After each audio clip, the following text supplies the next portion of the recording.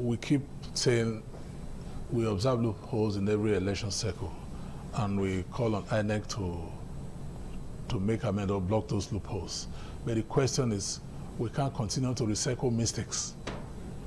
If mistakes are repeatedly made, it becomes a pattern, becomes deliberate. So I do not think these things we are calling lapses are actually lapses in the strict sense of it. They are deliberate acts. It is just an alibi of the culprits using mistake as an excuse. You don't repeat mistakes again and again. Each time there's election in Nigeria, we hear of late arrival of election material. We hear of malfunctioning gadgets. Yeah, the beavers. If these things have always been coming up again and again, is it that there's no solution technologically? There are. We are in an era of hypersonic technology. So nobody would tell me that if beavers is not functioning properly, then it becomes a permanent feature that we keep moaning and groaning about. I think there is a deliberate act to self-sabotage on the part of INEC. And why they keep doing that is what we don't know. Logistics is a thing that you put in place before event happens. If there's an event, logistics is a problem. There's another event, same event, kind of event, same requirement, same logistic is the problem. Then it's either you're incompetent or you are a saboteur. Well, I don't know if you have some contributions like he said, but again, beyond that of technology, beyond the gadgets being used by the electoral umpire, again, some have also criticized the ruling party. And of course, the president who is coming for a re-election, that there seems not to be executive neutrality from influencing the activities of the electoral umpire. By that, giving an impression that the electoral umpire could be compromised in favor of the ruling party. And of course, the president in his re-election bid. What do you have to say, Michael? Well, first of all, for there to be an umpire like that of INEC as established by the Electoral Act, such a body must not have been appointed by the president and commander-in-chief.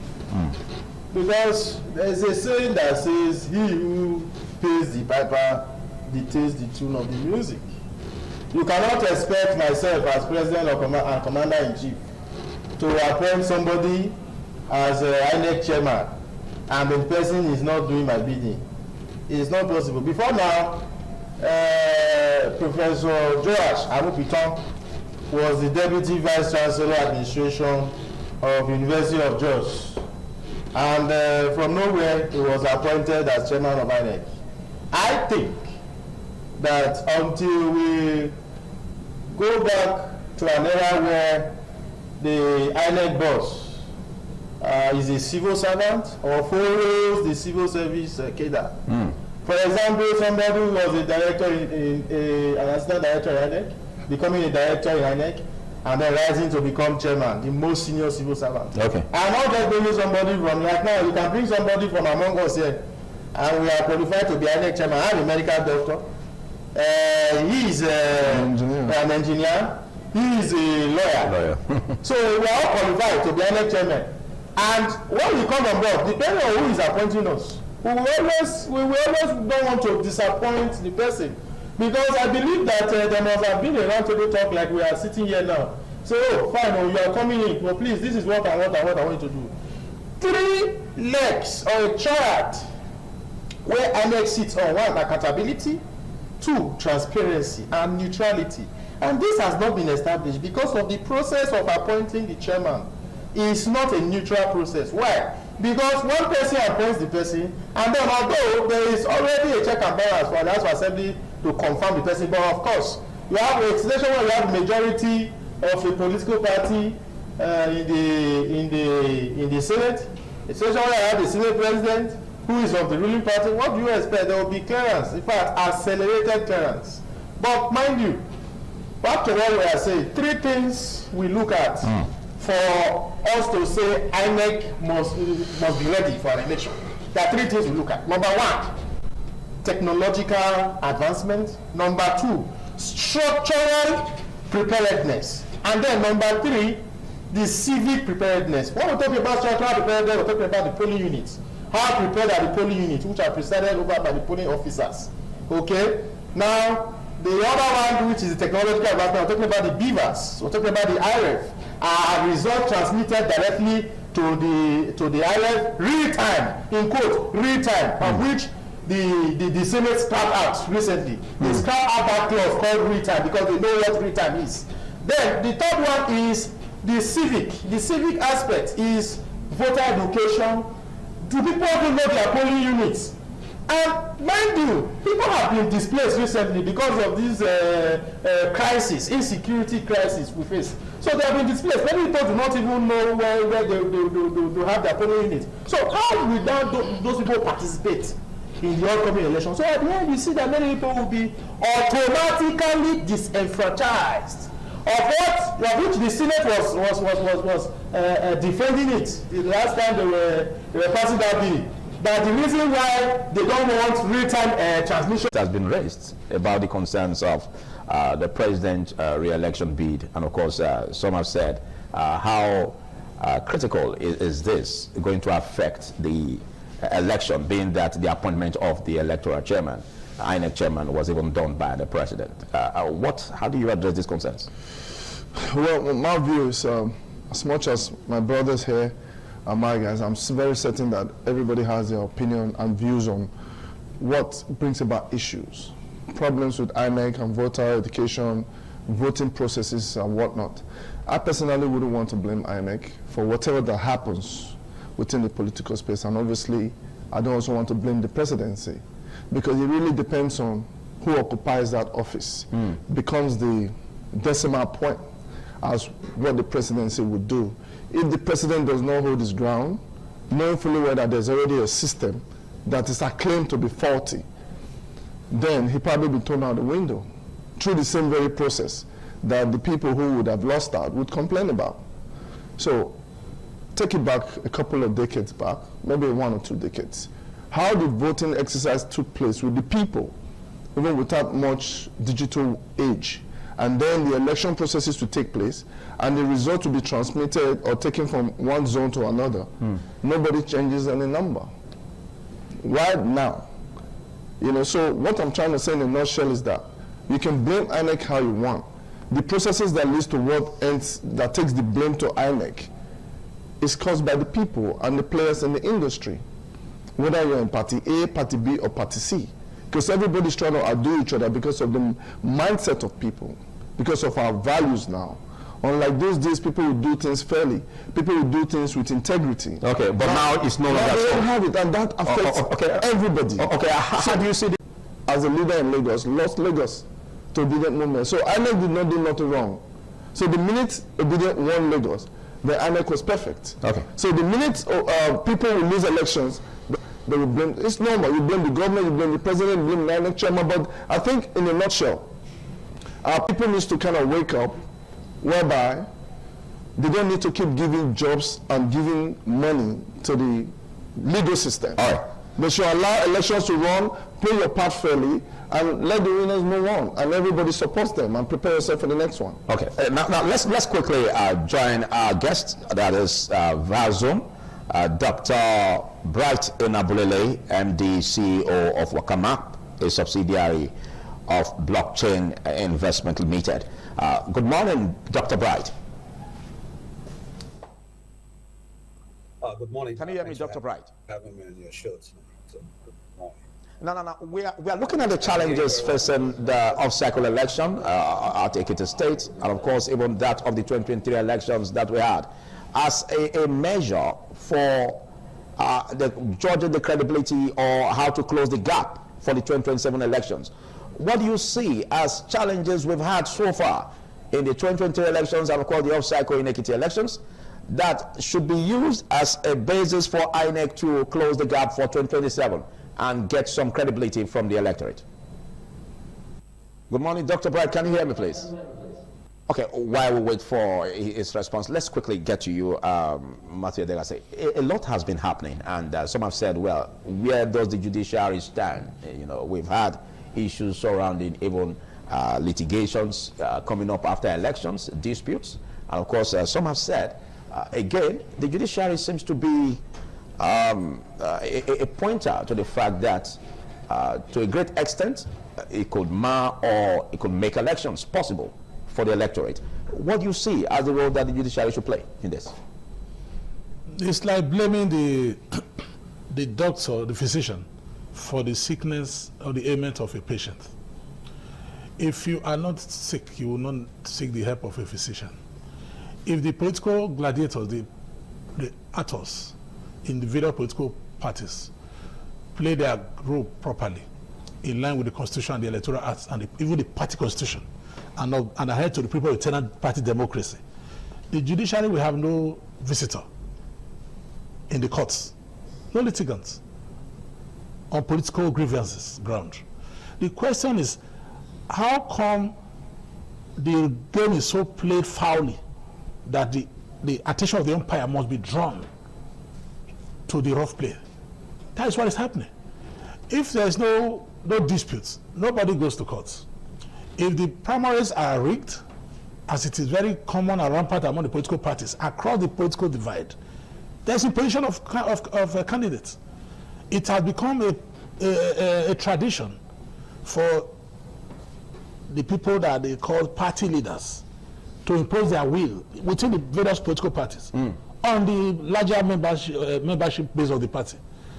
So once you begin to impose your will, those who are aggrieved would have duty bound to seek redress. Okay, but again, does our electoral, legal reforms support free and fair elections? The reforms is on its own. It is there. It needs a catalyst to trigger the outcome. You can put up the best laws, the best enactments. In terms of enforcement, human persons will be involved. If you don't play by the rule, the reform will be of no consequence. If the Electoral Act says party must hold primaries, and these primaries must be done in accordance with the established regulation, and those who are supposed to adhere to that guidelines are cutting corners. For instance, they say the provision for direct primaries. What we have seen today in practice is that they have turned into a chaotic carnival, rigmarole. There is no accreditation of those who are claiming to be members of the party, carry members. You just see a queue emanate like a mushroom, and you said they start counting. You even saw the scandalous counting pattern, where counting jumped from 10 to 1,000. So, is it the electoral reform that will stop you from being criminally minded? So, when people are hell bent on doing the wrong thing, except there is strict sanction for bad behavior, people are sent to jail for this violation and infractions. Nothing will change. Should there be a commission that will be set up for punishment of electoral offenders under INEC? That has been the clamor for a long time now. But the question is, who will bear the cut? Those who would have enforced that are as guilty as the violators. And in fact, the very act of violation is in line with the whims and caprices of those who are supposed to enforce. If the sentinel is part of the robbery syndicate, you are not expecting any the criminality to stop in that environment. So, in a way, those who will have made sure the system is properly run are beneficiaries of the rotting system. So the system will be run aground because individuals want to profit from the rot. You made mention of the electoral 2026, for instance, and some again have also said that the aspect, like what the Southern group leader said concerning the aspect of the real-time transmission of election results that is missing on the electoral 2026. Do you see this as another gap that could hinge negatively on the 2027 polls? We've passed through this route before. In 2023, that was the problem. Results were being transmitted in real time. This is not the first time we are doing real time transmission. But it got to a particular election of a particular office. Then we were told that a glitch occurred. Same election, same day. It was hitch-free in transmitting certain election results. And the glitch affected a particular one, which was the most important one, the presidential election results transmission. So up to today, we have not been able to get a proper explanation of what nature of that glitch. So it was actually an act of sabotage. That is why we cannot find any explanation. Because if you have a problem as a pilot, you communicate it to the passengers. Even if you don't do that, by the time you're able to maneuver the plane to landing, you have to tell the authorities what happened. Okay. Okay, by this, are you saying that the possible absence we have on the Electoral Act 2026 as regards the transmission of election results at 3 times could bring a lot of manipulation in 2026? It's deliberate. To manipulate. Nabulele, are you there, please? Nabulele, are you there, please? Dr. Bright Nabulele. Good morning, Dr. Bright. Can you hear me?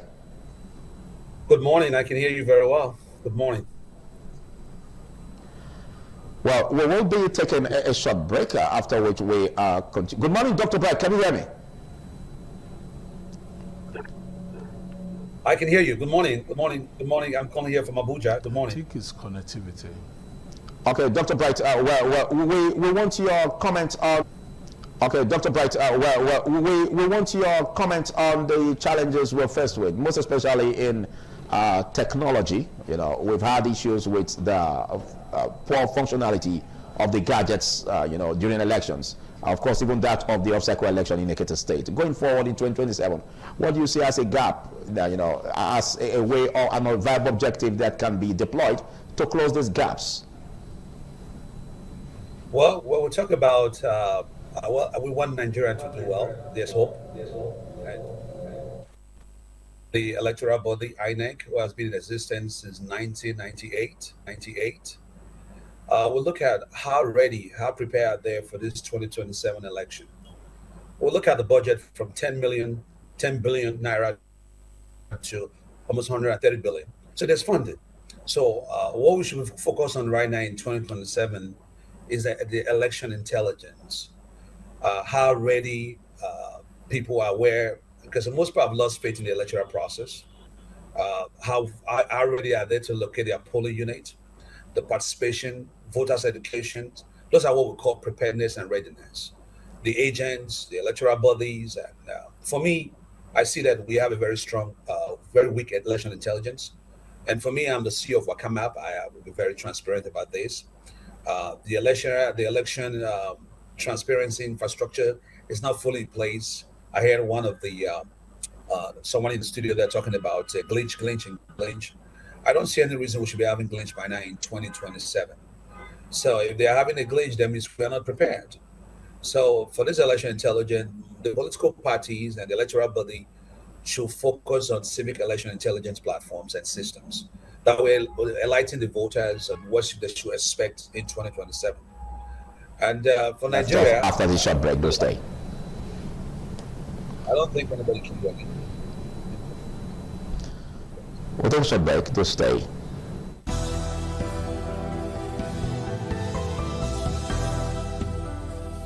Thank you for joining us still as Politics Today, and we're about the issues around the 2027 elections, looking at the lessons learned from the 2023 and of course the off-cycle elections, and INEC acceptability and what INEC needs to do to close the gap in making sure that we conduct credible polls come 2027.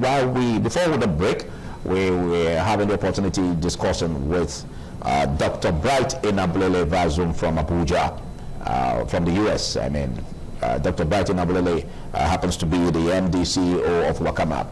Bright, please, can we have you again to continue from where you left off? Bright, please, are you there?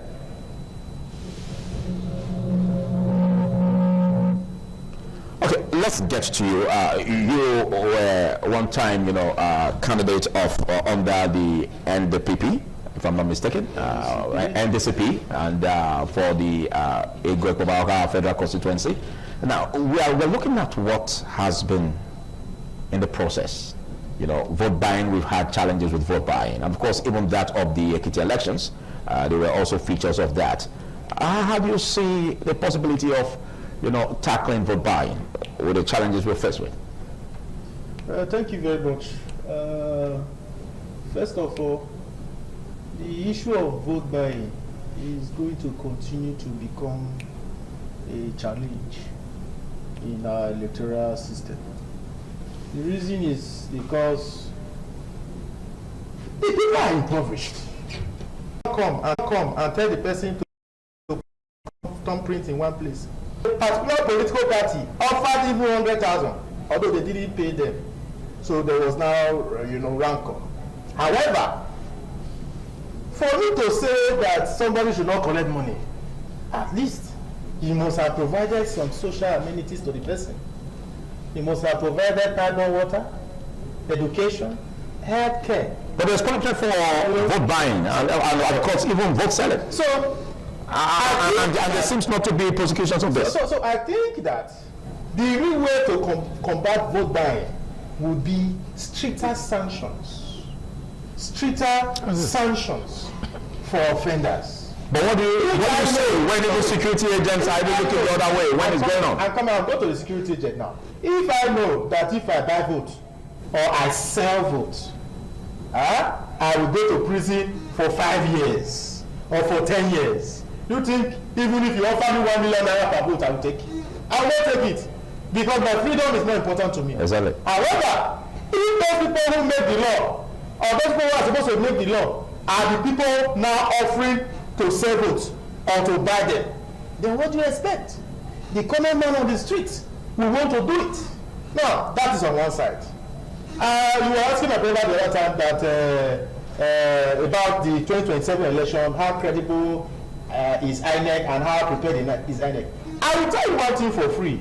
The 2027 election is going to be marred by the highest number of court cases that we have ever witnessed. Why?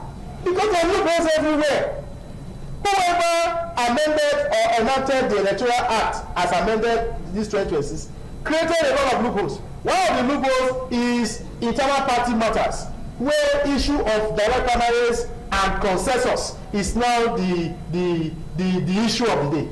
If you tell me as a political party, PPP political party, that I am free to do direct primaries, of course you know what direct primary is. All part-time members of the party will participate in that election. There will be rancor. That is one. Number two, it will give room for state party chairman or local government party chairman to print cards, party cards, and even give to Aboki, give it to everybody, even underage. They will start voting in that election to produce a candidate. That is just one. Then you now give me another option to further worsen the problem. That there should be a consensus. What do you expect? I will pick my brother or my wife from my bedroom and say this is not the candidate of the party. And there's nothing you can do about it. If you go to court, you lose because the law protects me. The Electoral Act as amended says that I have the right to produce a consensus candidate. So go to court. That is on one aspect. That is internal party matters. Now let's go back to external. Let's talk about INEC. You lose an election. The normal norm is that if you don't like it, go to court. Well, when you go to court, of course, the court is already there waiting to adjudicate and settle matters as they see it. But mind it. The court is not going to manufacture evidence. The court is not going to defend you on your own or prove you. It is what you bring before it. It is what you bring before it that the court will judge. Okay. No, I'm not a lawyer, but at least I know this. Okay. That if the Electoral Act make provision or does not make provision for certain things, you cannot import it into such a matter. For example, we're talking about real-time transmission of results, There's no time that we have had legal backing of real-time transmission of results. It has been optional. Okay. Of which when you give a thief the option to others of the nation is the only electoral institution that we all believe in. So we should not have any doubt. But the problem we're having today is not the INEC himself. It's the people, the electorate today. It's not the INEC himself. is the people, the electorates, the candidates. The over the time, we look at, even with the beavers, we look at glitch, we look at everything. So I can, but in our deep down our soul, the people are trying to influence INEC to make sure they all have their way. But I'll tell you the truth, it's going to be different in 2027. When people think that, okay, we don't want to campaign, we don't want to go into the field, we don't want, I look at the election this year, it's so calm. You see less billboard, everything, because everybody believes that the system that we all believe in can be manipulated. I'll tell you the truth for the fact that we all be disappointed, because you can't expect 4 different individuals to go to a place with the same different motive and the outcome will be the same. They are all going to be disappointed. But I will tell the candidates, the political party, is now led from the hands of the candidates, the political party, to double down and engage their own election intelligence process. And that's where companies like us come in, Wakamap. I'm not saying INEC is not the right body. INEC has all the full equipment. They are well funded, 130 billion every year since 1998. The budget increased from 10 billion to 30 billion, 130 billion. What are we doing? Why can't we just make sure that the process that brings our president, the process that brings our governor, the process that brings our senators are transparent? Nigeria depends on this process. If we fail, allow us to fail correctly. If we win, allow us to win correctly. So I engage every political party to make sure that they engage election intelligence. Just one more question for you, Dr. Bright. You were a candidate of the Accord Party in the 2024 gubernatorial race in Edo State. What frustrations did you encounter as a candidate in that election? And what do you see as corrections that can be made going forward for 2027? Well, I will tell you for free. In my own polling unit, where I voted, in Ward 5, in Ovidiba Primary School, my vote was not even counted. How can that? My own vote was not counted as a candidate. That tells you that that process, we're all compromised. So in 2027, we have decided to say, you know what? We cannot leave our elections in the hands of just the INEC. We must have our own civic election intelligence platform. So for me, it's all about election intelligence. And I'll tell you for free, Nigeria has a very weak election intelligence, and we must do better. And we must look at the process, how we can engage our civic administrations, our voters, also voters' engagement. A lot of voters are already weakened, they are tired. They say, why am I going to vote if my vote is not counted? But I tell you, 2027, we have a lot of mechanisms in place to make sure that this election is transparent. Thank you once again. I'm Brighton Abulele, the CEO of Wakamap, an election intelligence platform. Calls to pour in, and there's a time for viewers on independent television, of course, listeners on independent radio, to pour your calls at us and make your comments as regards the conversation. Well, but while we wait for that, let's get a thought. You know, everything has to do with, you know, the political parties playing fair. And of course, that again comes in the ruling party, the All Progressives Congress. We know every political party is eager to win elections. Again, this aspect of vote buying, we cannot, you know, take it away from your party, the All Progressives Congress. And what do you see as the will of the party and of course the president to kick against vote buying? Well, we don't expect the president to kick against vote buying. Every political party buys votes. So the president deploys that too. Well, if you like, and as I speak to you, when I leave these studios, I'm going to an obedient movement where the Obedient General worldwide, who has followed with Peter Obi last year, is here supporting the current president and is working with the president's son, and they're having the heads of Obedient Movement in Edo. He has done Jos, he has done Enugu in Benin now. The Obedient Movement guys are even tired with their principal. Now they want to work with the APC. So if the APC wins, it is because... That's your opinion anyways. We didn't get that from the Obedient Movement. That's your opinion. The APC, I believe strongly, will win the next election because the players in other political parties, like the Peter Obis, the Atikus, and the like minds of other notable candidates, they're all in different political parties. They haven't formed a bloc to challenge the current president. If you complain about a system that everybody contributes to, but you choose to put the blame on one particular individual, maybe the government of the day should never complain. Because why?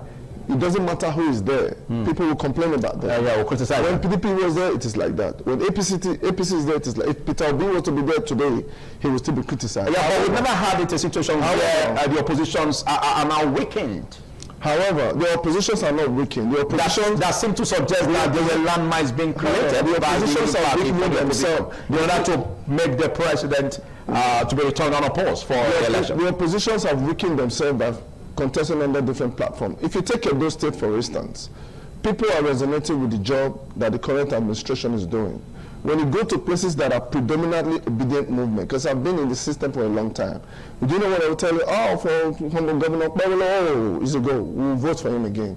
For President Tinubu, no. But I'll tell them, look, who is Governor Okpebholo to deliver on insecurity and infrastructure without Asiwaju? They take a step back and say, yeah, it's true. So all we need to do as what do you mean? Are you saying that if another party produces a president, what I'm trying to say, connection with the government of the federal and of course subnational? You don't have a federal government without a subnational government. But the office won't be vacant. Just a minute. In the Edo State, for example, budgets must also be approved. Bro, you're interrupting my thought process. In the Edo State, for example, the people here will vote for Asiwaju because of the governor's performance in the areas of security, in the areas of reassuring them, in the areas of infrastructure, no matter the spread or how big those infrastructure has been. People are saying that this governor has a genuine intention. So I've gone out there, tactically sit at bars and local bars and speak to people who are usually obedient, for example, who will usually vote for independent parties. They are telling you that they will vote for us, they will vote for the governor, they will not vote for the president. But when you tell them, well, how could the governor impress you without the president? Okay. The president makes funds available to him and is spending it for you. They say, well, it is true. It means that Asiwaju will win the state and subsequently other political parties might do well. Okay. But then again, I believe APC and the National will win this election. Okay. You have your say quickly. I know. You have your say quickly. But let's quickly get the call lines. 0807 777 0300 for our listeners on Independent Radio. Quickly, what's speed of light? Call it. All right. Why did you say you're not too sure of that? Yes. Let's look at the facts first of all. Never has it been in Nigeria that you see killings to this extent. Poverty, rampaging everywhere. We see violence, even in Edo we speak about. Because it is okay when we come here and say we want to speak grammar. But I think that by conscience, by people, and the people I lead will not be happy with me that I come to ITV and I bury the truth. Let us be clear. The index of the common man to measure the performance of government. Okay, I'll hold you a bit. I'll hold you a bit on it's not. Quickly, caller. Good morning, caller. Good morning, sir. Okay, tell us your name and where you're calling from and make your contribution. This is automatic. This what? What do you say your name is? Automatic. Go ahead. Yes, our problem is the index. I don't agree with man that say we the electoral is the problem. So many of us go to the polling booth and collect money and say their conscience, not for me. But our problem is the index. It's very unfortunate that the electoral has been used. Many of them have allowed the head to be used by these politicians. That's why all this election, many electorates now have decided that they will not come out and vote again. Because what was transferred in 2023 election. So that is the problem. They have a problem.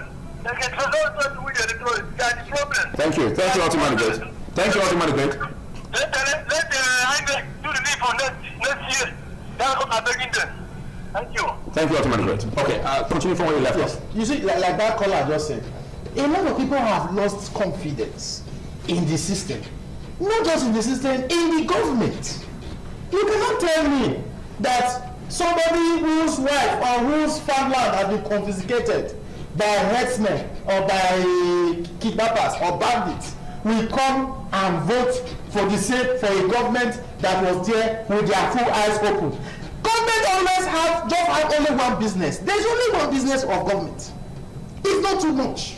enough money businesses, only one business, and the business is protection of lives and property. Okay. I am not here to massage anybody, but however, I owe it a duty to say it the way it is. Okay. Not until a government, whether Edo or Taraba or Zamfara, not until a government comes clearly to defend the people, to deliver dividends of democracy. Such government will just waste their time because this election 2027 is going to shock everybody. Thank you, Dr. Michael. Good morning, caller. Tell us your name and location and make your contribution. Good morning. My name is Fred. I'm calling from Kubai. Fred from Kubai, go ahead. Yes. Nobody can tell me that the work of my governor, Senator Modekwemolo, should make me to vote for the president. The work he's doing is for his votes. It's not for the president. The money they are giving to the governor, is it not the same money they are giving to the 36 state governor? Is it not what stated in Constitution education should be given to the state governor? Is it a personal money that is given to our governor? He will not make me to vote for him. He has failed us. I know how much I used to fuel my generator for my business. I know what it is. I know what I'm losing in my business. Nobody should. Okay, Fred, you've articulated a point. Yes, thank you. Well, Fred, just responded to what you said, that whatever the credibility of the governor has nothing to do with the non-credibility of the president. Well, I'm sorry, I'm not even convinced with that. Let's get your contribution on that. Going forward, I'm going to give you, each of you, like 2 minutes to round off on that point. Going forward, how do we correct all of these challenges we're facing to make 2027 work? Because even the last caller also spoke about, people coming out to vote, and which a lot has, also affected the number where we're having voter apathy. How do we get it right come 2027? Voters apathy is a problem on its own. Then, even the voters turnouts, voting, criminal involvement of the electorate at the polling booths is another problem. Turning out is one thing. You are turned out to come and do what? If you are turned out to come and sell your vote, that is not even supposed to be called voters turnouts. That is traders turnouts. People who come to do business are not coming to cast their votes. So we should know what we are talking about. Okay. The real voters who are coming to exercise their franchise lawfully are very tiny minority. Okay. The bulk of those who are coming out, who will turn out, apart from that party, they are also coming to sabotage the election. Because if you sell vote, you are definitely not exercising your franchise. Okay. You came to trade. All right. They are paying for the system. Thank you. Let's quickly get to you, Dr. Brighton Abulele. 1 minute. How do we get it right going forward, looking at the elections for the poor? And that's what matters in 2027 elections. How do we carry the poor along? And also in the election process, we must strengthen our election intelligence. And that's very weak right now. And for me, as a private organizations and a businessman, I felt that Nigerians, the INEC should engage the right platform, which is according to the Electoral Act, that support voter turnout, that supports election intelligence, and that's what Wakama is here for. Thank you so much. Thank you, Dr. Bright. Thank you, Dr. Bright. Thank you for taking our time to be part of this. Let's quickly get your contribution, caller, the last caller on this episode of Politics Today. Good morning, my brother. Your name and location quickly. Yes, I'm JB Dennis. I'm calling for Silukoro right now. Go ahead. Yes. The work that the ESMC is doing, Senator Modeoko, especially in Edo Central, some part of Edo South, I believe it will increase the vote for Ahmed Tinubu. Ahmed is not our problem. Our problem is that we ourselves are our problem. On that day of election, this is going by, is the whole political party that are involved. At the end of the day, they buy your vote and they take everything, the result to other countries. Is it not what you say to the other countries they will announce? Thank you. Because the reason started from the page. Thank you, Dave. So not headquarters. Thank you, Dave. We are the one that are reaching to others. That's just my contribution. Thank you, Dave. Well, Dave said the otherwise of what Fred said. Well, 1 minute for you to round off. 30 seconds, actually, Dr. Michael Obasa. Yeah, reduce now to 30 seconds. Right. Well, I don't have anything much to say. We all. But you've said a lot. I've said a lot. But we all have been saying a lot of things. But all of it centers on one ground, which is we want our votes to count. Yeah. We want to vote and we want our vote to count. We want to bring in credible leaders. But to do that, INEC has the responsibility of fairness and transparency and neutrality. INEC has the responsibility to transmit results real time. While we, as the voters, we also have a responsibility, and our responsibility is to protect our vote, to make sure we don't engage in vote buying, to make sure we vote for those people who are credible. Yeah. And then also, the government also has a responsibility to protect the people who will come and vote. Thank you, Doctor. Because many people will not come that day because they will be kidnapped. Thank you, Doctor. Thank you, Dr. Basu. Thank you, Dr. Michael Basu. 30 seconds for you. How many seconds? Go ahead. It's coming. Things that we think should be addressed as women. Anyway, today on this table, we will be looking at a very interesting topic that has been making waves in the social media. We're going to be discussing it and try to get our views and opinions of each woman that is seated on this table. You know how interesting this red table is. The red table is a beautiful space for women where we discuss and give it a positive answer. Anyway, with me this day to do this is Esther. Esther is on my right. Esther, no, okay, so Gift Ferreira is a professional chef. She's going to be serving us lunch after this program. But anyway, behind the camera, I asked her what Ferreira means, and she says it's a beautiful flower. She's as beautiful as her name. Yeah, thank you for coming. Thank you very much. Okay, ladies, we're going to be looking at relationship with divorced persons, and I decided to bring in this to the table because of what has been making round on the social media pertaining Pastor Peace Ibioma. I hope we all know who Pastor Peace Ibioma is. She is the wife of Pastor David Ibioma. Okay, so during the week, Pastor Peace Ibioma was trending online after advising married women not to keep close friendships with divorced women, claiming they could negatively influence their marriages. The pastor went further to lay curses on women who snatch women's husbands, praying that they also will be inflicted with cancers, and even laying curses on the children. I saw the video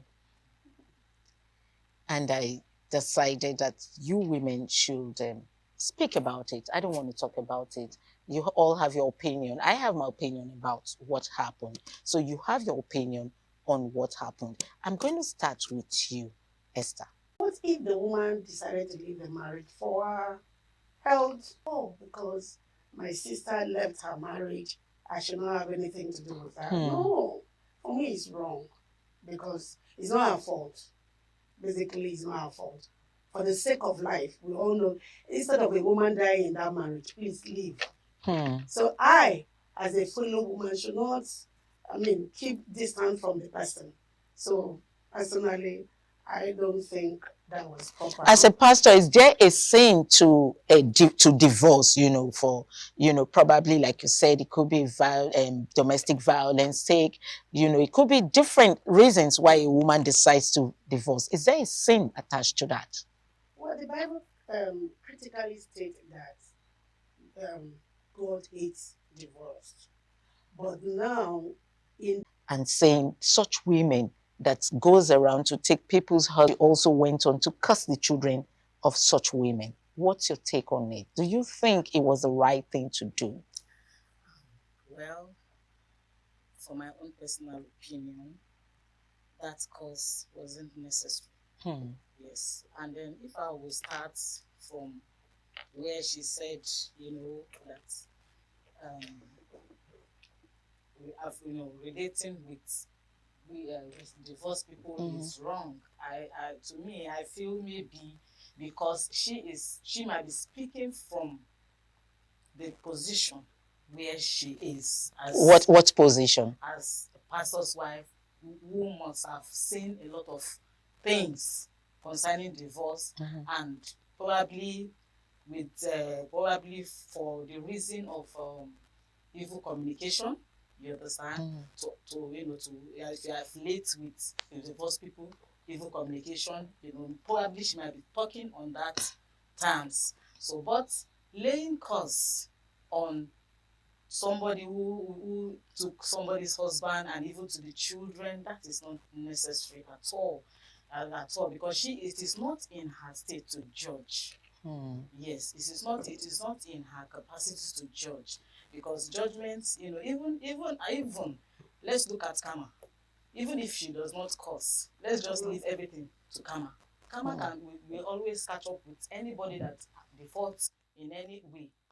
Okay, so that is, you know. Dr. Juliet, I know you're a business person, but this has to do with women. This has to do with family. Okay, if you have a sister that is divorced, Pastor is saying that Pastor Peace Ibioma is saying that you should not associate with your sister. Do you agree with her? Well, I do not totally agree with that. But there's a part where you agree with her. Yeah. Please go ahead. There's a part where I agree with that. Okay. Because I want to believe that she's speaking from the perspective of a mother. You know, a mom will always want to advise her children. Just like we are mothers, we advise our children, don't follow this person. This person might influence you. Don't go here, don't go there. So that is the perspective I want to agree with her to a certain percentage. But the fact that even if it's my sister, I shouldn't relate with her, except if that my sister has always been a negative influence on me, right? But if I know that my sister need help, relating with her in that time of stress, that time of divorce, would actually be what she needed to really rethink her decision for divorcing that man. And maybe through coaching, you know, I'm a leadership coach. I thought it was just for business. Okay, you do leadership coach too, right? Course. Good. So through coaching and support and therapy, she might find a common ground with her husband. And that would even help to resuscitate the marriage. Okay, behind camera, I was discussing with a man, not even a woman. And he said to me, he said, she probably is trying to say out what she's experiencing, but might not be able to, you know, say it as a pastor and as a pastor's wife, not to tarnish their images. But that she might be experiencing, I'm not saying that's true. That's what the man over behind the camera said to me, that she might be probably experiencing ladies in the church Trying to her husband. Okay, so she could be speaking from that angle. Do you agree with such scenario?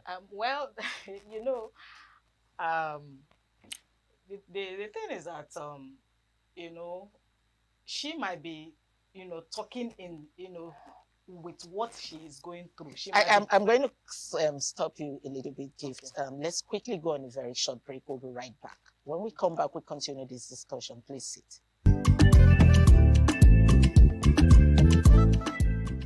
Come back. It's to the table of WIC, Women in Conversation, where we discuss everything pertaining women, children, husband in a little bit anyway. But without the men, actually, we won't have the women. So we also discuss them. I just make them jealous when I say we discuss about them a little bit. We were talking on relationship with divorced persons, and you were saying something before we went on a short break. Please go ahead. So what I'm saying is, you know, she is a pastor's wife.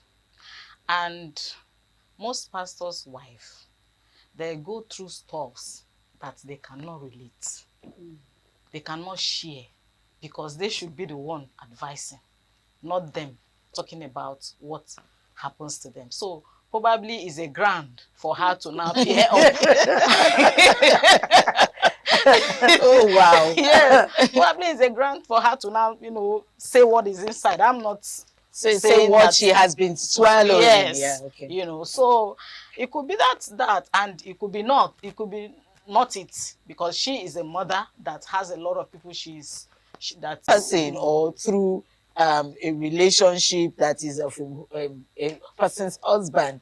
They just found themselves in the woman's womb and having that man as a father. So what's in fact, that was a no-no for me. You can't afford to curse people on the altar of the Almighty God. In fact, the Bible, Christ, in fact, he killed a lot of Christians, but Jesus was still, he saw something that other people did not see. That someone is divorced today doesn't mean that the person is 100% a bad person. And that doesn't mean that the person cannot retrace her step and make the marriage work. So, cursing that person is a no-no for me. She would have stopped at the level of advising Even to the people children. not to, not to go into divorce or snatch people's husband and leave that cursing part alone. So that is a no-no for me. Do you think the cause came from a place of a personal interest? Like the man that spoke behind the camera said, she probably is going through a whole lot in her marriage and decided to use that curse to, send a warning to people that she knows and the people that knows her, we don't know. Well, for me, I may say yes and no. Okay? Yes, on the ground that it might not be a person. It might not be, it could be maybe close relations, or as a pastor's wife she is, people from the church that she has close encounter with, and in the course of advising, in the course of ministering, she has heard a lot. So I from that angle, maybe she felt that's the right channel to address people. Don't go about snatching your fellow women's husband. So I see that maybe based on what she must have heard or having close people around her. So that's why I feel it could be she's coming from that angle. So cursing is okay? No, I'm not saying it's okay. You asked, is it based on what the person outside behind the camera said? So I'm saying it could be from a personal experience that she came to do that, but it's a no-no for me. Okay. She shouldn't have done that. Cause is from God, if at all he wants to. We are not in position to curse anybody. And as a pastor, we're in position to bless. You are to bless your friends, you are to bless your congregation, you are to bless, the people that comes in contact with you. It is not, let me use myself as an example, it's not in my position to curse anybody. Okay. Thank you. Let me come to you, Gift. Okay. Your name is Gift, so you give a lot of blessings. Let me put it that way. Was it right that she asked, or rather she cursed the children? Do you think God will listen to such prayers? We are not God. We are just assuming as humans, and with what we have studied in the Bible. Do you think such curses, like the Nigerians will say, is in all water? Do you think such curses can get anywhere in the presence of God? Well, especially for the children. I'm going to say that in two ways. The two ways I mean is that, because she is a woman of God and she stood upon the altar of God and made that curse even to the children. Like in the scripture, there's a word that says, and God will visit the iniquity of the parents to even to the 10th generation. He was going to visit their iniquity. And several times, so many people have heard in the scripture that God allowed the whole family to go down. Like Korah went down with his family, like the one that wanted to hang Esther and Haman went down with his whole family, So on that, she might be right. Okay, and then the second one, like I said, I'm talking about it in two ways. The second one is, or we have a new dispensation now, and that dispensation is dispensation of grace, that our Lord Jesus Christ has paid it all for us. So I believe that those things are shadows, that have passed. So on this note, the children shouldn't have been involved in that cause. Okay, so let's come down to, we're just looking at the Christianity aspect of all of this, and then the divorce and all of that, and then taking someone's husband. Let's move it to our brothers and sisters in the Islamic religion, where they are allowed to marry more than one wife. In that situation, will you say that someone had come to take someone's husband? Go ahead. For me, it's their culture, it's their religion. So the women there already know this is what is obtainable in our culture. So the man, it's not even the woman that goes to meet the man. It's the man that after the first wife, the religion says you can marry up to 4 wives. So it's not the woman that goes to meet the man, it's the man. So in that culture and religion, it's acceptable by them. Mm-hmm. Yeah. And so you think this course will not affect such people? Because we're particular about the course. She's not referring to the Muslim. No, she generalized the Muslim. You said the man goes to meet the woman. Mm-hmm. Do you think that this husband snatching thing, that is always the woman that goes to the man? Is it not the man that will go and tell the lady, I like you. That's what I'm saying. And from there, they start the relationship and the snatching starts. So for me, that's what I'm saying. The man goes there. So, okay, I understand your question. But you know, in this part of the world, there are women who are consciously snatching the man. Yes. You speak as if you have seen one before. Can you share? Snatching, consciously snatching. Can you share with us? Deliberately snatching. Okay. Can you share with us? Well, I've not seen one, but we've heard, of course, we've heard a woman trying to, be nice, going to extreme of doing things that ideally she's not supposed to do.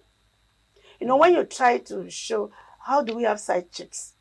So when you try to show a man some kind of love, whom you think the wife is not doing at home, that is a way of, preparing the snatching. Yes. And maybe there are some things you are doing which, as a wife, we all are wives. We know by the time you get up in the morning, running after children and do a whole lot of things, you might not really have that time to give the man. Let me come down to this. I have seen a story where men walk away from their marriages, from their wives. Okay. And now if a man decides to leave his wife, not even divorced, but you just walk away and, not even giving the wife the reason why you decided to walk away. You just took a walk and leaving the wife with the children. And then years have passed. And then another woman finds him and decides to marry him. Does this cause also? Because I am particular about the cause. No, yeah, of course the cause won't happen because that other woman that came later already was not in the scene. Was not in the scene at all. Which other woman would have caused the wife? The wife caused the husband already. Okay. Abandoning the children and everybody. Strange woman. She was not aware of any strange woman. So the cause now is on the man alone. And you know, for the fact that some people enter marriages for some certain reasons. You understand? Because some of these marriages, some people enter transactionally. Okay. Maybe the woman has money and he came in, or the man has money, she came in, and now there's no money. You understand? So the man is off. So in the first place, the man did not even, for me, in the first place, in some situation, the man did not even come into the marriage with his heart, with being committed. You understand? Most cases, it's like that. Okay. Yes. We've just been told that our time is almost up. So, but one word from every one of us. What is your advice to those that snatches someone's husband? Please, stop it. That is just one word. It's if you snatched someone's husband, just be assured that that same husband will be snatched from you. So stop it, whoever that is involved. Stop it. Don't snatch someone's husband. To you, what is your advice to the pastor? Pastor Peace Ibioma. What is your advice to her? Continue to curse, or, take back the curse and pray for your congregation? Of course, she has to pray for her congregation. But I want to advise women, married women, take care of your husband. Make him happy, make him comfortable. If you notice that there is snatching going somewhere, let him know that thing he saw there is still here. Right. So that thing that he saw there is still here. What will you say those things are for women? Advice to women out there. Well, I would say that, they should respect their husbands. Yes, and make them want to yearn coming back home, wherever they are. And to those who are snatching husbands. I would say that women, we are the demons of, ourselves. We are the witches.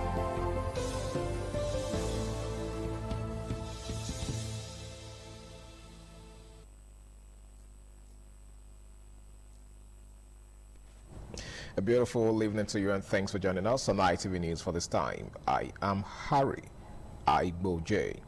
We begin with Edo State government, which has issued a 24-hour notice to traders operating under the high-tension power lines at Ego Market in Ego local government area to remove their structures ahead of a planned demolition exercise slated for Tuesday this week. The Deputy Governor of Edo State, Right Honorable Dennis Idahosa, handed down the directive during an on-the-spot assessment visit to the area. Deborah Ubefon has details. The visit of the State Deputy Governor, Right Honorable Idahosa, and his entourage to the area was necessitated by the recent fire incident on the power line, which claimed one life and destroyed some property under the high tension.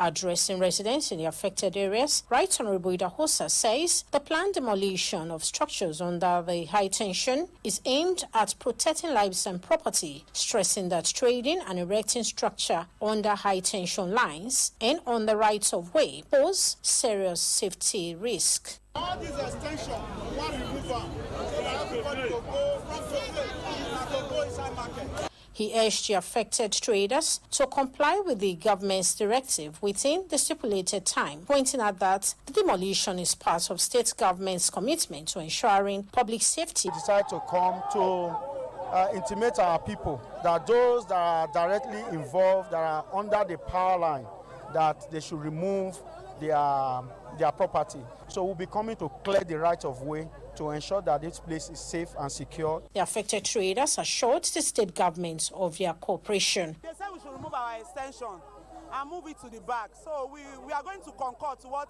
Deputy Governor has said. Governor say anything where they directly under the power line, I go come out. That make us happy. At least not small damage. The general market is very happy because they were afraid. Majority were afraid that they would demolish everything, but there is consideration. The State Commissioner for Fiscal Planning and Urban Development, Barrister Vincent Uwajai, and the Managing Director, Edo State Development and Building Control Agency, Mr. Darlington Igabali, and other top government officials accompanied the Deputy Governor to the area. In Benin, Deborah Ubefon, ITV News. Coalition of civil society organizations in collaboration with the Department of State Security Services on Monday staged a protest in Benin over worsening insecurity in the state. Jonah Mowa, who was at the museum ground, King Square, Benin City, venue of the peaceful protest, has details. Let us say no to party. I don't fight talk. Party what you they do. One shame. Don't go let you tell people say see the kind work what you they do. Now we they call social vibe. The protesters brandishing placards converge on the museum ground, King Square, Benin City, and march through Sapele Road to the DSS office and the State Police Command, calling on the state government and security agencies to urgently address what they describe as worsening insecurity in the state. The message was the same as participants in the demonstration expressed concern over the growing wave of insecurity that has affected several lives and means of livelihood of the people in the state. We are coming to tell the people to stop terrorism, those that are into criminality, to stop terrorism, to stop kidnapping and courtesan. Security don't go beyond DSS. Security don't go beyond 4 brigade or soldiers. Security na me and you. As you are fully aware that banditry, kidnapping have taken over the space of our country. We can no longer sleep with 2 of our eyes closed. Security is the business of everybody.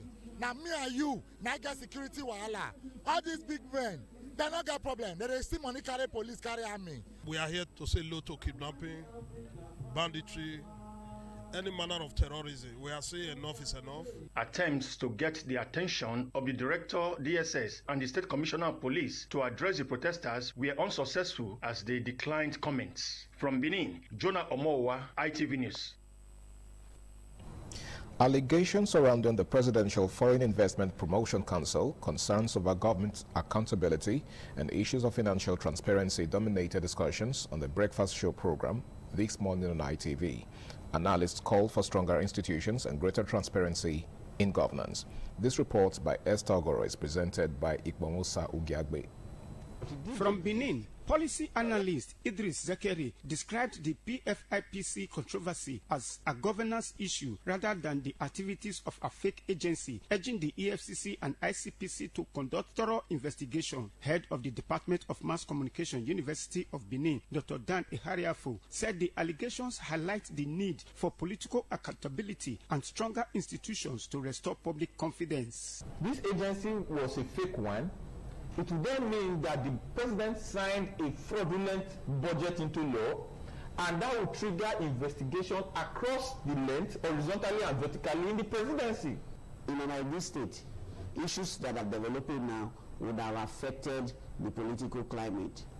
But we have not built a groundswell of individuals who understand what it means to fight for a just society. Joining the discussion from Abuja, public affairs analyst Ben Agunloye examined the alleged involvement of federal agencies in the PFIPC controversy. Where were you when the budget came? And you know that this is important to the school. This is important to the cross of the entire nation. From Lagos, political analyst Razak Olokoba reacted to the IMF report and the federal government's response to the alleged missing 8 trillion naira, stressing that transparency, accountability, and sound economic policies are crucial to attracting investors and strengthening the economy. It is not possible to run a government that will have direct impact on the life of the people in this structure. Thank God the first step has been taken, which is the state police. The analysts agreed that strengthening institutions, ensuring accountability, and enforcing the rule of law remain vital to good governance and sustainable national development. Ikmomosa Ugiagbe, ITV News. And moving on, the federal government says it is accelerating and retaking infrastructure development in the country while delivering durable roads nationwide, citing ongoing projects from the Lagos-Calabar Coastal Highway to the Sokoto-Badagry Superhighway. The Minister of Works, Senator David Umahi, in the company of the Minister of State for Works, Bello Muhammad Gonroyo, members of the Joint Committee on Works in the National Assembly, among other officials, who stated this while inspecting the Sokoto-Badagry Superhighway, vowed to continue holding underperforming contractors accountable. On-the-spot assessment on the progress of the ongoing Sokoto-Badagry Road 1,625-kilometer road. The minister, while reassuring that the road project will be completed in due time, said the quality of work ongoing across Nigeria is the same, pointing out that if Nigeria has been constructing such quality of roads before the inception of the administration of President Bola Tinubu, there would have been no need for government to be faced with road infrastructural decay. If we were building this kind of quality of roads in the past administrations, we wouldn't be crying for road infrastructure. Benin Asaba flowed into the Summit Junction, and that Summit Junction in Asaba flows into the First Niger Bridge.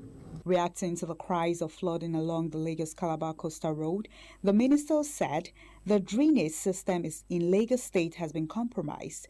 The minister said although he has been directed by the president to address the problem of flood, pointing out that the state government has a law in place that discourages individuals from constructing on drains.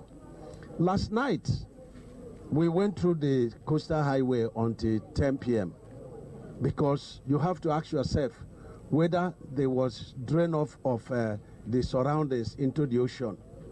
You have to ask yourself as if, and in fact there is a law in Lagos State that you cannot drain anything, no covert, no surface drain into the ocean. The minister also inspected ongoing Lagos-Abeokuta Expressway. From Lagos, Messelina Unkwo, ITV News. And that sums it on ITV News for this time. Thanks so much for watching. I am Harry Igboje. Do enjoy the rest of your night.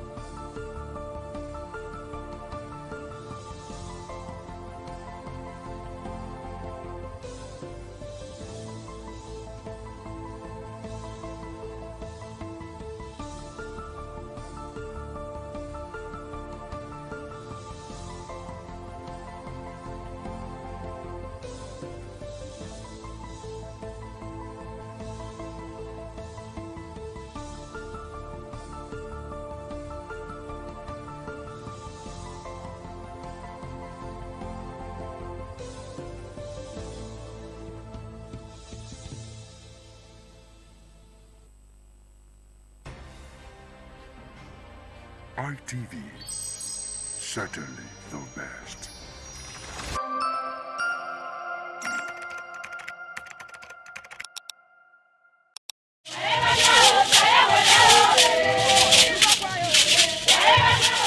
In a rare display of botanical brilliance, the palm tree defied natural norms, sprouting multiple branches that bear fruits. This rare occurrence has become a wonder to many, as experts are calling it a one-in-a-million phenomenon. Could this multiple-headed marvel hold secrets to agricultural breakthroughs, or is it simply a freak accident of nature?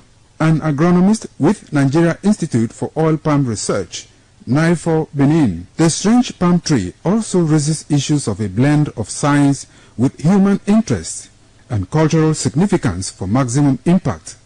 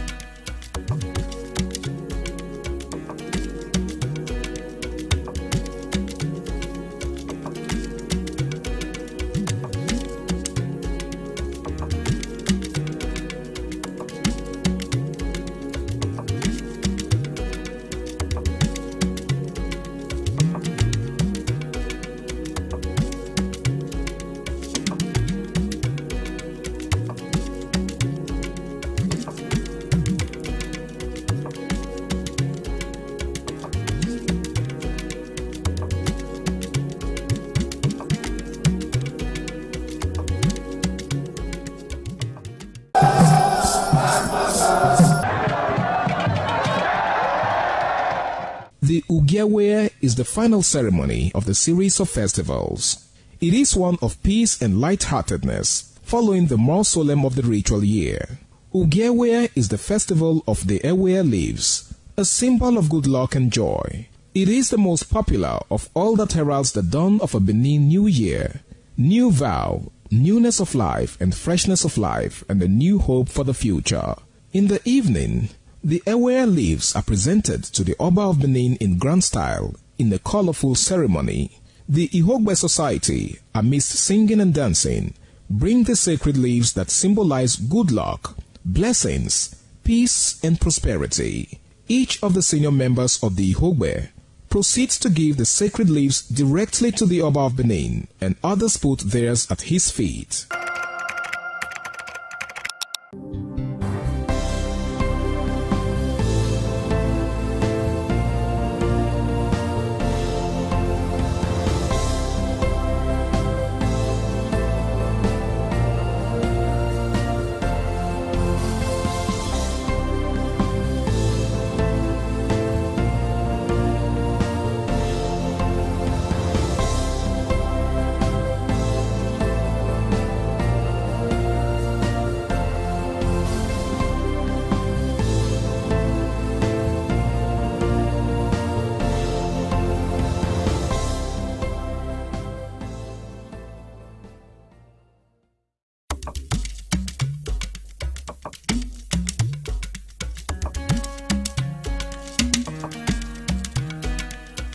What does one do with a bunch of memories? Laugh about them, cry over them, or capture them? I know what I'll do with such memories. I'll showcase those memories. Yes, I will show them to the world. I will flaunt those memories. Showcase that marriage ceremony of yours. Burial ceremony? Yes, let the people know that you buried your person in a grand style. Thanksgiving, ordination, baby dedication, housewarming party, and lots more on your entertainment program, Memories, on Independent Television. Every Sunday, remember, for your event to be considered thick and classic, then it has to be on Memories. Memories. The threat of global warming is real. You have seen the destruction of lives and property as a result of incessant flooding. Make the environment a conducive place for all to live in. Stop polluting the environment. Protect the environment today. This message is brought to you courtesy Independent Television and Radio.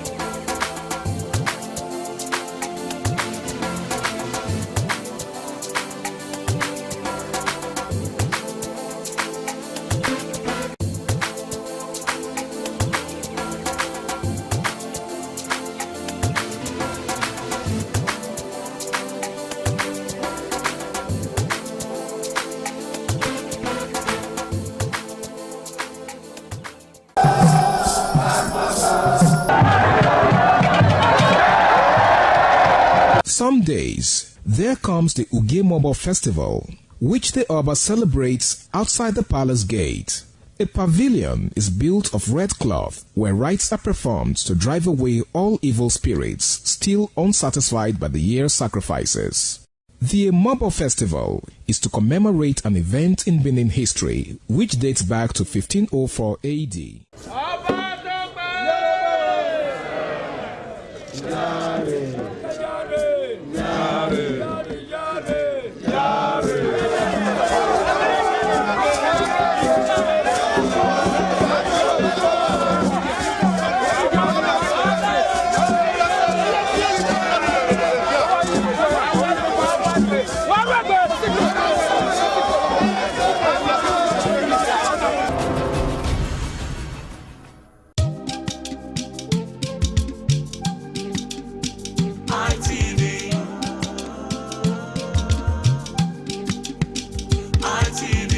ITV, certainly the best.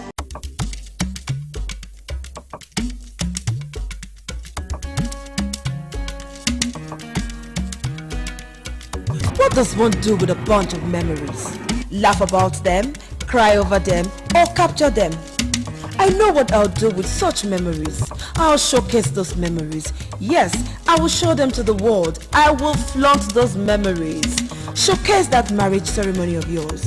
Burial ceremony? Yes, let the people know that you buried your person in a grand style. Thanksgiving, ordination, baby dedication, housewarming party, and lots more on your entertainment program, Memories, on independent television. Every Sunday, remember, for your event to be considered thick and classic, then it has to be on Memories. Memories.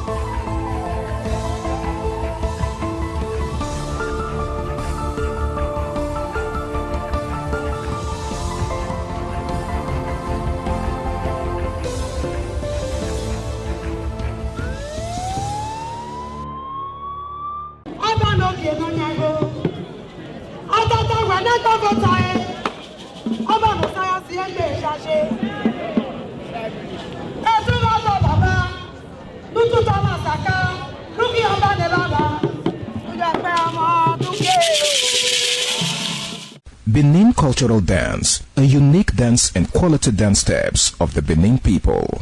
This dance is a vibrant mix of traditions, arts and beliefs, deeply rooted in the country's diverse ethnic groups and their rich history. The dance has artistic expressions depicting the people's history. Benin people have been famous for bronze and brass work, some of which is said to date back from the 13th century, especially ivory and wood carving. In Benin, the people dance to show respect, honor, dignity, which they honor. They dance to show royalty, as naids are seen in their numbers around their body depicting the symbol of kingship.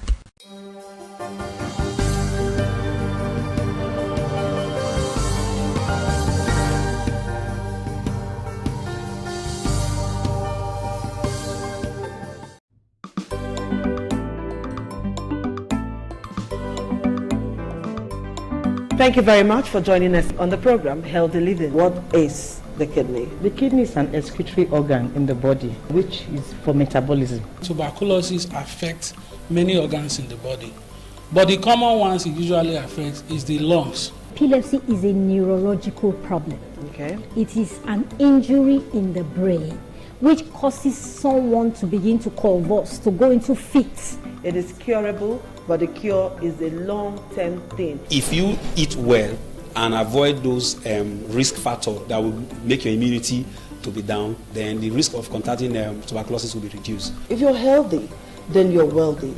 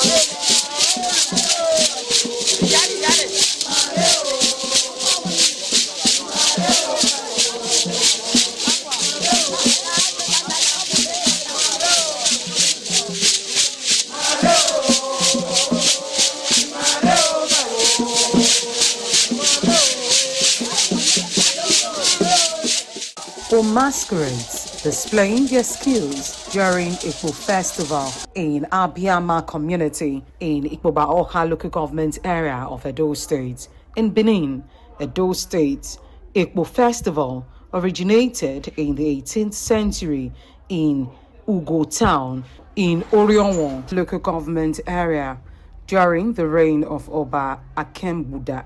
Or masquerade dance was introduced to Abiama village by the ancestor of the town to create oneness and good neighborliness among the people of the community.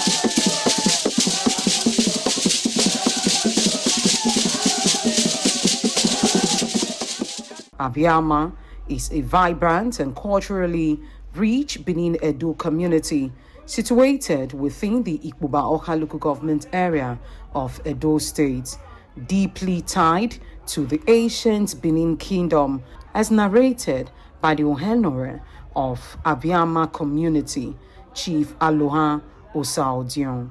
This community is a home of heritage. They know us that we always have a culture, different type of culture. The one we are gathering here for is the Ikpo. We call it Ikpo. The Oibos call it masquerade, but according to Benin language, is Ikpo. It has been a long time we celebrated this festival, which is 26 years ago. Since 3 years ago, when the Royal Majesty said that I should be the head of this community for now. So we all the brothers and sisters, home and away, we now join our eyes together that this thing is supposed to come at this time, since I am not the head. That is why the elders is sitting around me, the women, the youth, our brothers and sisters, to make sure this celebration is successful.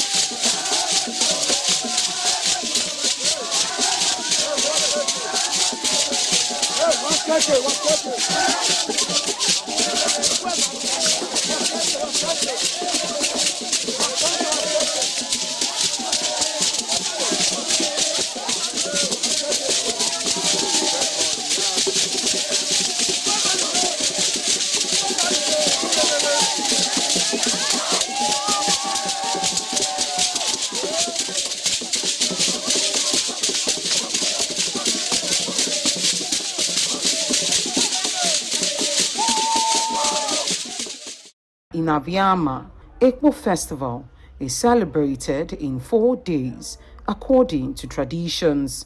However, Ekpo Festival is used to cleanse the land against any epidemic in the society. The Ekpo moves from house to house during the cleansing process as the masquerades dance to satisfy the gods of the land.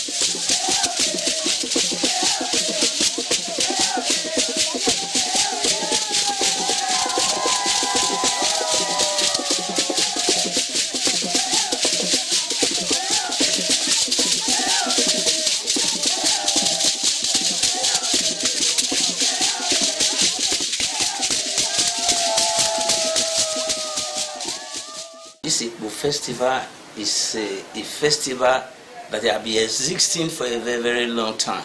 It's a very, very unique festival that we are doing now. And this festival is a festival when you hear that Abiama, they are doing their festival as Ekpo festival, people are coming from different areas all over the Benin Kingdom. A festival that unique us together, that all of us will be together. Like since then I'm here, so I felt I want to witness it again. So that is why everybody, we are all here.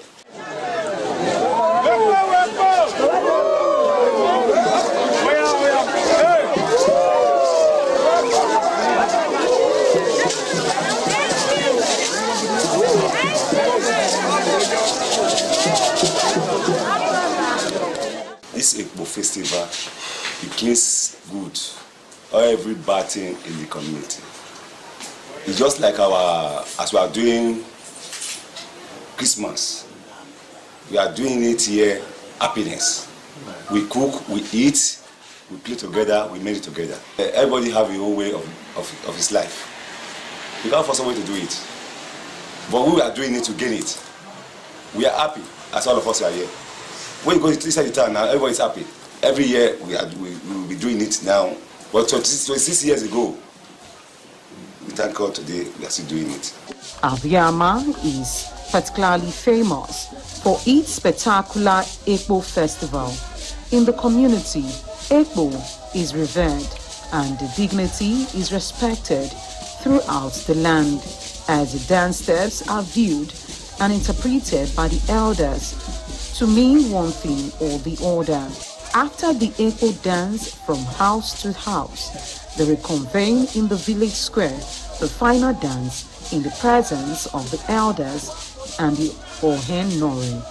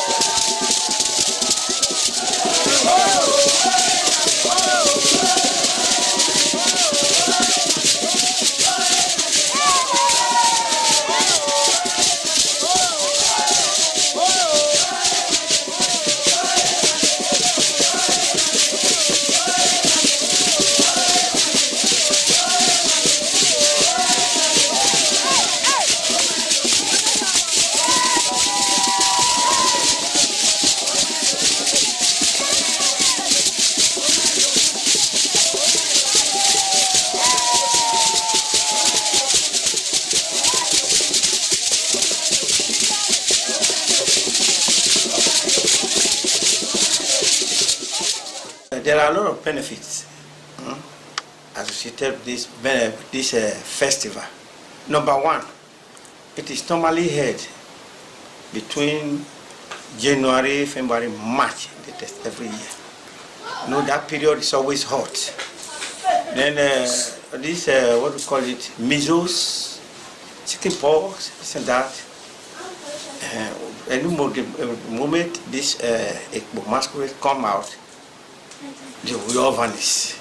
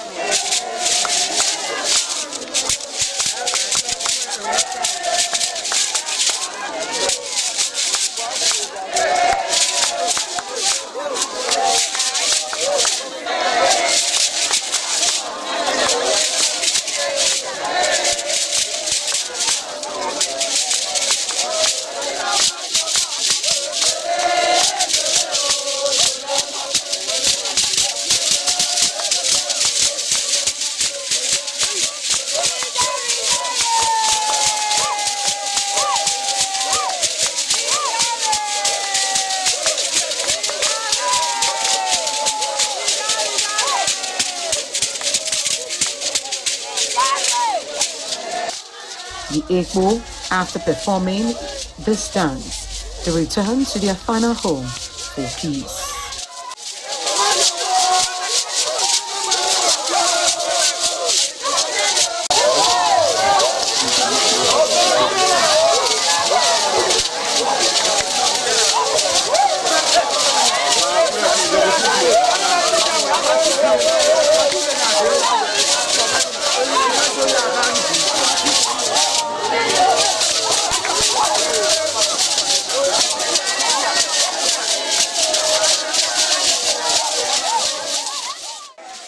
The final masquerade is the mother of all masquerade who came to bless the community as the women present white chalk to the masquerade for blessings.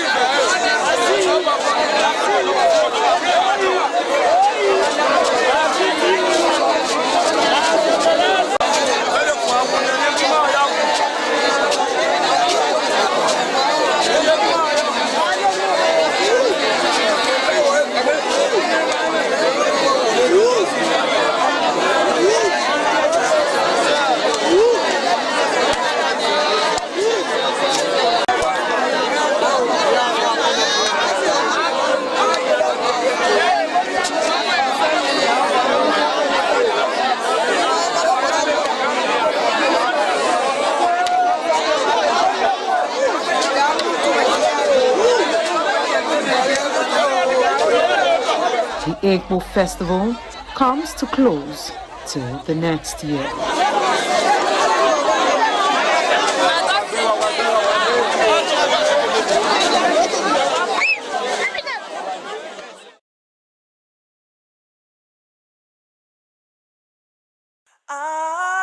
RTV, certainly the best.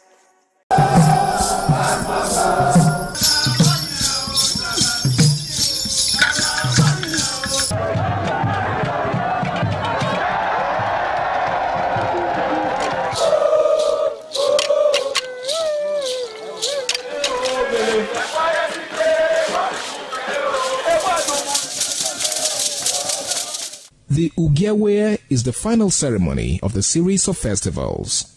It is one of peace and lightheartedness, following the more solemn of the ritual year. Ugiawe is the festival of the Ewe leaves, a symbol of good luck and joy. It is the most popular of all that heralds the dawn of a Benin New Year, new vow, newness of life and freshness of life, and a new hope for the future. In the evening, the Ewe leaves are presented to the Oba of Benin in grand style in a colorful ceremony. The Ihogbe Society, amidst singing and dancing, bring the sacred leaves that symbolize good luck, blessings, peace, and prosperity. Each of the senior members of the Ihogbe proceeds to give the sacred leaves directly to the Oba of Benin, and others put theirs at his feet.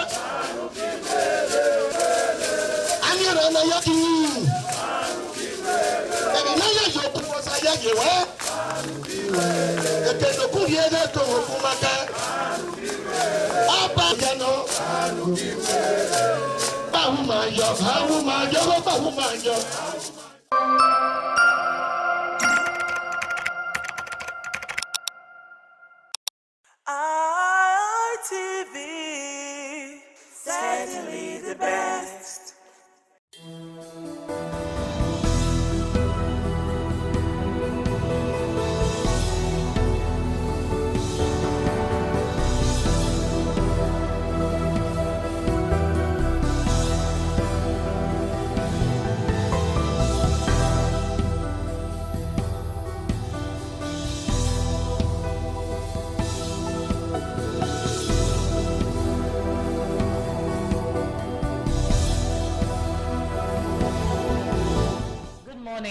Nigeria. Good morning, esteemed viewer. Welcome on board to the program where we get to make sense on everything that's being talked about right here in Nigeria and even globally, bringing you fresh perspectives to all of these stories. Welcome to This Morning on ITV, TMI, right here. We are, making sense of all of these conversations. In Benin, I am Chukwufumnanya Dikwe, one of your anchors.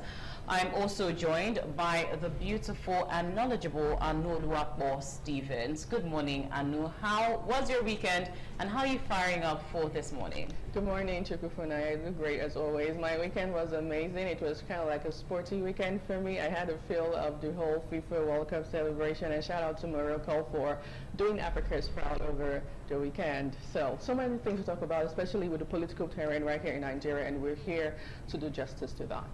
We are definitely here, and we will do justice to all of the topics that are shaping our social, political, and even security landscape right here in Nigeria.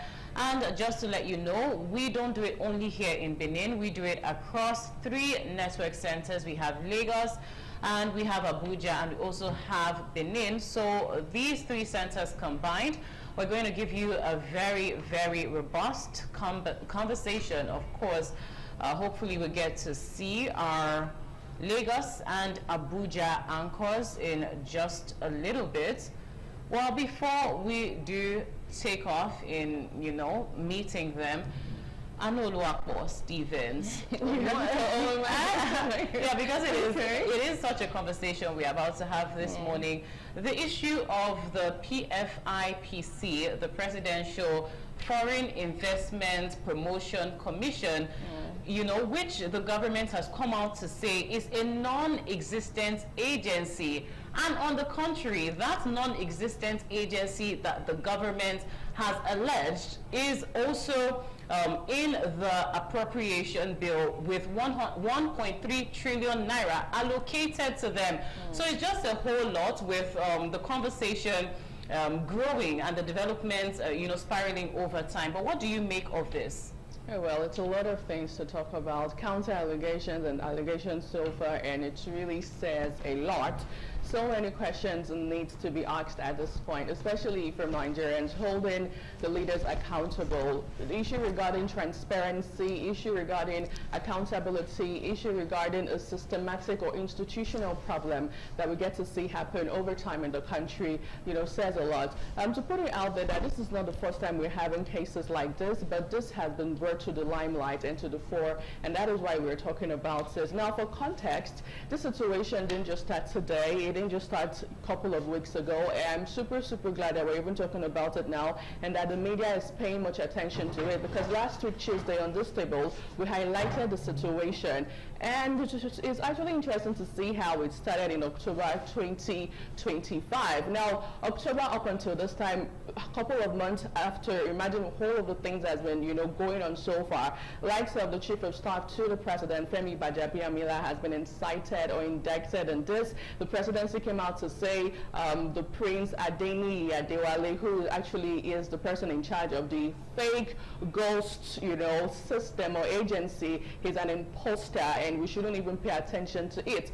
But issue regarding him opening account at the CBN, the Central Bank of Nigeria. I cannot for one go to the CBN and just open an account. It takes a lot of process. Issue regarding that same fake agency having persons, over 300 staff working for them. It's another thing to talk about. And also issue regarding him having photos with the EFCC boss, having, you know, connectivity with a whole lot of other government agencies in Nigeria says a lot. The 10th Assembly has also been, you know, brought into this. The issue regarding having a rubber stamp kind of 10th Assembly that we've seen over time is something to talk about. But at the end of the day, it falls down on check and balances in the situation. All right, Anu, this just goes to highlight all of, you know, the lapses that we've seen per time in the architecture that is the Nigerian government, the Nigerian system that people happen to highlight over time. Anyway, I did tell you that we have our Lagos and Abuja studios standing by. In Lagos, we are joined by Mercelina Unkwo, and we also have our Abuja Center standing by. Good morning to you in Abuja. How's it over there? And how are you firing up for the conversation this morning? A wonderful morning to you, Chukwufunaya, right there, and also to Anoluwapo. And a wonderful morning to you, Mercelina, right there. Just like I listened to you guys talking about the PFIC team, and it's getting more and more interesting, especially when you put into consideration the massive and the volume of level of involvement that must have taken to get to this level. Imagine getting an appropriation in the 2026 budget. It shows there's more to this than meets the eye. Is this the first time this is happening? Or probably it's part of the nomenclature of government over the years that nobody ever raised an eyeball about it until now. These are some of the major issues that is becoming a source of worry. And it's coming at a time where a lot of people are complaining about the policy of government, not really enjoying every moment of their lives, especially putting into consideration the promises. And now you know from nowhere a fictitious government agency is being appropriated over 3 billion naira to run the affairs with no backing from where. And you ask yourself, how did the person even get office in the federal secretariat? Who must have given approval to that? These are some of the questions that will definitely be asking in the course of this conversation. I feel so sad about it, especially coming at a time where a lot of us are worried about the government policy, and now this really is ugly again. Not the kind of thing you want, I must tell you, Chukwufunaya. Thank you so much, Tolulope Ogunsime. Now moving on to Lagos, where the beautiful Mercelina Nkwo is standing by to also offer her perspectives on the conversation we're having this morning about this ghost agency. First of all, good morning to you, Mercelina. How's it there in Lagos? Lagos is fine. Beautiful morning to you, Chukwufunaya. Good morning, Anu, and also my colleague in Abuja. I trust you guys are doing good. I mean, Adeyemi has a lot of claims where he said he was appointed as the Director General of the PFIPC. He also alleged that he paid over 400 million through a connection to the Chief of Staff. I mean, he has a lot of claims. He also claimed another 200 million naira was later demanded. The question that a lot of people are asking, that critics are asking, is how could a non-existent agency, receive a budget allocation? How did they get that? First of all, Tolulope made mention of something. How do they get an office, at the Secretariat? If this whole thing they're claiming is fake, is forged, and all of that, how do they get an office there? There are a lot of questions to this thing. There are a lot of questions Nigerians are asking. If you're claiming this thing is fake or is forged, how were they able to open, different kind of accounts? You go to they went to, CBN, to bank, to create different kinds of accounts, have a lot of staff. If not that it was allocated for this, the budget was actually allocated, probably wouldn't have even found out till now. They are claiming it's fake, but how are these things happening? They have an office in the Secretariat. The agency also received a budget allocation. How did this whole thing happen if it's fake? I mean, the court has a final say. We'll just hope and wait to see what comes after, the court judgment.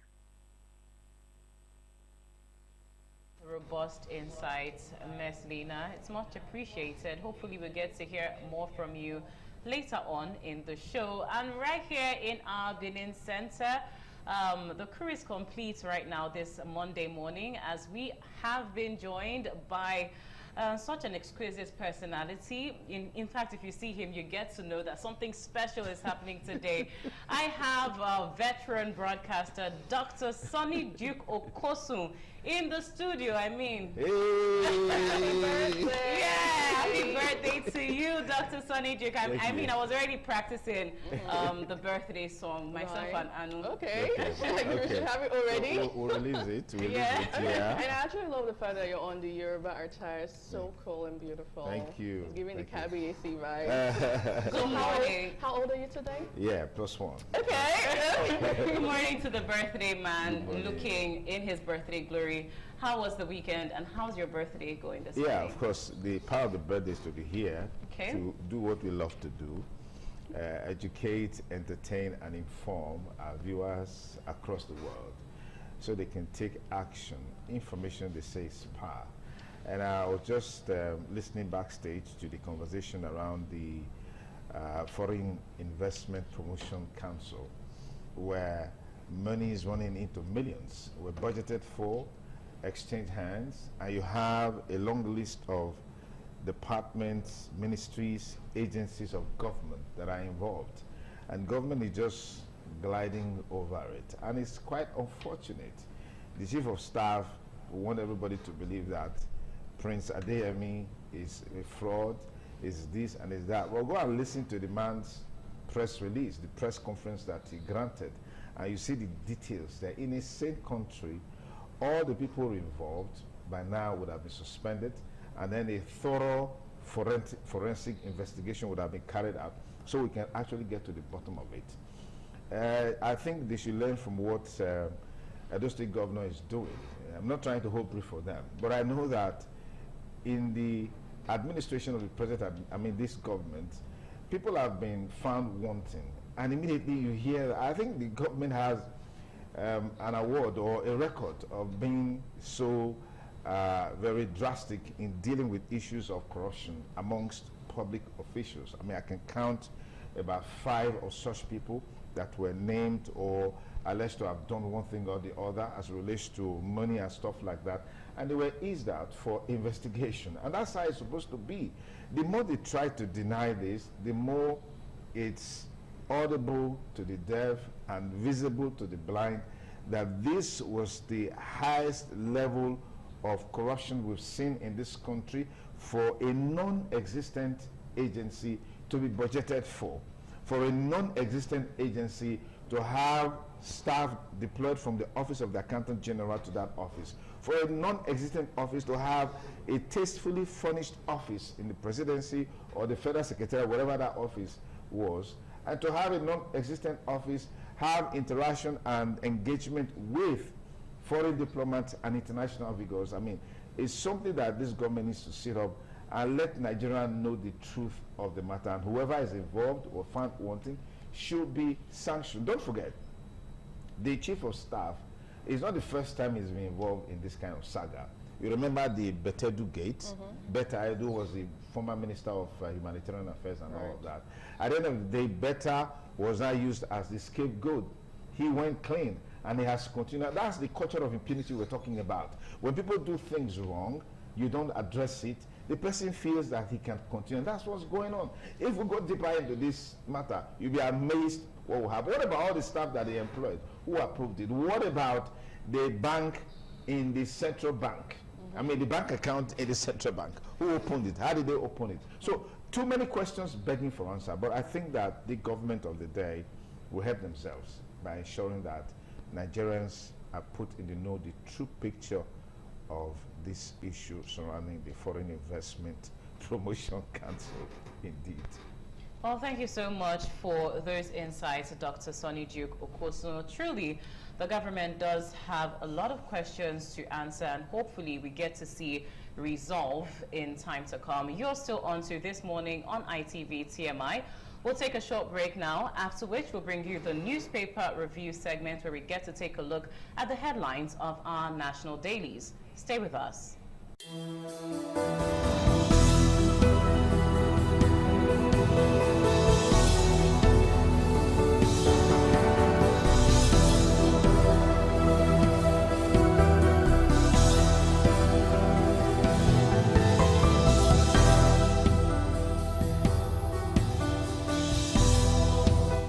Welcome back. You're still tuned into TMI on ITV.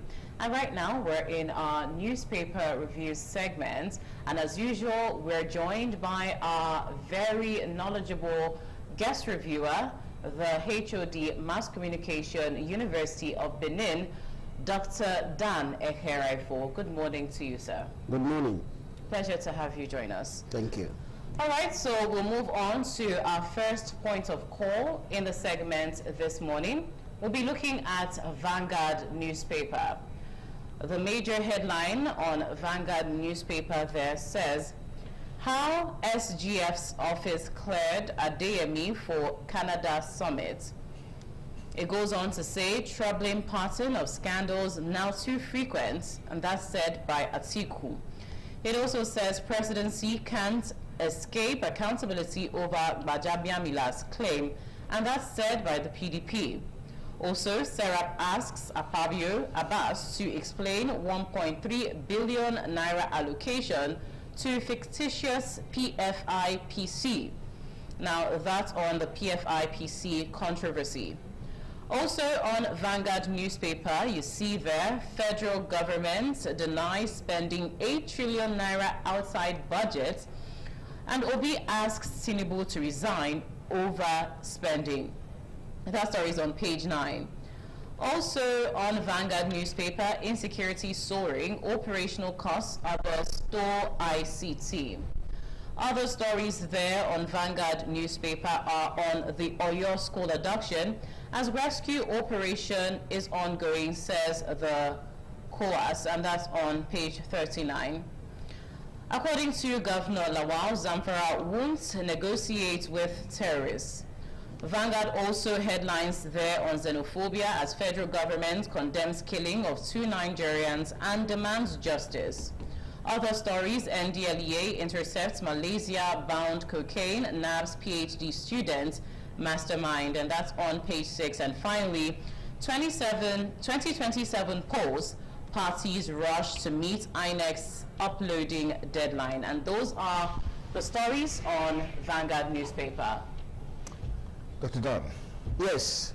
The talking point over the weekend has been this issue of the fake Presidential Committee on Foreign Investment, whatever they call it.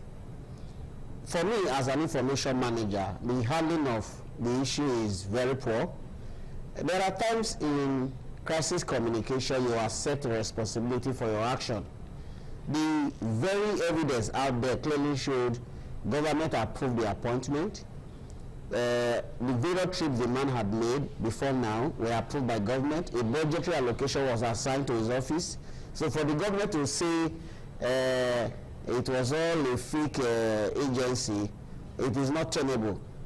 The standard procedure in allocating resources from even the Akata General's office is that the Akata General will ask for the budgetary allocation to that office, the overhead cost, and all the necessary overhead. So for their monthly release of funds, each ministry and NGOs get the allocation based on what has been budgeted for. So if this agency has received money over the past 1 year or so, why is the government coming to say now that it's a fake agency?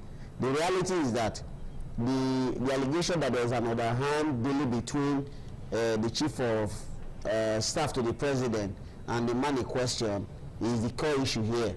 I also see what you will call ethnic profiteering. If there to be somebody from another tribe, this kind of issue would not have come in the first place. That was a negotiation based on what Yoruba call Omoluabi is my brother. And that has been the basis for this relationship that became strained when financial dealings now fell into the gutters. Therefore, the conversation of the government on this, the excuses the government is offering is not acceptable.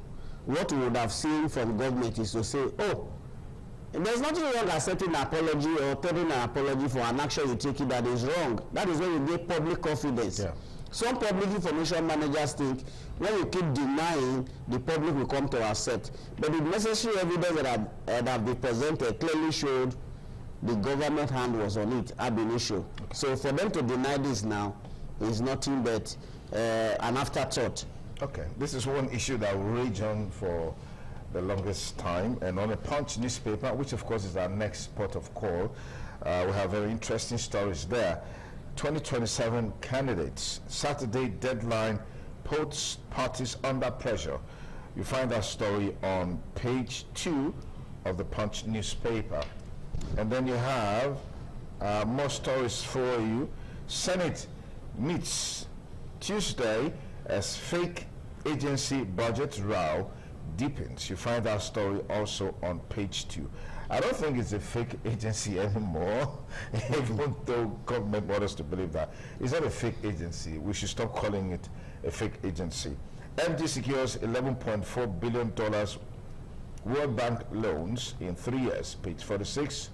ICPC recovers 5.8 billion naira cash in 6 months. That's on page 8. Killings. FG warns South Africa, threatens tough action, is also on page 8.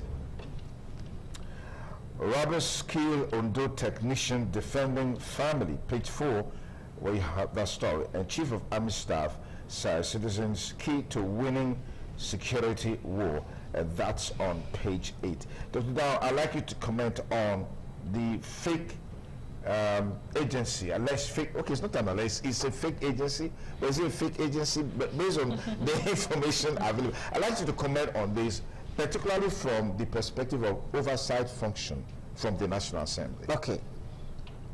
annually, when budgets are presented, the budget proposals are submitted to either the National Assembly or the State Assembly. The principal officer in charge of the agency comes to defend the budget.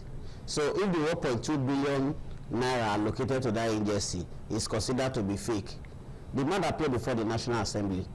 There is a committee of the National Assembly in charge of oversight. I believe they will pay visit to that agency to see what they are doing. So while an agency of government that is fake, you have a committee in charge. They do routine check on what this agency does. This year's budget, this same agency came to present their budget, and you are calling it fake. I think that is a poor level of information management. The agency is not fake. The supervisory agency, the ad hoc committee or the statutory committee of the National Assembly in charge of foreign affairs, responsible for this oversight, has failed in its responsibility.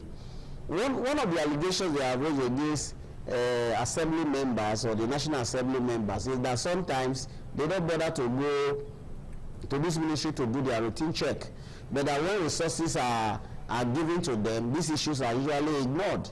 So an agency that presented a budget that was accepted by government, the same agency appeared before the government this year for budget defense, and you are telling us that it's a fake agency.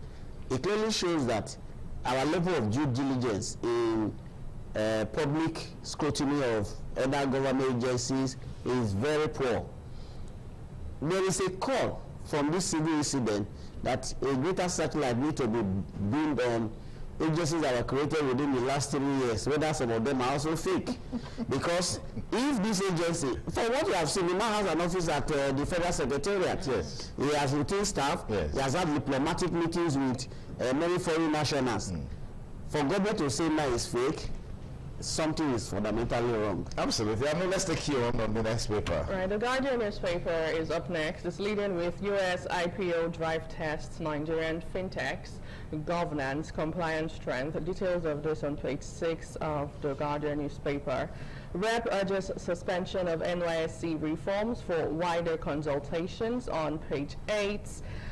Oil majors spill 125,000 barrels, pollute Niger Delta on page 7 of the Guardian newspaper this morning. Federal government condemns killing of 2 Nigerians in South Africa, 1 in Cote d'Ivoire on page 4. Lawmaker calls for calm as fresh Taraba attack kills or claims 3 persons on page 8. 8.8 trillion naira off budget. Atiku HURIWA sick probe as Obi demands Tinubu's resignation. And finally, on the front page of the Guardian newspaper, lead fuel prices reflect present market realities. Dr. Dan, I want you to react to the NYSC reform conversation that we had trended over the weekend. Yes, when that story came up, a student of mine was asking me, so we are going to be wearing Adire. I think the Minister of Youth and Sport has an ambitious project to reform the NYSC, but he has to think about it clearly before they push this policy through. Why am I saying this?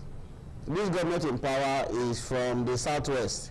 So if you say Adire should not be the NYSC uniform, another government comes in and changes from the Southeast, and he appoints a Minister of Youth and Sport from the Southeast. He says you should wear, is it Shago the head? They should wear that. Also, somebody from the North will now say they should wear dashiki. So I don't think that is the problem of the NYSC. The uniform of the NYSC is not the problem. And if you look at what they have proposed, you are saying 2 weeks training for leadership, 2 weeks training for entrepreneurship and all that. And they have removed from their policy plan, they have removed military drills from all of that. For me, my colleague in the office suggested 2 options, which I buy into. Today we are talking about having state police.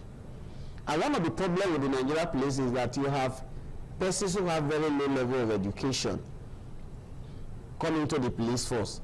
The NYSC would have provided a clear opportunity where when people go to cut after the drills, opportunity is given for intelligent men and women who want to join the force to roll into it, that would be the first place for police recruitment. If you do it through that way, you recruit graduates who are smart, who understand what the Nigerian system is. That is one aspect of it. So for me, removing the khaki or bringing out there as a way of saying we are serving is not the solution to the problem. For me, I also feel that the government is in a hurry to introduce so many policy change. The ones we have before now, the problem is not with the policies or the programs, but what is the level of funding? What is the level of supervisory functions over all of this? And because we are not doing all of this well, what you are now offering is a change. And many young people have started creating emojis, a mimicry of what the service will look like. You see some dressing at the rare stars that are beginning to appear online, and that is saying, this is what you are going to see when you go to NYC. I don't think that is the solution. What we should do is to think through the policy that is currently in place. What is wrong with it? How do we strengthen it? I think if we do that, it is better than say you are changing the uniform, changing the military dress. For many people who went for NYC, the experience is always unique because you have something to tell about, either the exercises, the Gerald's trek and all that. So government coming to say we don't want that anymore. In a society where security is at the highest level, this is the motto you will train your citizens on self-defense, and the NYC provides such opportunity. Weapons handling as well. So we need to have a second look at it. For the National Assembly to say, hey guy, wait, before you push through this policy, let's debate it, is a step in the right direction. I concur. All right, here's where we draw the curtain on the newspaper review segment right here on This Morning on ITV TMI. Thank you so much, the HOD Mass Communication, University of Benin, Dr. Dan Ekaraifo, for your wonderful submissions this morning. Thank you. Always a pleasure to have you.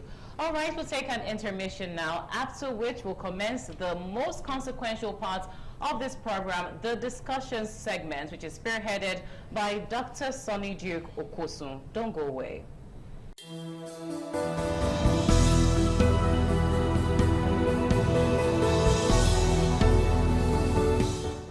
The more you look, the less you see. But in this case, I think the more you look, the more you see as it relates to the Presidential Foreign Investment Promotion Council. That's a duplication of an agency which is already existing in Nigeria, talking about the Export Promotion Council. So what is the Export Promotion Council not doing well that the Presidential Foreign Investment Promotion Council was expected to do? The more government denies its existence, the more it is obvious to Nigerians that indeed there's such an agency with a line budget, with an office, with the Director General who has come out to say the Chief of Staff to the President, Femi Gbajabiamila, collected a whooping sum of 400 million naira to balance 200 million naira, and he's also asked him to make a substantial part of the budget for this year to him. And the Chief of Staff has come out to deny this allegation. And to add another layer of denial to that, the Special Advisor to the President on Media, Bayo Onanuga, also came out to say Prince Adeyemi is fake, it's fraud, the agency is not in existence. But all of this in the public space, we now know better. And to help us make sense of this conversation further, let me welcome Idris Zakari, political activist and analyst. Thank you for joining us on the program. Thank you for the opportunity. Always a delight to be here. Okay, and Dr. Dan has always has been here with us, and we just need to engage this conversation more. I mean, Idris, I don't know what your initial reactions were, but I can hazard guess what they were like. But the more we wait, the more revelation comes out with this, you know, alleged fake presidential agency. We must go back to the very beginning. How are agencies formed? Most agencies, or all of the ones I know, are formed by an act of parliament, which means they have to make a law. They have to legislate it into existence, whether you call it the EFCC or ICPC or the National Nigeria Export Promotion Council and any other agency. So, 'clearly, this agency was not legislated, in the first place. It was not into existence, but it did exist. Let's look at some of the dynamics of this. This agency had 300 staff. As a matter of fact, they wrote to the Auditor General to send them workers, and they had their own workers. They had all the paraphernalia of office. This agency, like you rightly noted, had a budget that was passed by the National Assembly and signed by the President of the Federal Republic of Nigeria. So if they deny that this agency was a fake one, it would then mean that the President signed a fraudulent budget into law, and that would trigger investigation across the length, horizontally and vertically, in the presidency. This agency was inviting foreign diplomats. I mean, you have to have some special kind of leverage to be able to call foreign diplomats from other countries to come have a meeting with you. This agency had an office at the Federal Secretariat at Abuja. You and I don't have any business in Federal Secretariat. You can't just walk in there and request an office and it is granted to you. This agency had a bank account, not with any of the commercial banks, with the Central Bank of Nigeria. Now, the implication of that is even if you and I want to open a commercial bank account, they will need your BVN, they will need your NIN, they will need your house address, they will need your mother's maiden name, they will need your father's foundational name. They do that level of checks for an ordinary commercial bank account where you will put your own money. But this man opened a bank account with the CBN to take government money. This man had stated it clearly, that he paid the sum of 400 million to balance 200 million. He's not careful about it. He paid 400 million to balance 200 million to secure this appointment to the person of the chief of staff. The man was not joking, and he said there was an intermediary, what you call an azaman, between him and the chief of staff, and the azaman has died under questionable circumstances, unexplained till as we speak. What that tells me is that this is not a case of a fake government agency like Bayo Onanuga, like the chief of staff to the president, like those in the presidency want to make us believe. What we are seeing is a disagreement about a sharing formula. And I can tell you for free that this man's agency, I call it his agency now because only he knew where the agency came from. This man's agency is not the only one. And then if we want to do a thorough search, we also need to go to the National Assembly, because we have 109 individuals who paid their salaries, we paid their emolument, we sustain their lifestyle, we sustain their incurable appetite for wealth and luxury and enjoyment. And they cannot tell us that they legislated my taxpayers and yours, my taxpayers' money, my money and yours, to the tune of 1.5 billion, 1.3, 1.5 billion to an agency that did not exist. They are in on it.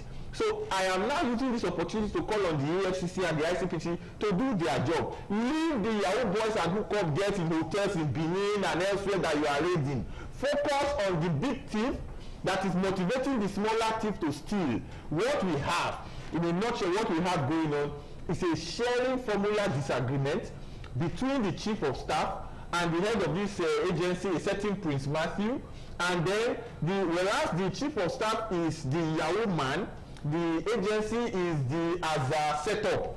And instead of the police, they are going to focus on the Yahoo man, because without the Yahoo man, there is no as a man. Instead of them to focus on the Yahoo man, they are fixated on the Prince Matthew, who is the conduit to steal public money. It is a state of, it's like Patrick Obama will call it, it's a Meneghetian statism, or if you like, syphilitic parochialism. It's a shameful one. And I'm just trying to put it as fun as I can, because there's no other way to put it. Okay. If you think about Nigerians' problem the way it is, you probably have mental health problem. I'm too young for that. All right, Dr. Harafo, the chief of staff is at the center of this all.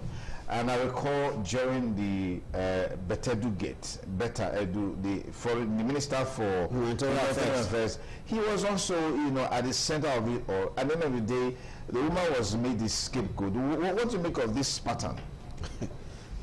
Usually, chief of staff to the president is always very powerful because you cannot have access to the president without his clearance.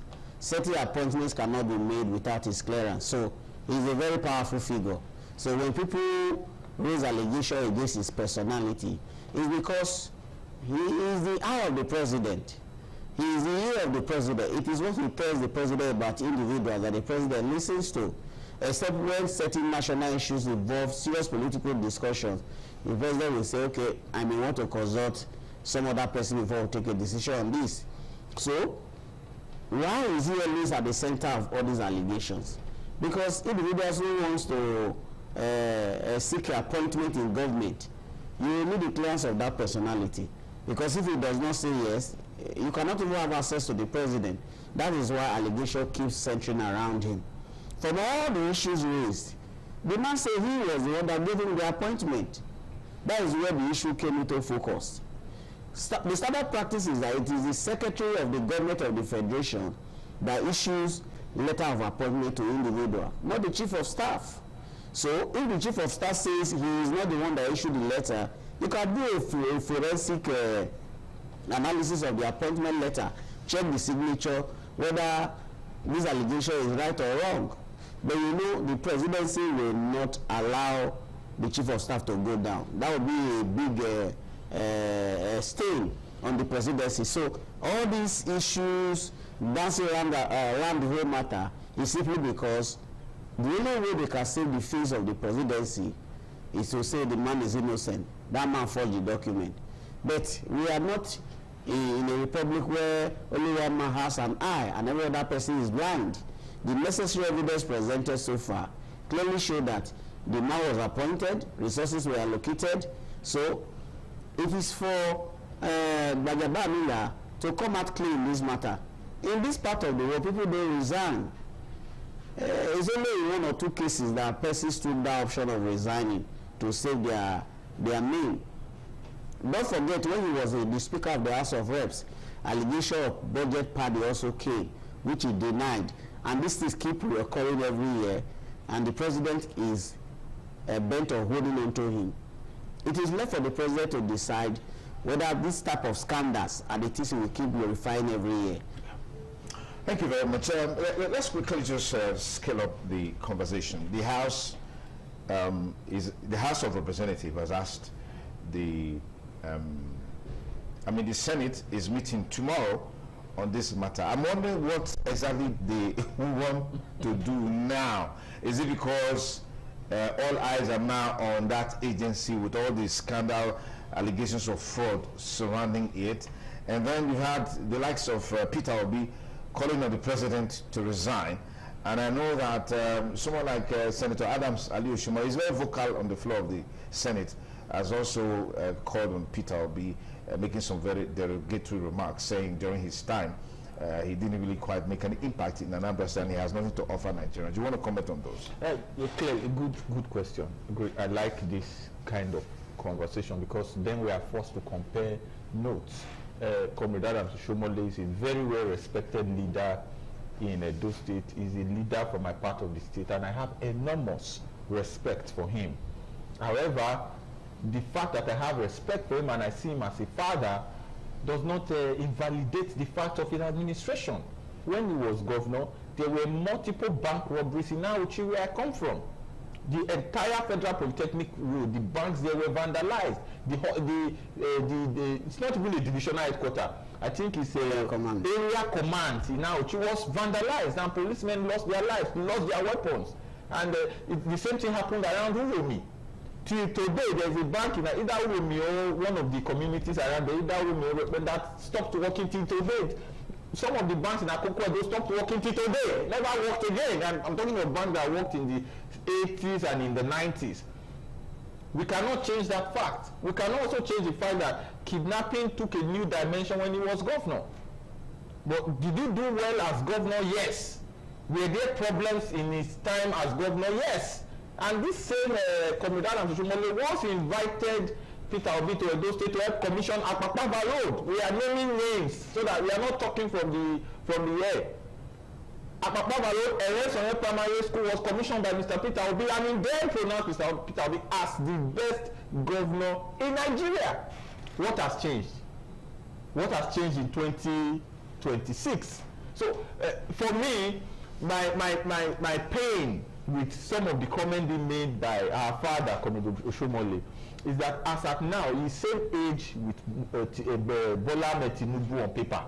But I expect that by now he should also be aspiring to the office of the president. If he aspires to that office, he will probably get a lot of our support. He will make a better president than even Tinubu that is supporting. I have never seen a situation where the best supports best of us is supporting the worst of us to lead us. If he was going against Peter Obi, then we can have that conversation.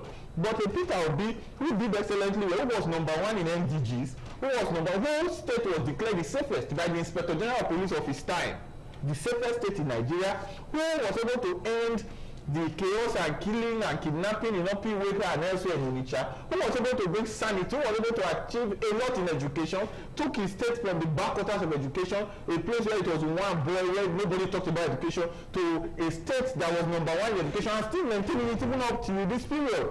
You cannot undermine such a person. The person who achieved so much in health. Alright, so whereas the Abai City boy boss, the man bought ambulances when he was governor. But let us not even debate too much on that. How come that a Senate, where is one of the 109 members, passed a budget for an agency that did not exist? Why are we paying them salaries? I've said this before and people get angry about it. We employed these people to do a job for you. If you employ a person to do a job for you and they are allocating your scarce resources in your company to take care of things that does not exist in your company, is that not a show of incompetence? So they've shown incompetence. They have a lot of work they need to do as they approach the election.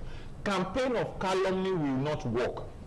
In the next presidential election, they try to, they've thrown everything. They try to convince Nigerians that Nigerians don't have a choice. Nigerians refuse to be convinced. Nigerians are determined to vote in the next election like they voted in any other election, and even vote in more numbers. You can see the upsurge in voter registration. So they are now genuinely worried. Now they are trying to pour mud on anybody who is capable of challenging the president. That also will not work because Nigerians are not out of their mind. Today, we have the highest number of poor people in the world, anywhere in the world. We have more poor people than India. Even when India has 7 times the population of Nigeria, we have more poor people than India. We have more hungry people than any other country in the world. 35 million hungry people. I said it somewhere and people thought it was a joke. We can form a federal republic of hungry Nigerians and make President Tinubu the president. And that country will be bigger than Benin Republic. That country will be bigger than Rwanda. That country will be bigger than Seychelles. That country will be bigger than Cape Verde that got to the knockout stages of the World Cup. That country will be the same population as Ghana. That country will be bigger than Gambia. That country will be half the population of South Africa. 40% population of the United Kingdom, a country of hungry people. Federal Republic, Tinubu's Federal Republic of hungry Nigerians. More than half of your population multidimensionally poor. Highest prevalence of drugs anywhere in the world. Highest prevalence of drugs. You don't even need to go far. If you put 5 boys now, 3 are smoking weed. Weed is a narcotic. And you wonder where they have run the country to the ground. And these old men who are closer to where they are going to than where they are coming from must begin to step aside and not tell us. Comrade Oshomole will not tell us who to vote for the next election. And those people will decide. He is not having to buy tomatoes where I buy. The governor does not buy tomatoes where I buy. He flies private. I don't fly. Even the commercial that I'm managing to fly, we know how we gather the money to make it happen. Yeah, but you said just now that Oshomole did well as a governor. Economically, where was Peter Obi in all of this?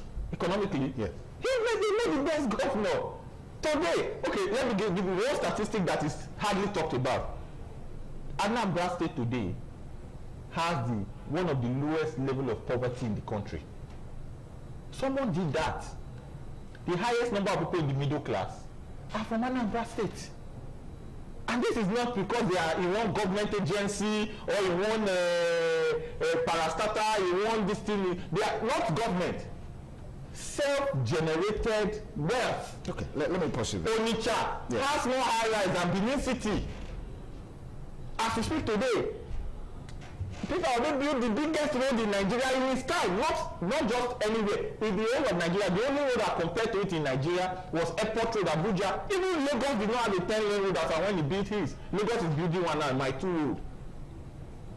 You cannot, the facts are there. Okay. And the lawyer will say the facts speak for themselves. So the acquittal. Yes. All right. Dr. Dan, before we call it a wrap, now, all of these issues, in your opinion, how will they shape 2027? Well, if we are in the same political environment, it will lead to a fundamental shift in the voting patterns, in governance, and every other thing. But unfortunately, our electoral system is such that you have people who are corrupt, who are wicked, manage these agencies. We can do a lot of talk. The problem with the Nigerian civil society is that they do a lot of talk, but when it is time for action, they back out. So, in an ideal state, issues that are developing now would have affected the political climate. But we have not built a groundswell of individuals who understand what it means to fight for a just society. We don't have that. And even the security agencies who are also implicated in the economic actions of government, they will not be on the side of the people. They will rather work against the people. So if you ask me the implication for 2027, ideally it would have translated to a better political system for us. But my experience with our political system, and even the necessary law made for 2027, the actions of the ruling party and even the political class, we have not shown people that are serious. We are not ready for a change. If we are ready for a change, there would have been a groundswell of opposition, mounting pressure on government, if I use the word protest, demanding accountability for certain things. We don't see that in our system. So if those things are not there, what type of change are you going to see? Somebody says that the political class have weaponized poverty. And if I told me jokingly, you'll be surprised that in 2027, they'll be giving people 100,000 to go and vote. And the poor man will see the 100,000 as a savior. So if they have gathered the resources, all the humongous loans the government has taken, what is the level of impact? What have they spent those monies on? Can you see evidence to say government has done so well in this area? Those monies are not anywhere. They have been stacked for 2027 election. And when 2027 comes, and they start offering 50,000, 100,000, all the talk that Zachary has raised about this political class will just be it will be like a mirage in its very present. Yeah. The politicians understand strategy on how to manipulate or win people over at every election. And I told somebody, from October this year, you will see this government popping rice, food stuff. They want to reduce everything so that people will say the government is working. And when the election is over, the policies will be reversed, and hunger will return again to the system. Let me get a final word from you. I know you're easy, but just add this to it. What if Peter Obi is not in the ballot? What if Atiku is not in the ballot? Against the background of some of the issues that are building up towards that direction. If Peter Obi is not on the ballot, Atiku is not on the ballot, Tinubu too will not be on the ballot. It makes sense. Are we going to have but there are no litigations about the candidacy. No, there is a court case in the federal state high court, Kano, challenging his certificate, which is a subject of public debate, very extensively debated. Mr.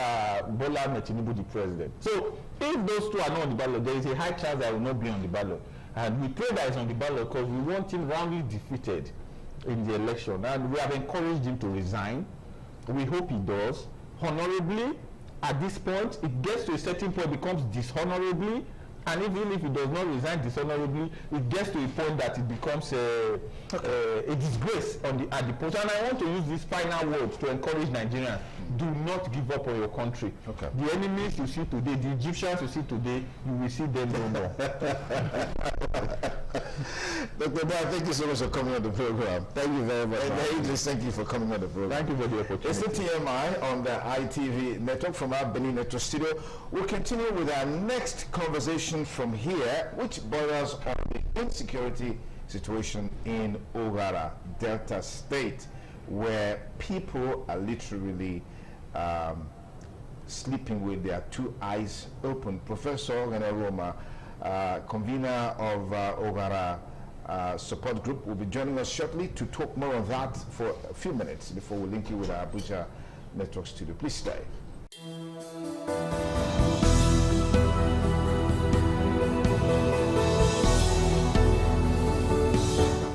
For joining us on the program TMI on the ITV network. Lovely Monday morning. Well, no doubt the insecurity problem in the country is at its highest level, from states, from federal to states to local government to communities to wards. I mean, the list goes on. In recent time, there's been an upsurge in insecurity challenges as relates to kidnapping, armed robbery in Ogara, Delta State, which is just a few minutes drive from Benin City, Edo State, and that has led to lots and lots and loads of concern.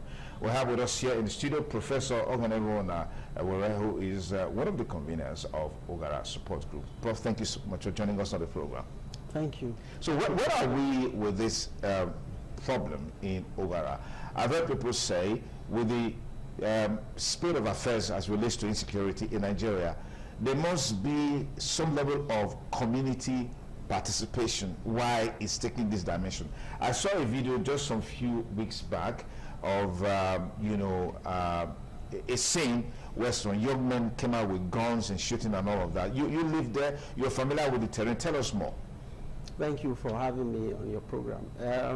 The security challenge, vis-a-vis the Nigerian state, has really become something alarming, especially in our kingdom, where we have over the space of 2 years, gotten to that deplorable level where the people can no longer go about their normal duties.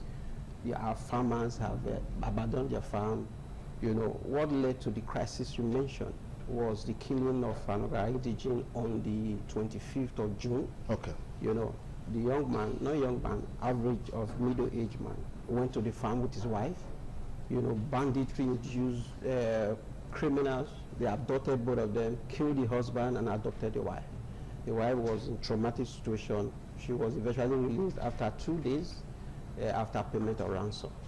And days before that day, an indigene of Ogara on her way from Benin with her son was kidnapped.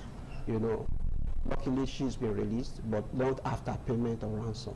So this whole thing has led us to, to think about what possibly can we do. The kingdom is in fear.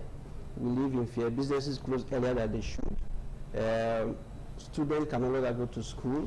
Fear of adoption and all that. So it's really leaving us with that, and it has given us a cause for concern. How did you come to this conclusion? This is bandit activities, not indigenous people trying to exploit and explore this challenge of banditry across the country to traumatize their own people? Well, you see, the issue of security is a shared problem, but the banditry linkage has its own trademark. From the conversation they give, we have with them after each kidnapping, their demands are always clear. From their accent to their, in fact, the description by victims that make it alive, fit perfectly into the bandits. And Ogara is we border Edo State, to the west, and we have a huge chunk of forest. That's where they are habited. So that used to be where we do our farming, but it can no longer be accessed due to the presence of huge security threat by bandits. So it's no issue of whether we have local complicity, we can't say. But from what we have seen, what we have identified from account given by victims, it purely fits into the bandit, narrative that we have across the country. What is the level of engagement at the level of the community, apart from advocacy and sensitizing the public about the situation. How is the community mobilizing, organizing themselves, networking and interfacing with security agents to checkmate this? Well, at the level of the community, well, I can't really say that much has been done. You know, every challenge must come with its own. First of all, people will be frightened before you think of regrouping with idea of coming about, you know, collective security situation. We at our study group, we have seen a lapses in terms of collective response to the challenges befalling us. The Ogara Kingdom is known for one of the peaceful communities in Delta State, you know, which is the heart to the Ogara, to the Urhobo Kingdom, and the Delta State as it were. So what we have started doing is to galvanize consciousness among the people. You know, we have started rallying around the palace and the youth bodies so that we can have a collective response to the challenge befalling us, because nobody is spared. Your business, your children, you can't do anything tangible. And in an atmosphere where there is uncertainty, people will not be able to be productive and the work will slow down. So at the Ogara Study Group level, we have started mobilizing both those at home and those in diaspora so that we can come together and look at the situation and, you know, forge a collective response to the challenges befalling us.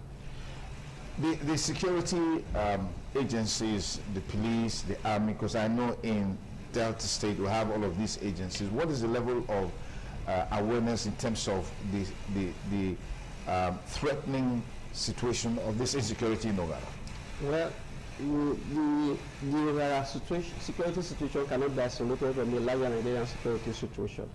And the police are aware, the major security formations across the country, they are aware. Each time there is a kidnapping incident, they are always almost reported, always reported.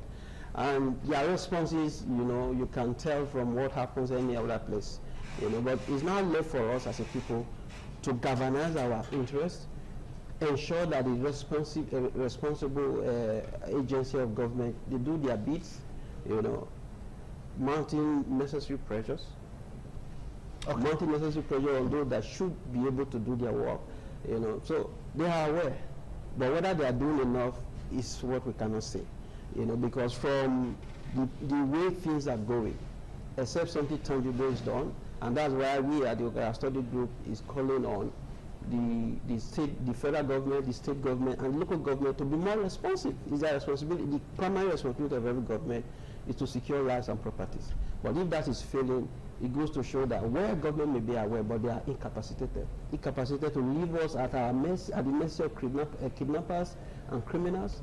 So this is why we are coming out to call on the global audience. From the global press conference we gave, we call on everybody who is security conscious, who have the interests of the kingdom at heart, to come to our rescue. You know, it's beyond reporting and doing nothing. We should be seen doing something tangible. The Naval Logistic Command is based in Ogara. The divisional headquarters of police is in Ogara. We have army formation across the kingdom, but what have we been able to do?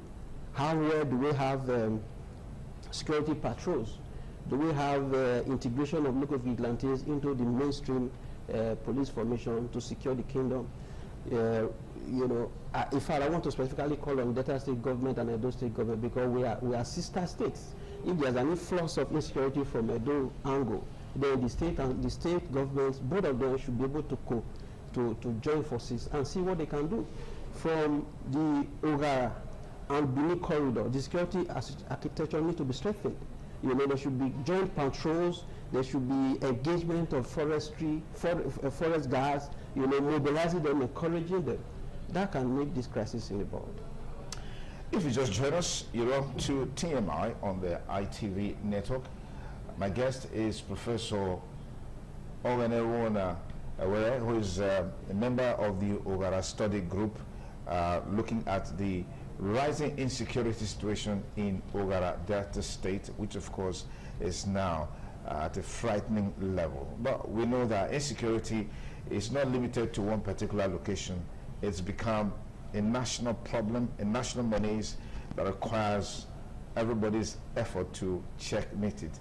And once you have a particular area that is almost being taken over, you don't give it attention, but rest assured that it will spread to other areas. And so that's why you hear activists say an injury to one is an injury to all. Yeah. We just need that collaboration and synergy to be able to deal with this issue. What's your final word on this challenge, particularly from the level of community mobilization? I know that there's been calls for the creation of state police.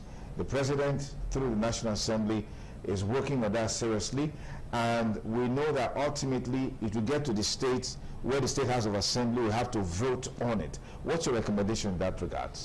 Well, state police is a good thing if only the modalities are properly set out, you know, so that we don't have escalation of abuse of office that you have at the federal level at the moment. We may have overzealous politicians that can jeopardize the whole essence of state police. The modality should be spelled out. We should have a legislative framework that can regulate undue use of state police as an instrument of political intimidation. Be that as it may, we can equally use that. We can leverage on that.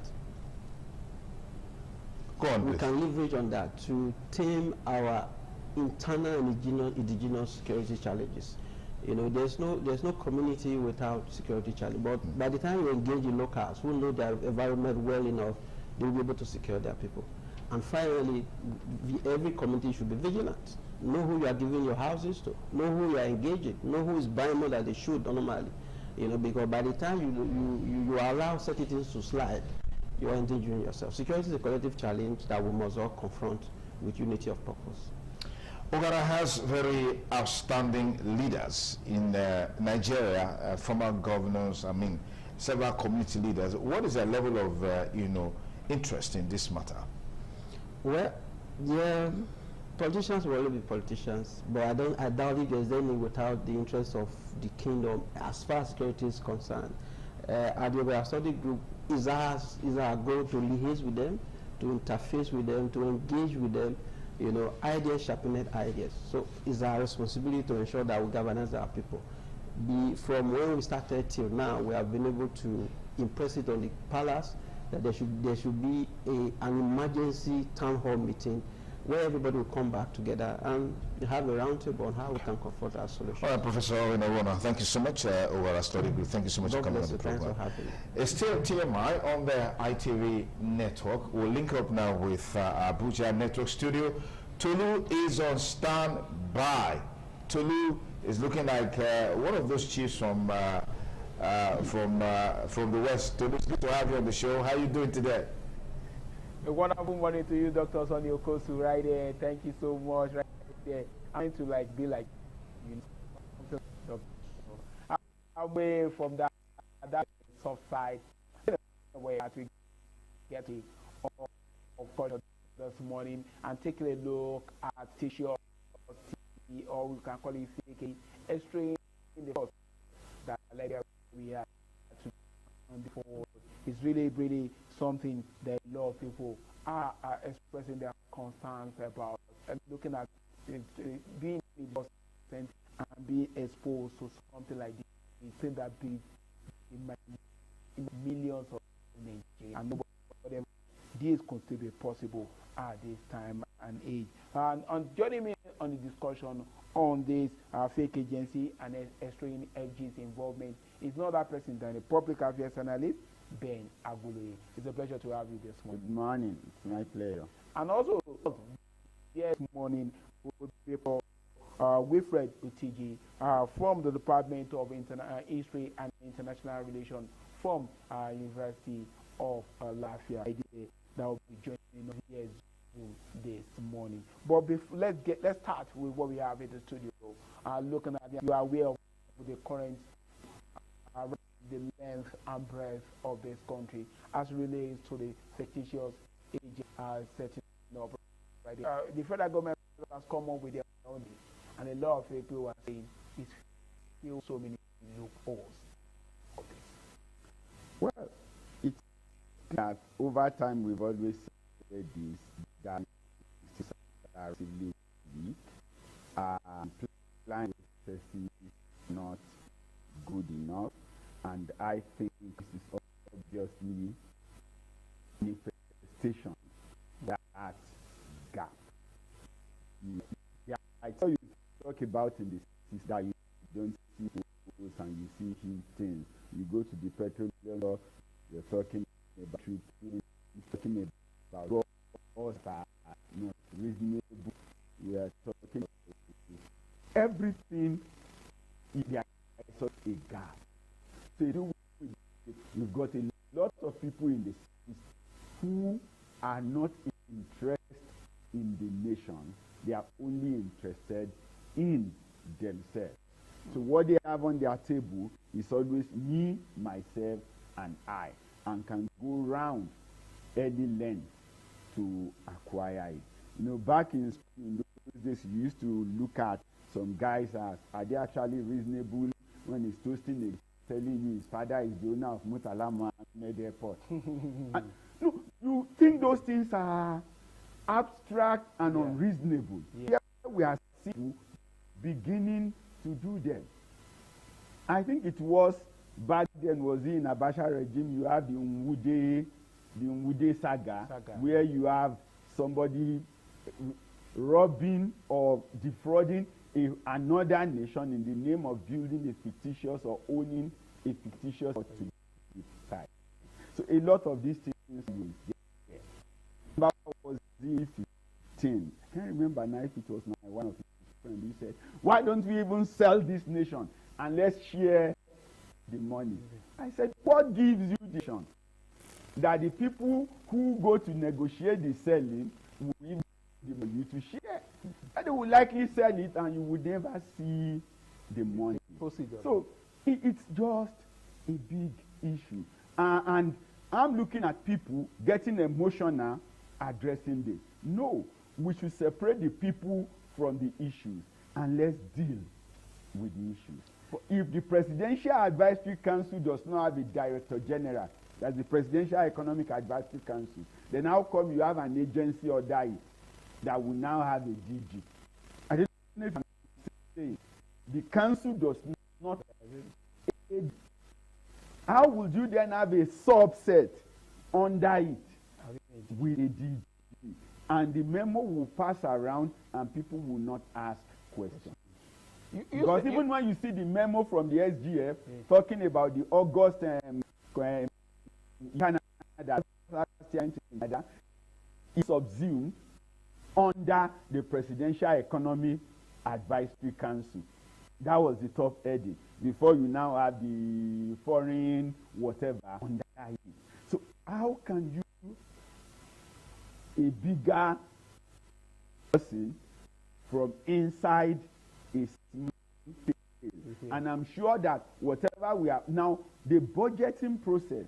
We'll get to that of the budgeting process, but let's first talk about institutions. We talk about strengthening institutions. One of the events we've been facing has to do with the opaque institution or the weak, just like you mentioned right there. We've been talking about it in every phase of society coming up. Also show institutions, individuals are bigger than institutions.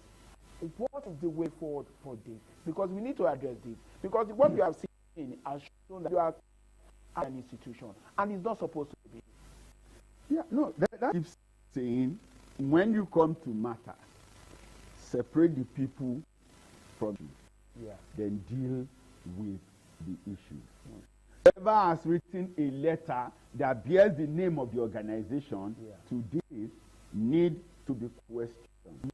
What authority did you see before you wrote that letter? And then we can trace it back and be able to see, was it the president that...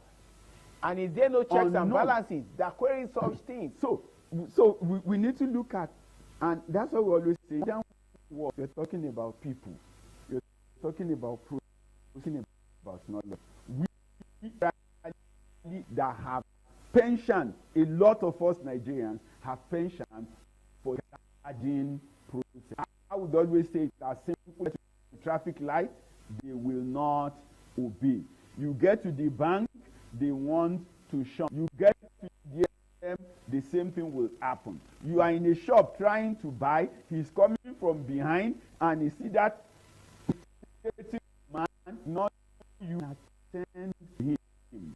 Someone on the road trying to make payment or collect change, he is parking and is blaring on for them to abandon you and attend to him. Sometimes it's just so we got this penchant to disregard processes and procedures, and so we need to get back to that point where processes and procedures can be duly respected. When that is done, when records flow and people have access to records, you are able to done. But there is no doubt that you have individuals who are penchant to do the wrong thing all through the process. Like I said, there always be people who try to like it's not about the name. It's that people are being disobeyed. At low level, people pay to get employment, pay to get contracts. Whatever it is that you have done. So an issue, whether it is 1 million or 400 million or 1 billion, the idea is that some have this to pay. Now, when you decide to something, you actually have agreed that you possibly did not merit it. You pay for it and you buy it because you are dear business to recoup your own money. Have an appointment has cost you bought it. When people keep buying their appointments, people keep buying positions, you do not get to see performance. And you cannot sack them anyhow because ab initio you have not even followed the proper procedures to employ them or to engage them. You have not laid down what their KPI will be, because all this talk is about money and this and that and arrest or no arrest. What was the KPI of that institution? Where is the act? Based on what document are they performing a job? Based on what written statutes or law or pronouncement put that office into existence? So we can see that there is a shame across board. All that kind, where people who ordinarily do not have the capacity to play certain roles had some form of influence their way into getting there. And so when they get there, they go for the pecuniary gains and not the job, because they did not even ordinarily know job. Are they interested in doing the job? From individuals. One name keeps cropping up over, and this is not the first time. The chief of staff to the president, his name was now again during this Matthew saga. His name is also cropping up. It's not time to say this bag is too much for me. Well, indeed, he's finger. I want to look at the government. Yeah. If he's the chief of staff, he's handling a lot for the president. Now, you can't just, in my opinion, throw him out anyhow. This is not the first time. The matter in what was the investigation? Yeah, exactly. How could was if he was now of this, those who are on remove him, suspend him, they are people in the opposition. Now, sometimes when there is what we call tactical approach to doing things. Tacticality, I think, is in USA 94. Nigeria was to play Italy. Nigeria was very much better, even his team a problem. So all he needed was a guy get Amokachi out. Their coach wasn't intelligent enough to bring in Ekweba. He's not in an Ekweba. And as against an Ekweba, we brought in Thompson Olia. Suddenly, be too quick for the Italians, we too slow. Baggio was eventually able to get into the game, and we were there. That was a strategy. Take out Amokachi, and they went that they were deliberate remove them by action, slow the Nigerian for the Italian.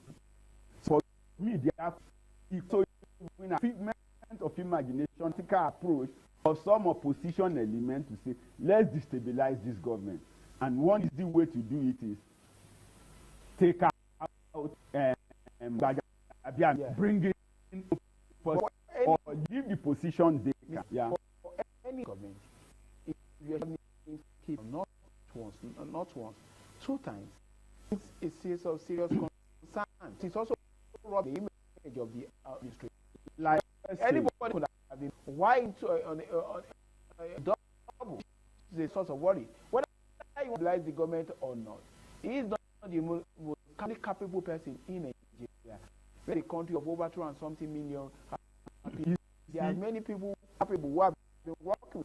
So I see anything that we look at this, we should have this one to step. Now, that's exactly what I'm saying. Look, first, let's have an investigation. There is action involved. Okay. Like I told you, in the case for that, they have to enjoy him and get him out of the field. So, but the coach had an Ikpeba on the field when the two of them were out. But he brought on his bench. But he brought in the Thompson Olia. Olia could hold the ball for me, but Olia is Mr. Slow Motion. He cripple of the game to his own status. He had some control, but we had an advantage at that time of being they have slowed them down, and they achieved that aim. So for me, let's have a proper just like we did for the former in Buhari days. We did the Koyisi and the NI up at the time. Let's have the proper investigation. Like I said, not just alone, everybody who had not followed the right procedures in doing in the entire from the CBN, NITDA, or gave them the mission to read the Gov website. All of them who have done should be punished, not just single out a man. So let's, because it's easy to say, okay, fire one person and let's face of the government continue. No, let's have a thorough investigation. And everybody who have done some wrong, who have our process, including the office, under option, get an office in the federal secretariat. All that needed to be done. The letter from the SGF inviting him or adding him to the delegation to Canada August last year, we need to know who instructed the originator of the letter. For me, I think that it is beyond throwing just one person as everybody is shouting. No. Let's see the whole process of the issue, and everyone who is punished should be adequately punished. That need to be sent to prison, those that should be sad. People that need to be reprimanded, be reprimanded. But when you just shock one person out and forget, no, think, in my opinion, that is not the right way to go. Let's expose what is the of issues. Who are those that failed in their duties? Who are the connivance in the system? Who just we can cook? I'm sure it's the idea of one person. So it could be the idea of one person, but a group came out to execute this. One person would have penetrated the CBN to open account, penetrated the head of service to get an office, penetrated budget office, have something included in the budget for them, and recruit staff and do have employed to the Attorney General from the Accountant Office and the rest of that. So I believe that this more like a syndicate, and they are not new. They've likely been having their way with previous governments. Organization wants somebody who was always finding his means in President Obasanjo, despite all those his huge security guys, to them and take important pictures and then use to invite some other people that you can see. We are in charge of the president's protocol or security. It took 2 years or thereabout before eventually they caught him. Not even in the first time, I think it was that they finally apprehended him. So a lot is going on. People take pictures to the cameras and the rest of that, and then people see me doing handshake with the president. They write stories. So a lot of fraudulent people are in the system. Thorough investigation should be the demand of everybody, and everyone who has any reference matter should say to the EFCC or the DSS or any other agency that is tasked with that investigation. Then be properly documented. Let's have every actor, whether major or minor, who participated. So let's adopt in the book. In every moment to fly around, I'm yet to see the ones signed or authored by far. Okay, now let's talk about another angle that is also worrisome. Is the approval in the project they're also going to be teachers.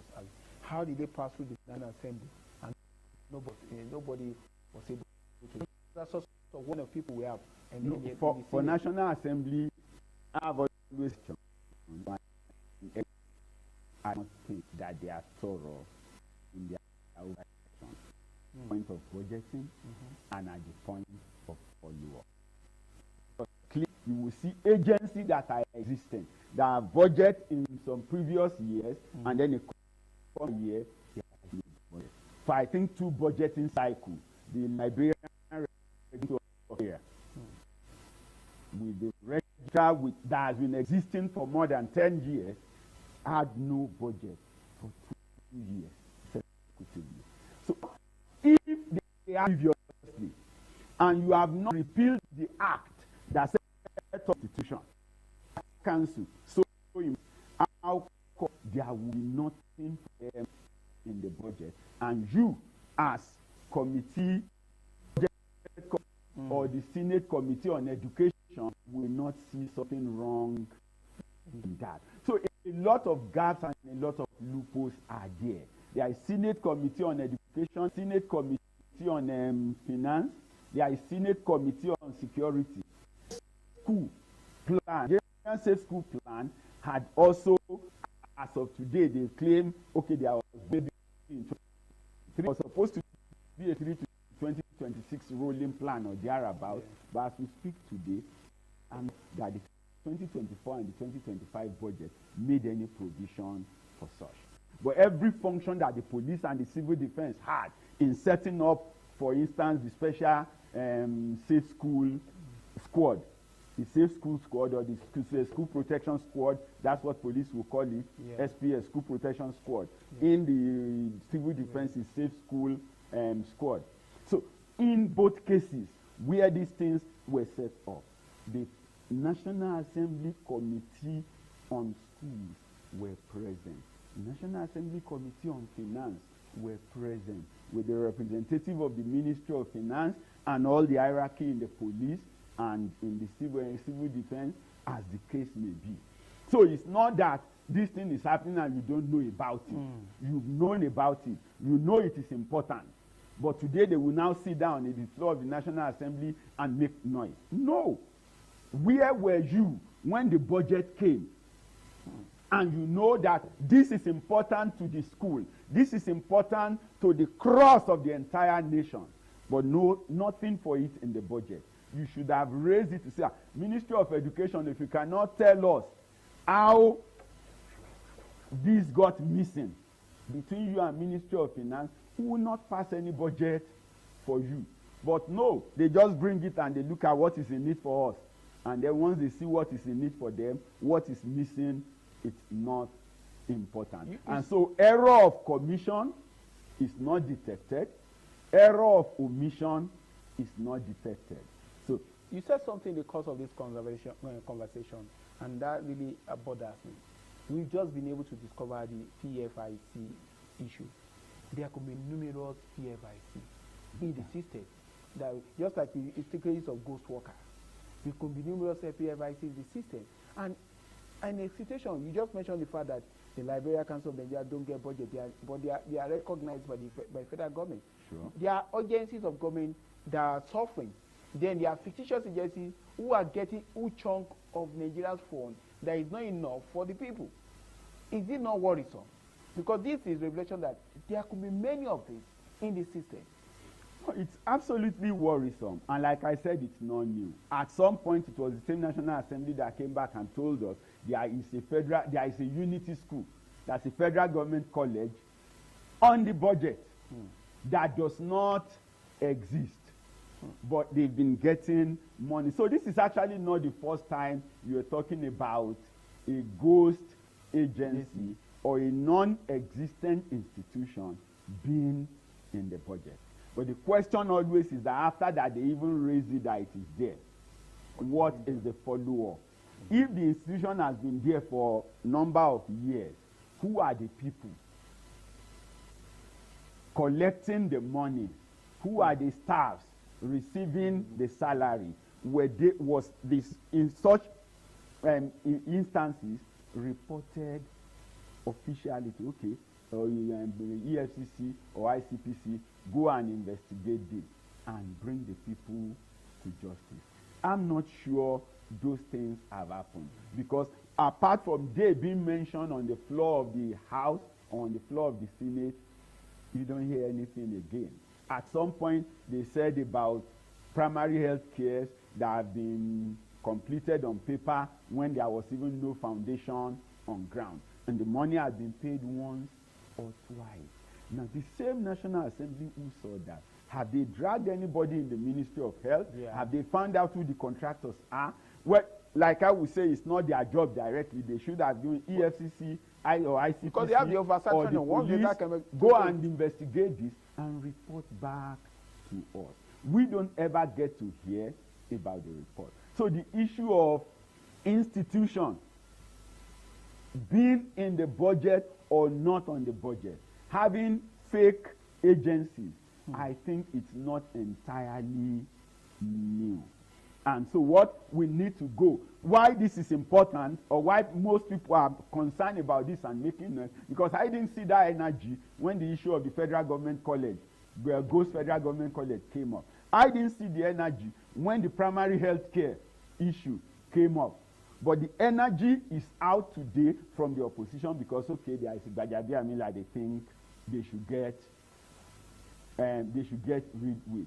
I'm sure that if today the president says, okay, Gbajabiamila, go on garden leave, the noise will die down. In a sane society, would Gbajabiamila have said, let me step aside for the investigation to be done? Because it's happening the first time, the second time. In a sane society, for somebody who thinks of his image, his reputation, he would have said, let me step aside for the right thing to be done. Well, this is where it goes, right? And that's what we should know. Are we in a system that is safe? Virtually everybody drive against the traffic. And even when you complain, others in the vehicle see you as... Should we continue no, that way? We should not continue that way. Should we not make but somebody a scapegoat? One of the no, it's not scapegoatism. It's having a system. What we have done over time is make somebody a scapegoat and everybody go to rest, and then the system continues. If you are going to because for if you are looking at this, there are hydra-headed monsters in the system, which I believe, let's have a thorough investigation. Sacking Gbajabiamila may not just be sufficient. He might need to go to jail if he is well involved. Why we are having that thorough investigation? Being in office, shouldn't he be told to step aside? Him doing his job at the moment, I don't think will interfere with the investigation. It does, in because any it way. still has influence, and it can still pull that influence. And that's the reason why it's advisable for him to be told, step aside for a while. Let's do this information. And that's what's supposed to be done. Because What I'm saying is, let's look at it this. We have mentioned the issue of primary health care. Yeah. Who investigated? Nobody. What is the report? And we can continue with that Now, same line. so you see several other institutions that were not even investigated at all, or that we never hear beyond that point of it being released. So for me, what I think is here is, I am less concerned about who resigned or who did not resign. I am concerned about, let's have the proper investigation done. There are already letters in circulation. More documents will be found. When you have the document that shows clearly that he is involved, even if he decides not to resign, he will be sacked and he will be tried. Do you trust the system? I trust the system when it comes to document investigation, because that the it right is thing will be done. difficult for anybody today to hide all the documents. A lot of people have this memo on their WhatsApp and the rest of that. No matter oath of secrecy that you have given to public servants, you see documents that should not be in the public space, in the public space. You see interaction. This is a memo that should be between the DGNIA and DGDSS. You are likely going to find somebody that will share it on a WhatsApp group. Mr. Ben, I must say big thank you to you. I'm really out of time right there. We need to link up with our Lagos studio right there. It's really an interesting time taking a look at this fictitious agency or fake agency. Let's hope that this will be the unraveling of so many things that have been happening in the system. Like Mr. Ben said, he's hydrated. We need to get to the bottom of it and take it from the bottom right there. So much from the Abuja studio. Let's link up with our Lagos studio. Many thanks to you, Tolulope, and welcome to the studio. I am Reselina Unko, and of course we have a lot today, and I'm not doing alone. I have Dr. Victor Ohai. Yeah, Dr. Victor, good morning. It's another wonderful beginning of another wonderful week, and I'm sure that, like we say in Nigeria, we'll be unraveling more today. Yeah, sure. And of course, our guest that would help us talk about today's topic is Mr. Razak Olokoba. He is a political analyst. Hello, Mr. Razak. Good morning. Thank you very much. Good morning. Thank you so much for coming. Okay. So this morning, we're looking at the airport. Tinubu's government breaks silence on alleged missing 8 trillion naira. A political controversy erupted after claims circulated that an international monetary fund report suggested that over 8 trillion naira in government spending could not be accounted for in Nigeria's 2025 fiscal records. The allegation gains traction after opposition figures, including Atiku Abubakar, Peter Obi, argued that the IMF had identified discrepancies between government expenditure and what was reflected in the approved budget. So, the Minister of Finance, Taiwo Oyedele, has come out to say that the government was alleging that about 2% of the Nigerian domestic product GDP estimated at over 8 trillion naira was spent outside the approved budget were based on a misrepresentation of the International Monetary Fund. And it also maintained that the federal government do not operate budget or spend without legislative approval. Dr. Victor, let's get.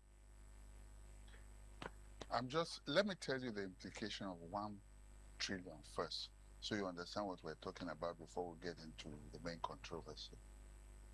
If every single day you wake up, you spend 50 million naira. Did you hear what I said? I didn't say 5,000. Or I'm saying 50 million naira for every day you wake up. It will last you for 54 years, 54.8 years. At the rate of 50 million naira every day that you wake up. Did you hear that? Every day you spend 50 million. So I just want to put this in perspective so we understand how Nigeria is bleeding and hemorrhaging on a daily basis.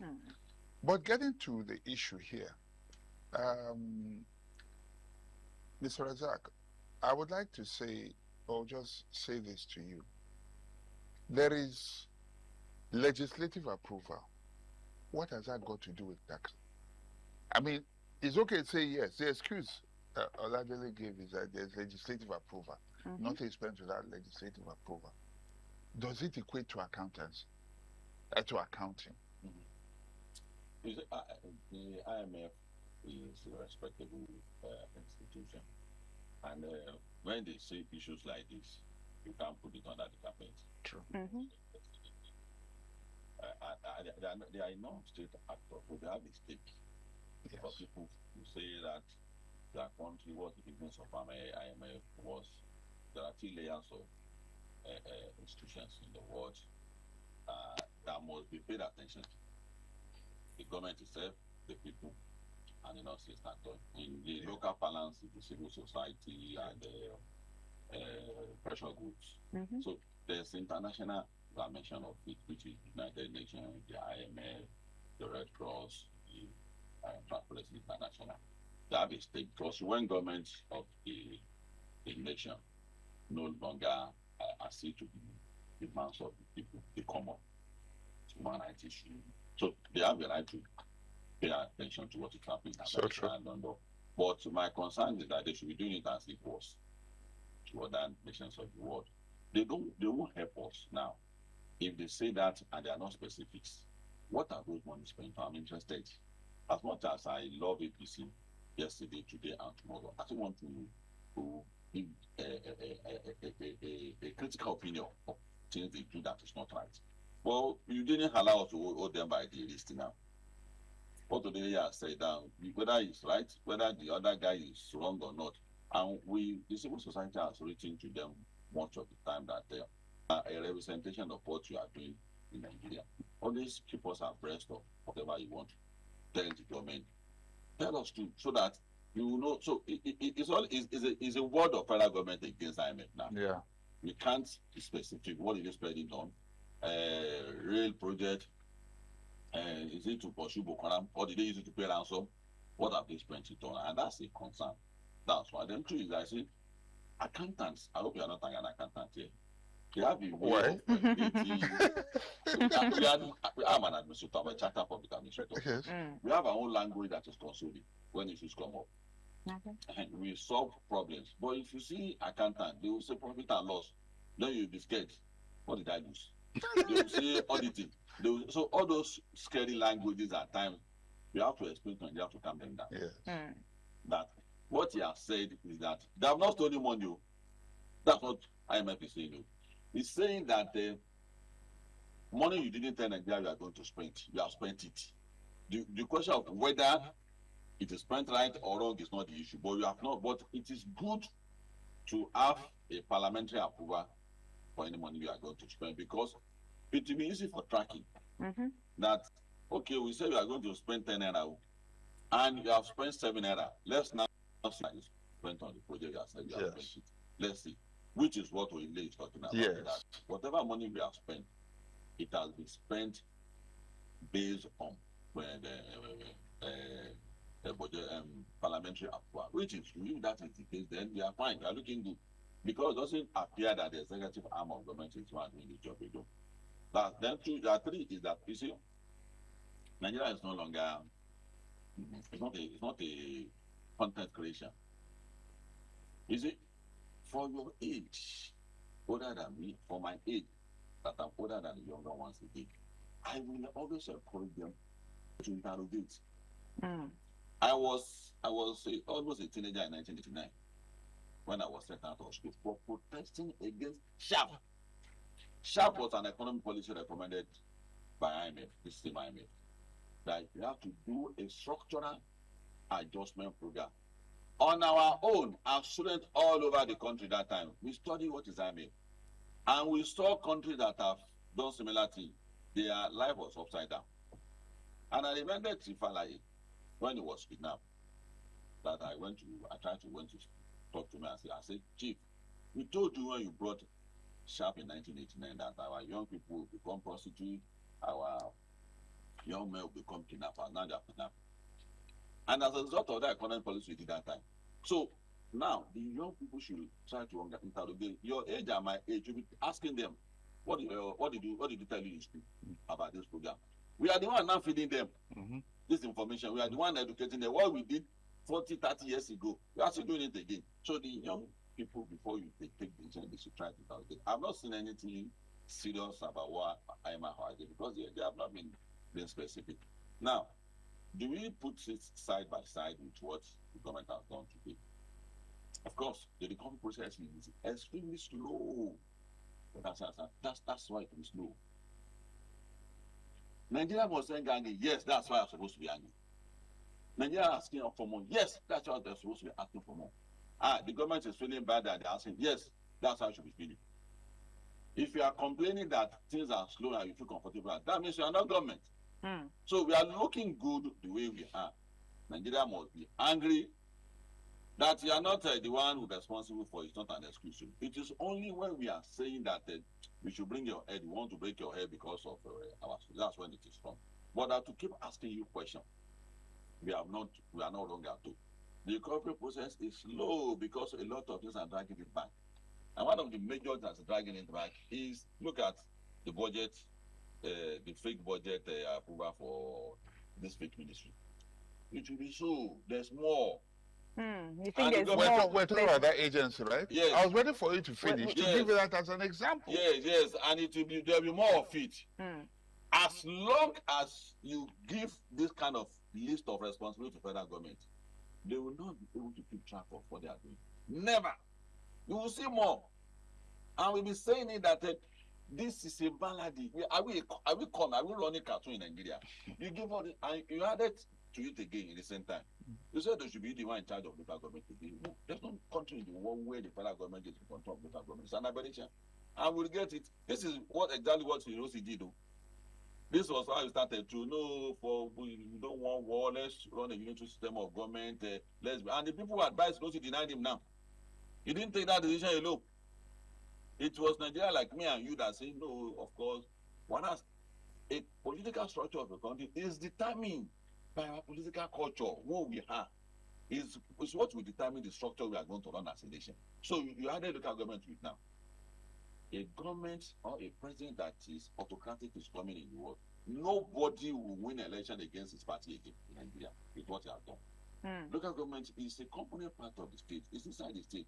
There's nowhere in our constitution that says local government is the third tier of government. Nowhere in our constitution. Go and find out. So it's a creation of. No, the constitution does not have to explicitly say it's a third tier. But it's implied because obviously. Just a minute. Wait. Obviously, you have the federal government. We know how it operates. We know the state. When I say by implication, you can see that the third level of government is obviously that the constitution did state second tier either.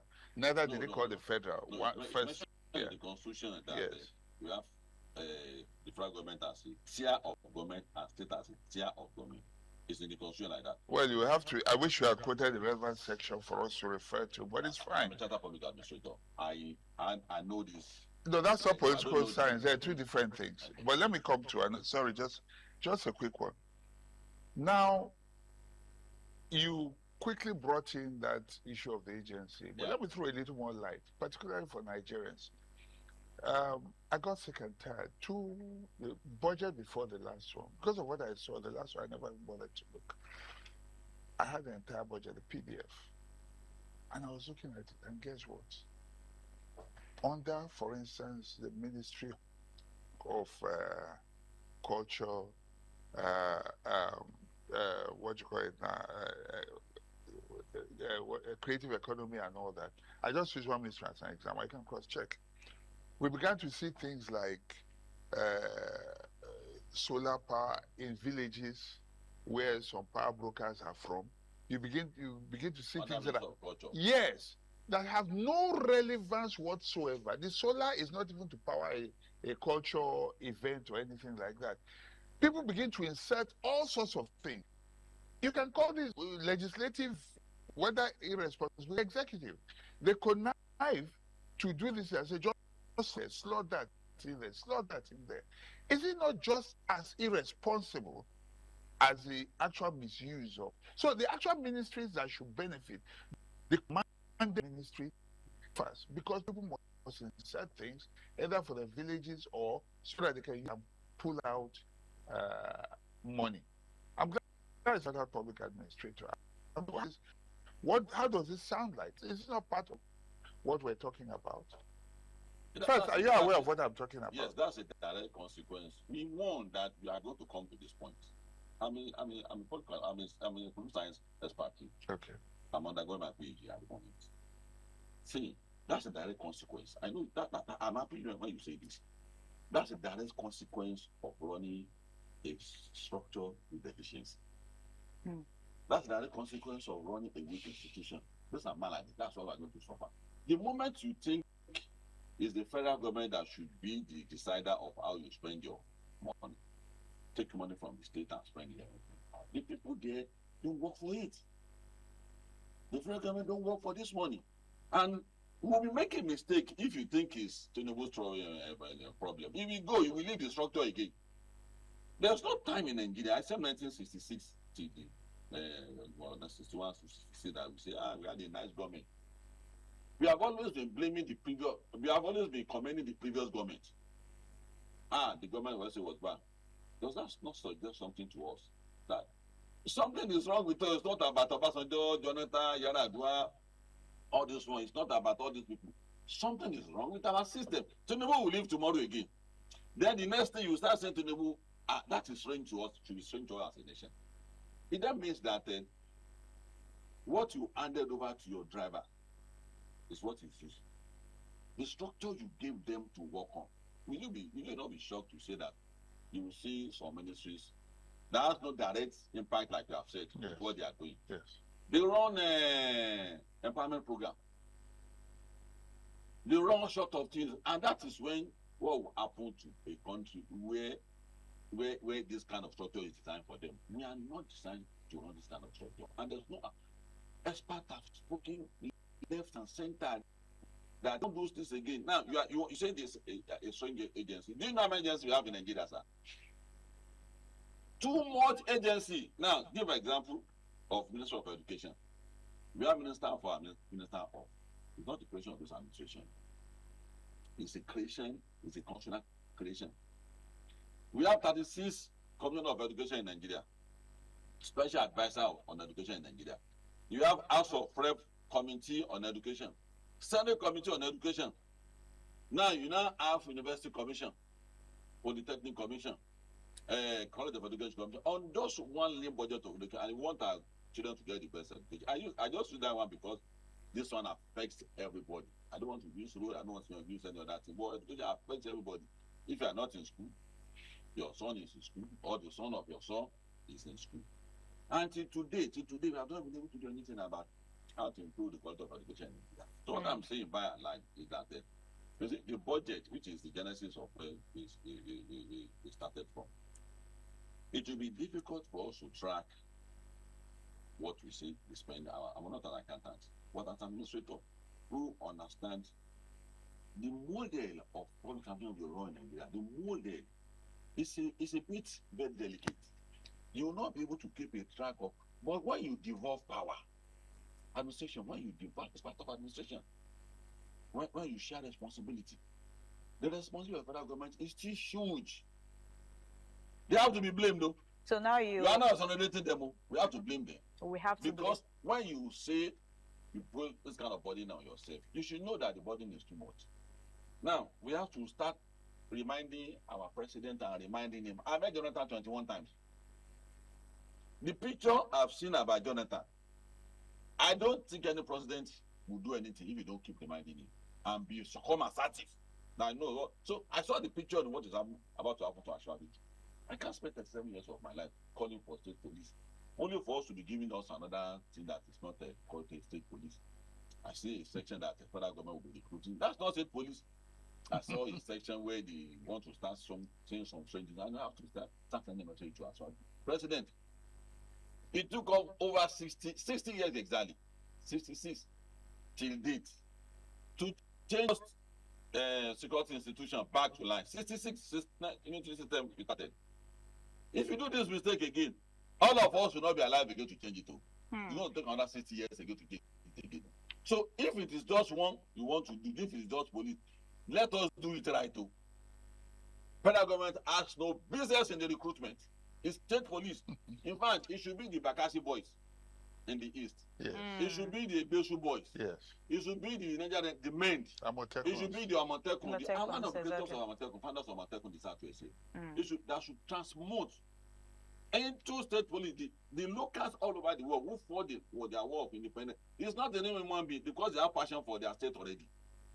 So we have to become assertive. So there's no. I know that what the IMF is saying by their nature, they don't want us to always having to come into them to still seek for issues. You see the way they relate with us, but that doesn't mean that we should not take them serious when they say anything. So now, doesn't mean we should not take them serious. And it doesn't mean that we don't want to start the federal government to also that. And they put your out in order. Whatever that is giving the people outside the impression that you are not doing it right, you have to do that. And as for we as Nigerians, let's become more investigative in what we do. So that very important. Whether we take side with the federal government or we take side with the army. Now you made mention of something earlier that the federal government, they need to be blamed for all those things, that they will not be able to track this stuff, you know, and now they've strongly denied the 8 trillion naira missing. And we saw that some opposition parties in person of Atiku and Obi has made mention that, I mean, the whole political shenanigans, that Tinubu must resign. According to a statement on X, it said, Obi said the funds, if properly utilized and accounted for, could have significantly improved public health care, education, job creation, and all of that. And he's calling for the president's resignation. At the same time, the government, just as the Minister of Finance came out to say that, oh, this is not true. You know, they denied strongly that it is not true. So do you see this thing? Do you see this whole, this thing happening? Do you see it affecting the, do you see the opposition party using it against the ruling, party, saying that, oh, according to what we just said, yes, against the forthcoming 2027 election? My blame for the government is different from both the Atiku and the blame of opposition. Opposition party, okay. The mess we find ourselves today is not what happened before. But the fact that the race towards the moving on from that structural imbalances is what I've been there for. The race, the state police, power sector, you have to give the governments a marching order. How can you have national grid collapse? It's only in Africa you hear that too. In the rest of the world, states generate power for themselves. That's the blame I have for them. But for using this political structure to get us to where we are today, I commend them. This structure is designed for not to work at all. How can you control resources of a nation? Federal government, you give state the money you have collected for them. You now distribute to even states who don't make any contribution. And you think that is inspiration for a nation to grow? Maybe for what do you mean by states who doesn't make contribution? There are some states who contribute nothing to zero to national cover. There are some states like that to be sent to the diluting. Even misappropriation, use money to buy pension, use it to buy eraser. You now use it to buy eraser. It's death sentence in China. In Nigeria, is misappropriation does it have offense? Does spending out of budgetary provision, does it have an offense? Then, have we been able, the army has been able to prove it to the point that, of course, there's no parliamentary approval for it? Because at times, when you say government has done something, by that time they offer their own explanation, you don't discover that they have not committed anything. And that's what I've seen in what has happened now. It's not possible to spend 8 trillion naira.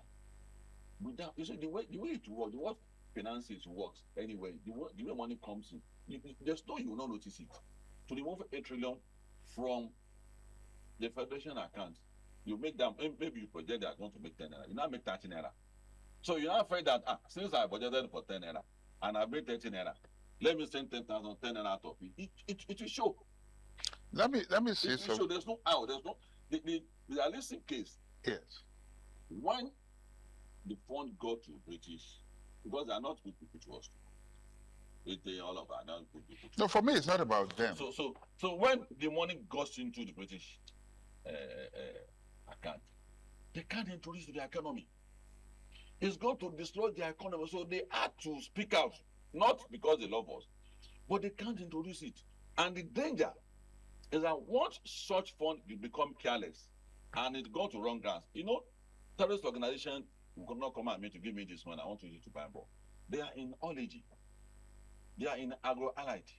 They are in telecoms. So if you mistakenly that money gets into the hand of pseudo organizations, platform, they will give you telecoms. But you are funding terrorism without knowing it. So, and that's why they have to speak out. Otherwise, before, they will keep quiet. Once it enters to the economy, we are spending in the economy. So they now know that there are multinational dimensions to terrorist funding. That was why they spoke out too. So on this note too. So which means, in a sense, directly or indirectly, you are admitting that there's money that is causing a disruption to their system. Yeah, to their system. Okay, yes, fine. Yes. So we have agreed on that. I want to say this to you. Again, I'm glad that we're talking to you because of your background. You can address some of these issues. I don't know if you worked with the public service before. I did. Okay, very good. You know what happens when there is budgetary allocation? Yeah. Then the next thing is whether there's allocation, but whether the money is released or not is it's another thing. And then towards the end of the year, suddenly there's a deluge of release. And then what happens? That I'm glad we're getting somewhere. So that money must not go back. Yes. So what happens? The politicians now begin approvals. Strange approvals. Don't you think that? And when these strange approvals come out, it's not for progress. It's not for development. In most cases. In most cases. And so what we talked about that Oyedele is denying now begins to happen. Do you not think that some of these things are deliberate? You remember the gentleman from, is it Abia State or is it Imo State? The senator. Yeah. Who challenged the then Minister for Finance. The minister could not present himself. He pushed his deputy. At the end of the day, he made her take the bullets for him. Yeah. You understand? They could not account. So when you see things like that, why is what IMF saying strange? Because it just shows us that, yes, it is possible. I'm just pointing out how possible it is for 8 trillion to actually develop legs and wings and go into strange places where it was never intended to. Because it is a sin, quote unquote, in public service or civil service for money that you receive for you to return it back to the coffers. Otherwise, next year, you will not get as much. Yeah, as much, yes. Yes. Address that, please. You see, it didn't come out, it's not different from what I've been saying, because our system is very porous. Okay. And as a nation, or as a people, that should be most of our concern. Well, why do we have a system where the federal government is currency control, immigration, security, sovereignty, very few things like that? You put so much in the hands of your father local government now, and you say you should be the one to be in control of the forest police. There's a drainage for federal government if you don't know. Drainage, cutter, where you park every day. Federal government drainage. Too much for federal government. Only federal government has about something percent of our state for control. To do what? So there's no how one and who is in control of all of this. All other people that to take out, there is appointees, they report to him. Would they even have to, do you have time to report to him all the time? So if you are looking at each government, we decimate our good guys. They go in and become bad people to us. Yeah, strong-handed, you go in there. We remember what we were calling about at that time. We were I led 13 protests against him with Osho Omole through joint action for Labour and Civil Society Coalition, LASCO. 13 protests, anytime increase fuel price. Protest. I was one of the organizers of Ojota Rally. Go and look at the picture. I was one bringing people onto the. All those boys on red, they are there. But you have not led any in this administration. You have not. Because that's what I'm saying. That as at that time, the reason for subsidy, Jonathan's government was not talking. It is these are thieves, so these are. But now we understand that money is going to private body. Oh, was that what Jonathan was trying to say? No, that was always in the public. They always knew. We always knew. So we always knew. We always knew. I never knew that okay, time. You never knew. I never knew that time. I led that protest. Yeah, but they said they are going to use it for development, and we never saw. Nobody has told us where subsidy money is going to. Exactly. Then we should be asking our governors. Have you led a protest who has got what governors have? No, our governors. The money is not spent by federal government alone. He take his own share and gave the remaining to them. No, but the federal government, you just said here, one man is controlling everything. Why have you not led the protest? For subsidy, I can't lead the protest. Why can't you lead the protest? The subsidy is supposed to have gone long before Jonathan. But each time, we try to do something. Some agencies like IMF, the opposition party, when we thought were speaking for us, we say, no, you can't remove subsidy.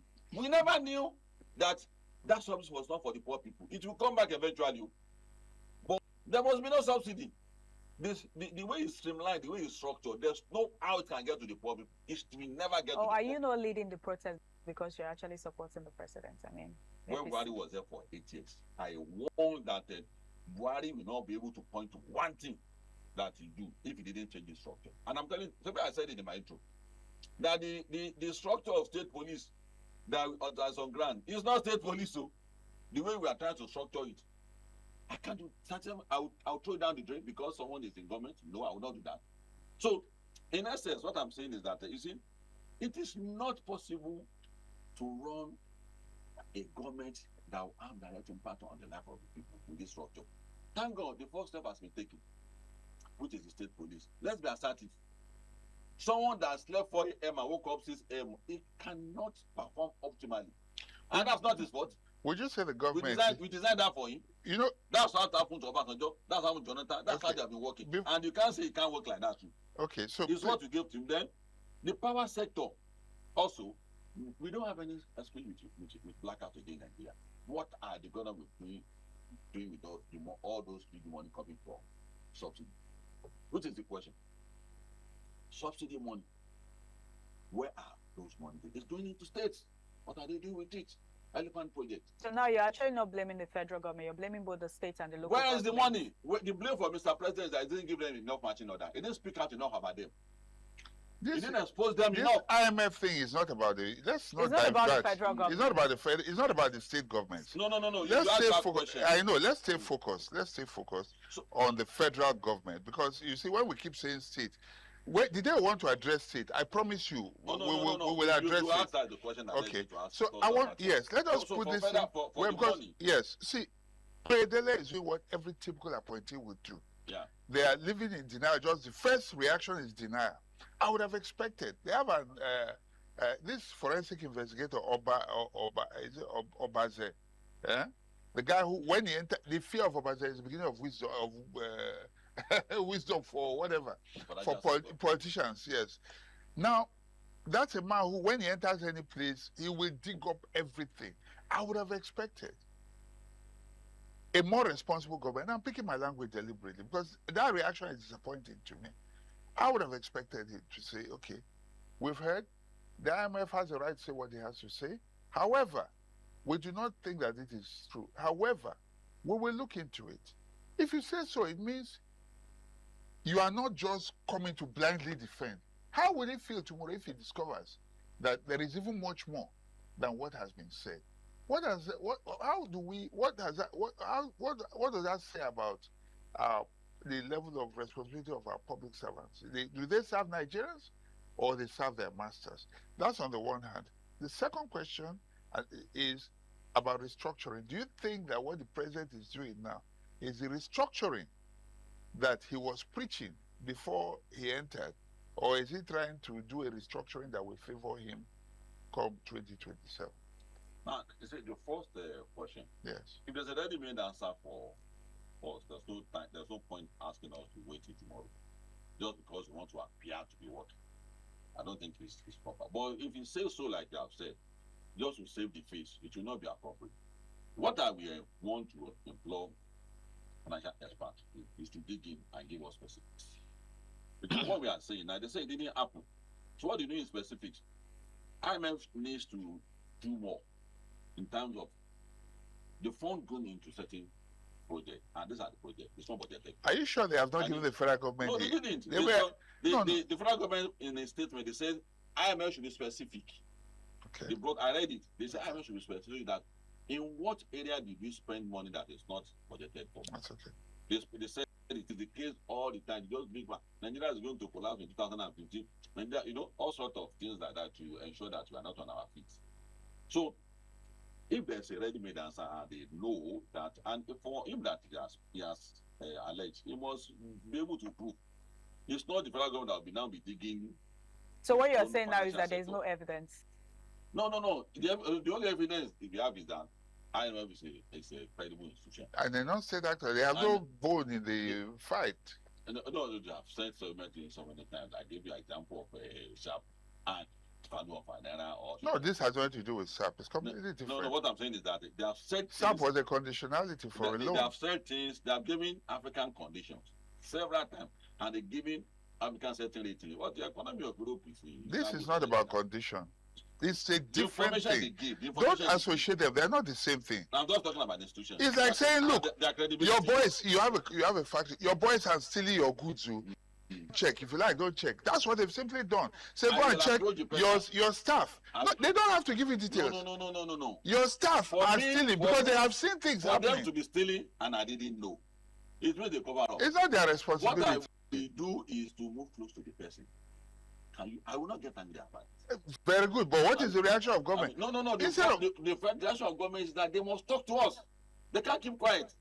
Is it lack of information or lack of response to issues like this? You don't think you should look inwards? It's even worse. You don't think you should look inwards? No, the man tells you your wife is philandering all over the place. So what you should do is get an investigator, watch her, I'm just using as an example. The person I will appeal to is the person as well.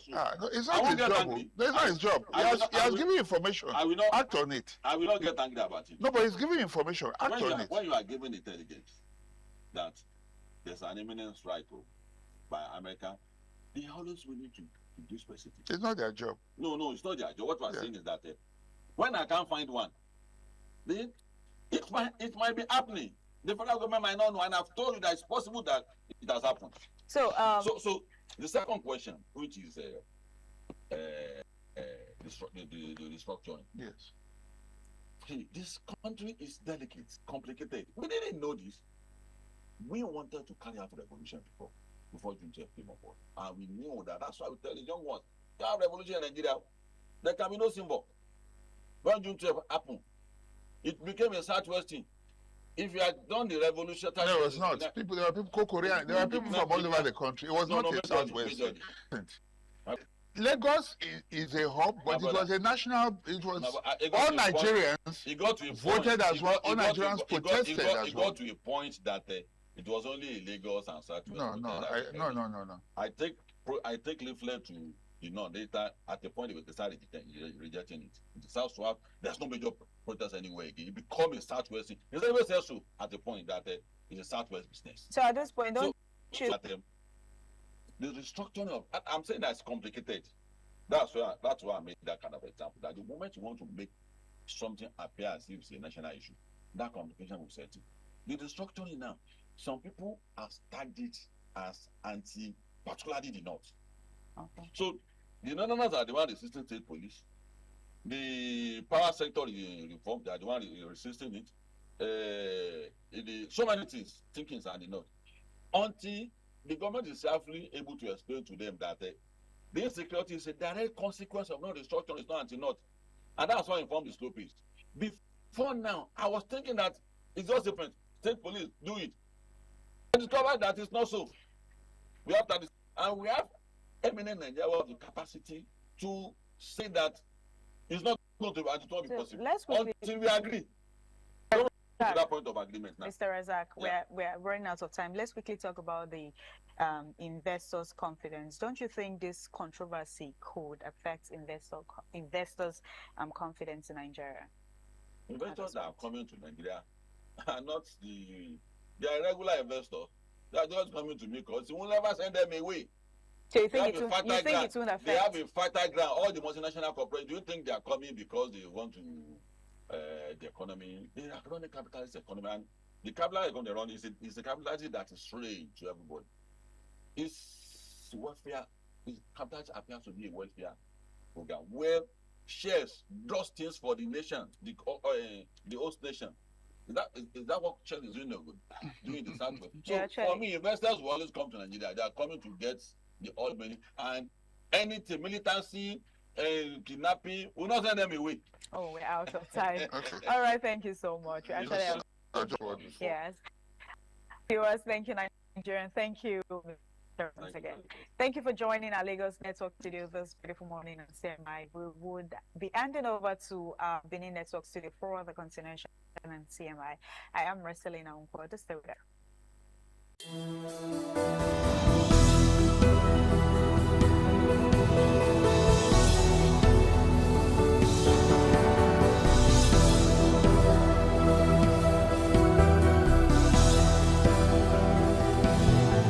Good morning. This is TMI Socials. I am Anwoluwakbo Stevens. Better still, call me a social media butterfly. Now, our video of the day is a video that went viral over the weekend. It's a video of a daredevil couple who climbed to the top of Empire State Building to do what? To make a proposal. Take a look at the moment. 5 feet in the air without a harness. The woman wears a tube top and a Catwoman mask. Her partner in crime dons a black mask and baseball cap. They unfurl a black flag with the words, "When down." After about 40 minutes, they packed up their flag and began climbing down the spire. But wait, is that knucklehead really getting down on bended knee? Yep, he's proposing. She definitely said yes, and after they made it back to the ground, they were taken into custody, hauled off to jail. Now, back to the ground, both are currently facing multiple charges after being taken into the hospital. But imagine doing all of that just to make a proposal. That's really wild. Anyway, our first video of the day would be a viral video from the week that was, where we saw President Bola Tinubu actually call his wife, Iyala Kara, at an event over the weekend. Take a look at that moment.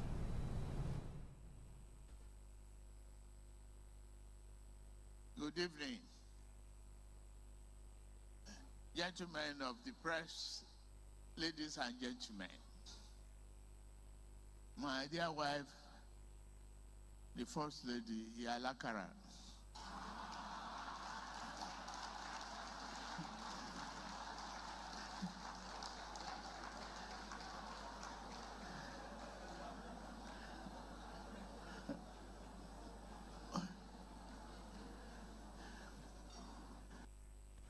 Well, remember that a couple of days ago, the First Lady of Nigeria advised the women to go sell akara, kuli and roasted corn, and that was the president there saying Iyala Kara, meaning mother of beans, or beans seller, as the case may be. But let's see how you took this online. We start off with this user who wrote, "In this situation of a so-called great country, we are making jokes instead of making the country better." Chukudi on X with that one. Another user wrote, "Iyala Kara, where are the Yorubas in the house to explain to us further?" Well, you heard it already. Now, still on this story, this user says, "You all see the implication now. Turning our predicament to jokes won't let these people take us seriously. It's not even funny, for real. They know that we are so quick to move on, and still we have the children in the bush." Oh, okay. Well, finally on this story, this user says, "Nothing annoys me more than that clap. They always clap." Like, what's with the clapping? But anyway, away from that,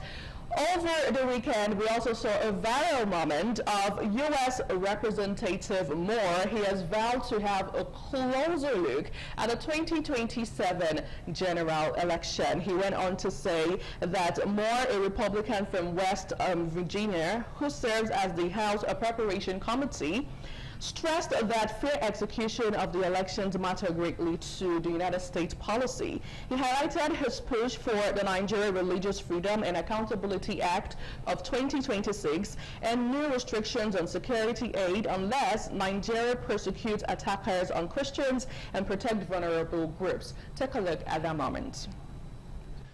As you may be aware, the elections are upcoming next year in Nigeria, 2027. I'm aware. And there's, even domestically, there's been a lot of questions about how our elections are run in the process. And speaking with Nigeria specifically, do you feel there's anything more that, obviously you have your bill here, is there anything more that the United States can be doing in support, either politically or other ways, that really allow for a fair and free election over there, as opposed to just a formality, and that really speaks hope into the millions of Nigerians that see some of the corruption on a daily basis that you've witnessed firsthand? Yeah, what I'd say is that we're certainly going to be watching these results and how these elections unfold and how they're executed. And that's something that myself and the administration are going to be paying very close attention to. You are partnering with Congressman Smith on some bills that are being presented on the floor coming up here.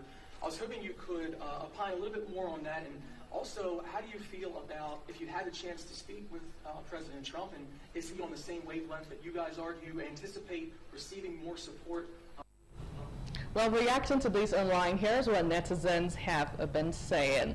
This user wrote on Instagram, "They always say this every election year." Okay, well, we'll see how this goes this time. This one wrote, "Are we not a sovereign nation anymore? Why should the U.S. monitor our affairs?" Interesting. Well, still in this bit, this user says, "As per what?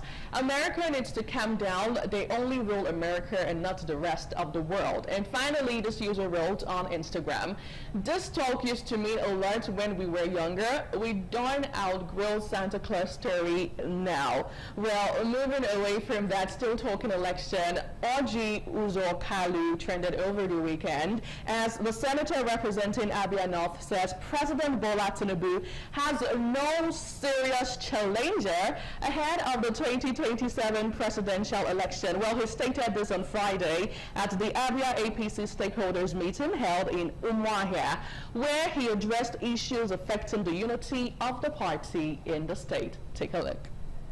Let me tell you people the good news. The good news is that we are not going back. We are moving forward. That is the good news this afternoon. The good news is that we are going to win election comfortably. President Tinubu has no competition. He has no rival. The opposition is a tatters, absolutely tatters. Quote me. I'm a political scientist and I know what I'm talking about. I'm not a politician. I'm an entrepreneur. I can tell you, I have checked it inside my room. I have checked it inside my sitting room. I have checked it inside library. I have not seen any challenge. Maybe if Orji Uzor Kalu is running in ACC, I could have been a challenge to President Tinubu. But today, there's no challenge. Because you don't need to use only Southeast or somewhere else to challenge for President of Nigeria. It's not possible. It's not possible. Well, do you agree with him? Let's find out. With this user who says on X, "You know this country so well and you have not done anything for the country. Stop lying to us." Okay, another user wrote, "You couldn't even get Senate president, yet you are campaigning for someone that doesn't even rate you." Ouch. Cyril on X, this user wrote, "Panic stations everywhere, whipping up emotional sentiment. If the Tinubu administration had done the needful, all this blackmail will be unnecessary." Now, this user wrote, "Let's try free and transparent election, please. I want to check something." And finally, this user says on Instagram, "Frankly, he is telling the truth. disorganized and greedy. They only want to defeat Tinubu is for them to form, or the only way to defeat Tinubu is for them to form a genuine coalition, but greed prevents them from doing so. Now, hashtag the IMF trended over the weekend, and here is why. Well, the federal government has come out to dismiss claims that it spent over 8 trillion naira outside the approved budget, describing the allegation as false and a misrepresentation of the 2026 Article 4 consultation report by the International Monetary Fund.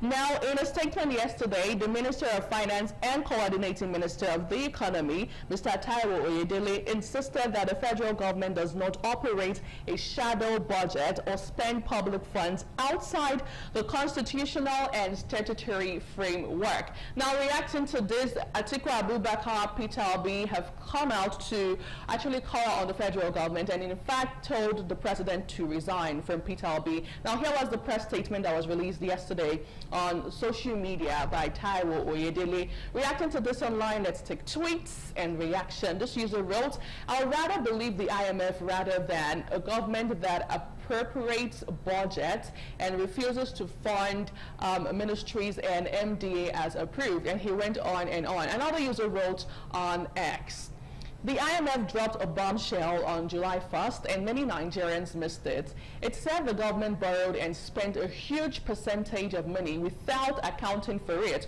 through the budget. That means off the book. Lagos Alpha Beta style," whatever that means. Now, moving away from that, I saw a video that caught my attention over the weekend as the Director General of the World Trade Organization, Ngozi Okonjo-Iweala, shows off her energetic dance move at the open day right there in Geneva. Take a look.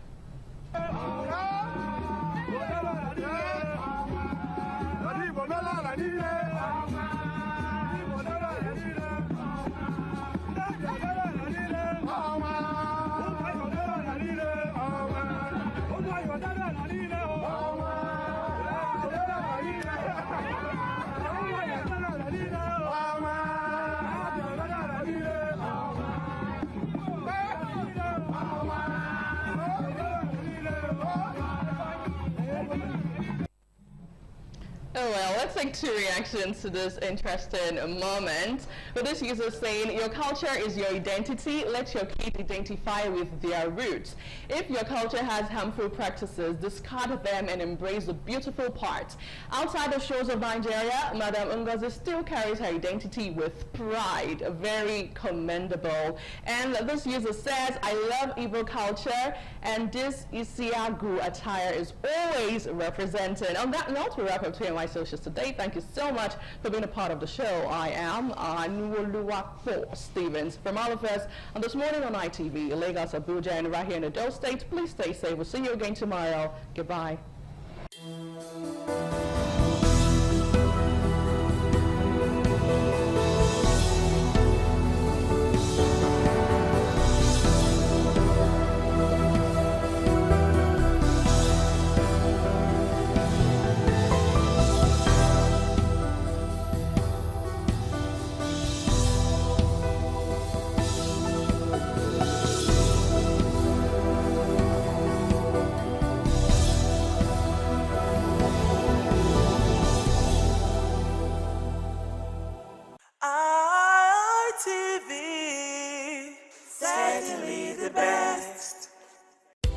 The threat of global warming is real. You have seen the destruction of lives and property as a result of incessant flooding. Make the environment a conducive place for all to live in. Stop polluting the environment. Protect the environment today. This message is brought to you courtesy Independent Television and Radio.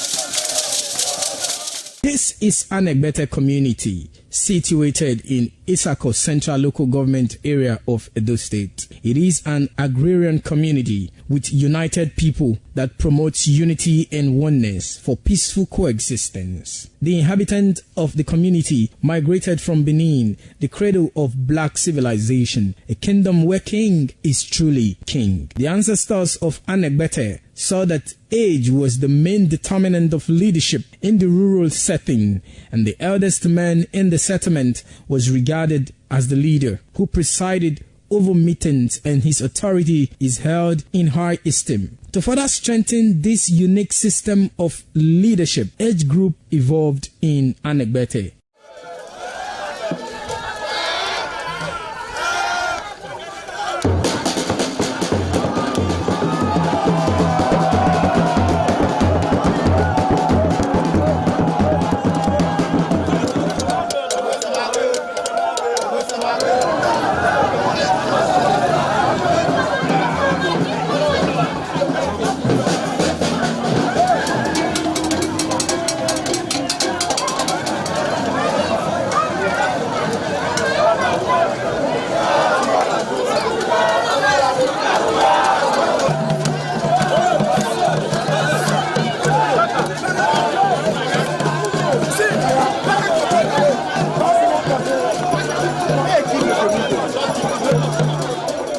In Anegbete, age group is categorized into two, that is, the common and the noble. Anegbete is rich in cultural heritage, as the community at noon saw the commitment of the festival with the first set rolled out in beauty colors to showcase their might and strength, indicating their feet and ready for the responsibilities behold on them. The streets in the community with a feed up of young men and women adorned with the festival. Later, the royal family takes the stage as their children fight out royally and work in the community to showcase their might and fitness.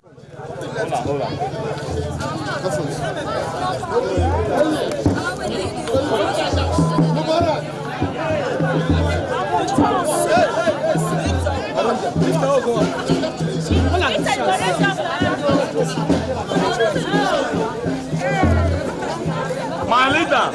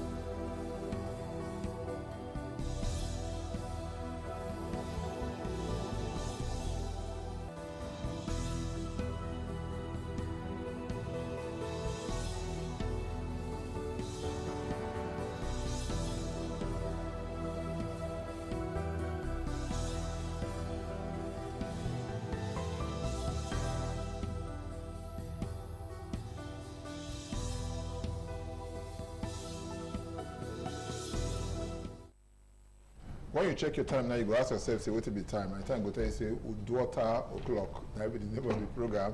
Uduota, the heart of the matter. I talk before I go to talk again. That man talk and say, if no matter how ant small reach, if you open am, take time to open the ant, you go see the heart of the ant. No matter when we say concern us, now we want to look today for our program, when we say we call the heart of the matter or Uduota. My name is now Thomas Sado. I say welcome to the program. One thing when we say they help us for our streets, them, our roads, them, for any country, anywhere in the world. Now be the one we say concern people. They will say they help us, they control traffic. They make sure say everything when we say they for start traffic, you work out wherever. But we come they ask ourselves, so how this thing they happen for Edo State? Because the one we get for Edo State, that be the Edo State Traffic Management Agency, when we say we know as ESMA. So this matter now we want to look today. And the only person when we say go answer us questions, the when we say concern ESMA, now be the managing director of the place himself, when we say they call Honorable Stainless Ijegede. Welcome to the program. Thank you very much. My people, I salute you. I greet you now well done. Okay, and we salute you too when we say you come. Thank you very much. Make our first start like this. How the work they go when we say concern this traffic control and management for Edo State? It will go fine by God's grace. You know, we have to manage the people, we have to manage the traffic system. You know, traffic is on its own, seen as a non-entity. But people who direct, people, for example, drivers, those ones, they are human beings. So we have to manage the drivers, we have to manage the vehicles themselves that are even, when we say they're not be human beings, and we have to manage the environment. Okay. Now, so the work just be. But it be like say they only see many of them for town again as we see them before. Because yes, so many people don't come up for the system, they don't do replacements, or don't travel abroad. Maybe one or two don't get reason to leave the system. Because no matter what, the work when they do now government give you work when they do. Government filter say, okay, this one they do, so you don't do it, you can't do another bigger one. You know, understand? That means you go still leave this work when we say they do be that for somebody else. So if they get reason why they say they come out. But we can say the number of people what they see as expert policemen, then we call them now, open with the police now. So we know they see them as much as before for different streets. What thing they happen? Okay, now true you talk. When Governor Okpebholo resume work, and when we start work, we see say the number when it day, it not be like the number when it day before, the time when they start. And for any system in employment cycle, so many things now they bring down manpower. Either people resign, people don't retire, people die.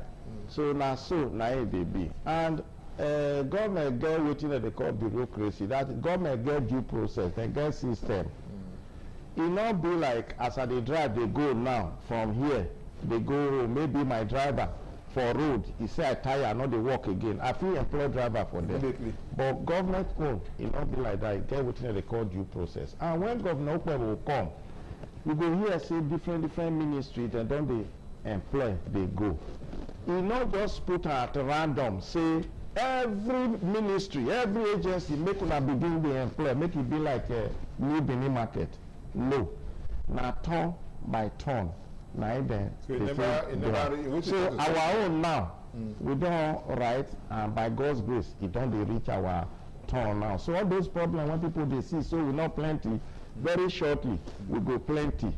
And make people that time when we don't full road, make people not come to talk say we don't too much. Although now so we go do them. Make we feel service everywhere. So it go reach the time when we go come plenty again, even more than before when we start. Now that system now we won't do. Now so we won't employ. Because the other thing they take time now. So when we say you don't come now, you don't do that for so many months now.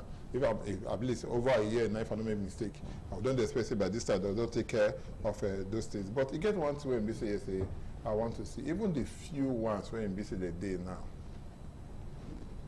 It get them difficult to do the job. Vehicles when we say the day, we need to see vehicles again. Number one. Number two, the ones when visit the day, so sometimes if I use the run follow that vehicle, maybe I feel run past the vehicle and all of that. So I come to ask myself, waiting they happen. And besides, when I come in office the other day, I say some of the motorcycles they won't be someone get plenty. The day for back, they won't be they work again. Why they can't be like that now? Those those motorcycles, when you see so, none of them they even walk when we come. So those ones when you see so, they walk now. Now we repair them when they come they walk so. Okay. And motorcycle, when traffic officers they use, it not be like the ordinary motorcycle for street. It should be in form of power bike. Right. So not be the ordinary motorcycle.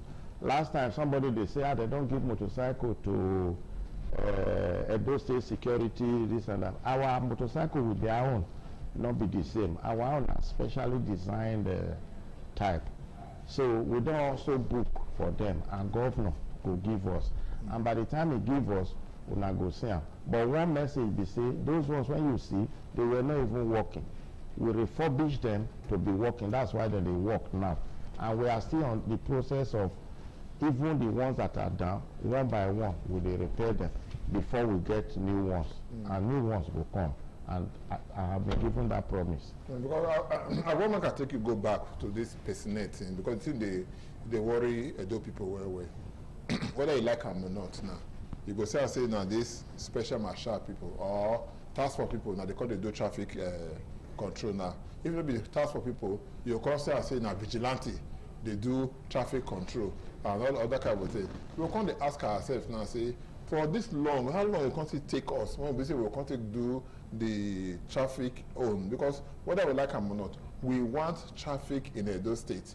And I make them put you there to make sure say traffic in Edo State, it work out well, it is smooth, till the work out well. If like say you forget to remind governor, say you write one letter to the right and when we say you go take care of. That is not true. It may be, if it be true, say they see security outfit and they see task force for different places. And they think the mistakes say maybe na traffic work na then they do. Apart from ESMA, you don't get any other person or any other body when the law give power to do traffic job. So not be traffic. So what can they do? What can they do to remove them off our street? Not be traffic job, not be that they do. There's what they call division of labor. For example, recently you saw, you will see MOT, Ministry of Transportation, then get task force. You get one other task force, security task force. You get so many of them. Then local government, they still get their job, e.g. park issue. So when people see them, they enforce park issue. That is to say that they tell vehicles, say, no carry passenger for here, go to the central park. People, they mistake them, say that they do traffic job. That will not be traffic job. If you say, why we go stop them or remove them for road, there is division of labor, as I said. And if you look, for government, there are three arms of government,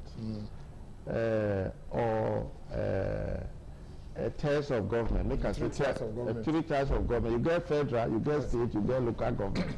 Local government get their duties. State get their duties. Federal get their duties. All those duties like tenement rates, park issue, task issue, that's not their job. If they call road, can they do that one? You know me say that they do traffic job. So when I see them for road, not be traffic job that they do.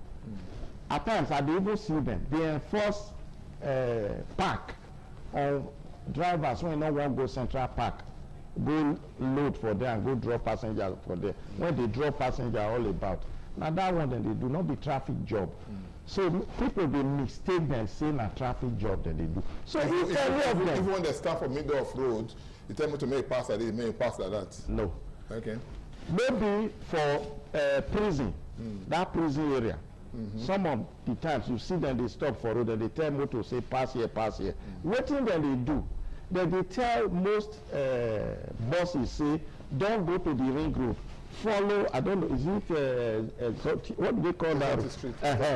Follow them, go Central Park. Now then they tell them, when they see that they direct vehicles, not the traffic job that they do.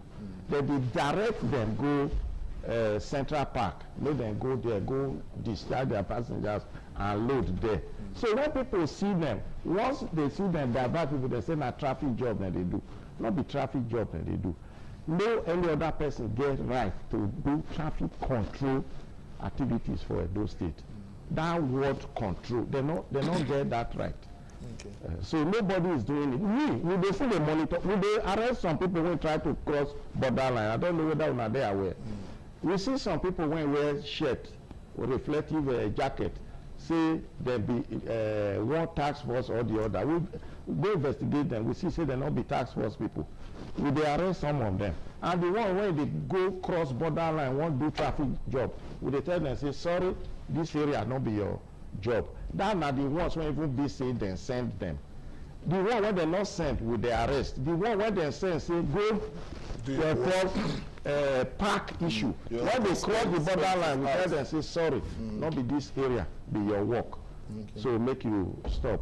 If you even look, you there where say get some task force where be like say government stop for the time before it's simply. Now reasons make all those things they happen when they hear them.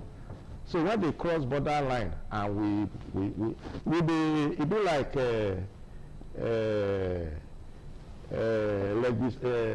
legislators, executive, and judiciary, the way that they take check each other. That's a different arm from government now. The way that they take check, the check and balances for people when they do government and they read book. Now so we see they do check and balances. When you cross your borderline, we go say no. Now here, now your boundary reach. But when people see them, that they think say, nah, ESMA job now that they do. You get the job when they do. Some of them they collect. I dey see some people they collect whether na daily ticket or something. These drivers, you know, they are supposed to pay some rates to local government. You are aware of that through park and all that. So if local government comes out to ask them, come and pay your park levy and all that, you go see them. They talk to drivers, they get confrontation with drivers. That is not to say that na traffic work that they do. No. So we have transport and transportation. We have traffic. We have local government. So we do our job separately. Okay. At a point, everybody get the work when we say they do, like you said. Now I make a like say you now say those guys when we say they for around that Cancer Play Road by prison yard there for near almost opposite the hospital. They direct people there. They pass the side, go Central Park. People know they like to go Central Park again now. And they tell you now, because when they go to Central Park, they only load more than once or twice for the whole day. But for Ring Road now, they load vehicles for that place. The whole place is there. And I believe say your agency supposed to go there, drive the come out, say, do not park indiscriminately here, number one. And secondly, you know who's supposed to park, so they go, they carry vehicles, they carry passengers there. If they go back, if they come, when they come just now, I should say you go past Ring Road, you go agree with me, say that place, they chaotic. You don't understand? And if they go now, you go past there. And that Ring Road might be one of the best in Africa. That Ring Road, NBC did that. But the way NBC they come, they allow these people come, they drive motor for there, and they pick passengers for there now. They come like say ESMA, now don't give them some kind of license to they carry passengers for inside Ring Road there. Why they want so NBC now they force them, they go inside park and don't they see passengers to carry? That will not be true. What I say not be true, be say then give them license to load for Ring Road. Nobody gives them license. Anybody when you see when they load for Ring Road, will they arrest them? Will they apprehend them? Will they carry them and go our headquarters? That's why some of them you go see say at times you go be like say that they fight with ESMA. Maybe you go see some places you don't even see video. It be like say ESMA and drivers they fight. Now enforcement, now they cause that one. For Ring Road now you go say, come out here, not load for here. Because they know say ESMA know they carry gun, they know they fear ESMA. By the time we want say you must come out here, some of the time their union go come, their supporters go come. You go see something where it be like fight. But when they start to fight us, when we dey defend ourselves, now people they say ESMA they fight, they go do video. Not be say that now you they say why we not they arrest them? We they arrest them. If they even resort to fight at times, and when the fight start, social media practitioners and some of the media houses now they go call they back them up. Say ESMA they fight them. Now enforcement when they talk so, now will be one do, then we convert them to fight. So we are doing enforcement and they fight us. That one take me back to one video when we say they trained. Yes. When we talk about social media, we see for the this thing now, when we see some ESMA boys on uniform, you don't understand, on uniform, they okay, man don't say I see them in the fight, but I see them say they drag. They will accuse one of your people of biting a driver for back. And you see, this is the guy showing for the video. If you look that video, you will see say now the complaint you see not be the fight. Okay. I watched that video from the beginning to the end. Even you went up and so watch the video from beginning to the end, whether you go see fight. Now the complaint now you see for there. Now the say person complain say they fight, and if you look, now ESMA officer, now they even beg the man when pull shirt say, I beg make you go your motor, make you go. He said they bite him, they fight and they do. Up to today, you see where they fight. Person, then they fight, you know do recording. They fight finish, they do record, say they fight me. And you know say full everywhere. And at the scene, then still they. You now, did you see the fight? You yourself when you ask me the question. You see the video, did you see the fight?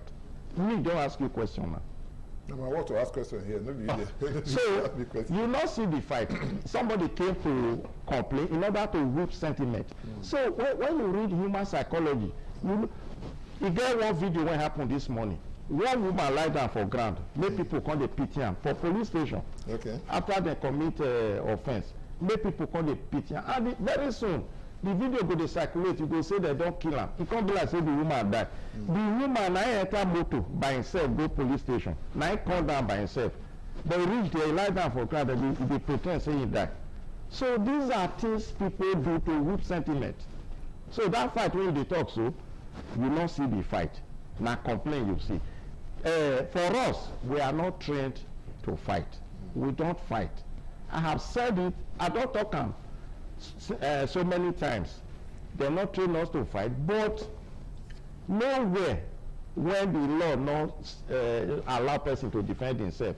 You know, if you put your eye down, the person can't put iron, make you get one eye. So you will remove the iron, say, not put iron. For now be self-defense. And for law, self-defense, not even defense for law. Say, now because of self-defense, make you not kill me. Now make me do like this. Now make me do like this. Even for law, self-defense, now defense itself for law. Okay. So we must defend ourselves, but we not dey fight. Okay. If they attack us, we go defend ourselves. Okay. Make I take you go back to some of the things that when this one take the walk. Because I thought you talk about the bike that time, you don't explain the bike own and the rest of that. In the course of our talk at that time, I put man for the vehicles, the one this one they use. And every time I say the vehicle they're so bad that maybe if I run, well, I feel take let it run past the vehicle. And the number, they never go for road again. Because I remember that time they say former government or previous governments, they went to say the day before the buy vehicles given now without agency. They're plenty small. We don't see any of them. And the only one or two when we say we they see now, even their states, maybe the one we say, yes, say you go clap hands for say good. You are right that our vehicles are old. It be like now we even take start. You can't say our vehicle, if they run, you go feel overtake them. Remember, say we're not supposed to pursue anybody with vehicle. So not be run. That's the block road. And they come. Not be run. Not be will they take the vehicle they run. We not be take and do race. They not be racing car. So not the vehicle when they run, will they find. Vehicle when they move, they doing work, now will they find. Now you say will they take the vehicle block road. We know they actually block road. When will they do enforcement? Maybe one vehicle you don't commit offense. Then they do every traffic offense now quasi criminal offense. That one a big grammar. Traffic offense now small offense against government and the people. But if it lead to death. But you not reach. If it lead to death. And they come there. You not reach the one where person carry gun they kill people. But some of them, na serious offense, like if they take motor kill somebody now. So such person, you go dey desperate to arrest a criminal. So now at times you see say be like say them block road. Everybody they do one. Now crime fighting. You know, now offender, you want to arrest offender. There are processes for you to be able to, otherwise people go they commit offense they run. So you must devise a means to apprehend an offender. That is one of the means to apprehend an offender, but it's done with caution and with that they do it, that they take care, they do it, and that they remember safety for mind, human feeling, and that they do sympathy for inside, and that they use sense for inside. That is why, you know, they hear of a head-on collision, say motor face to face and jam each other and all that. But some of them, when you now stop them, say stop, they will take motor, they harass you. When you now see all these things, make you now see the help us, they report them, because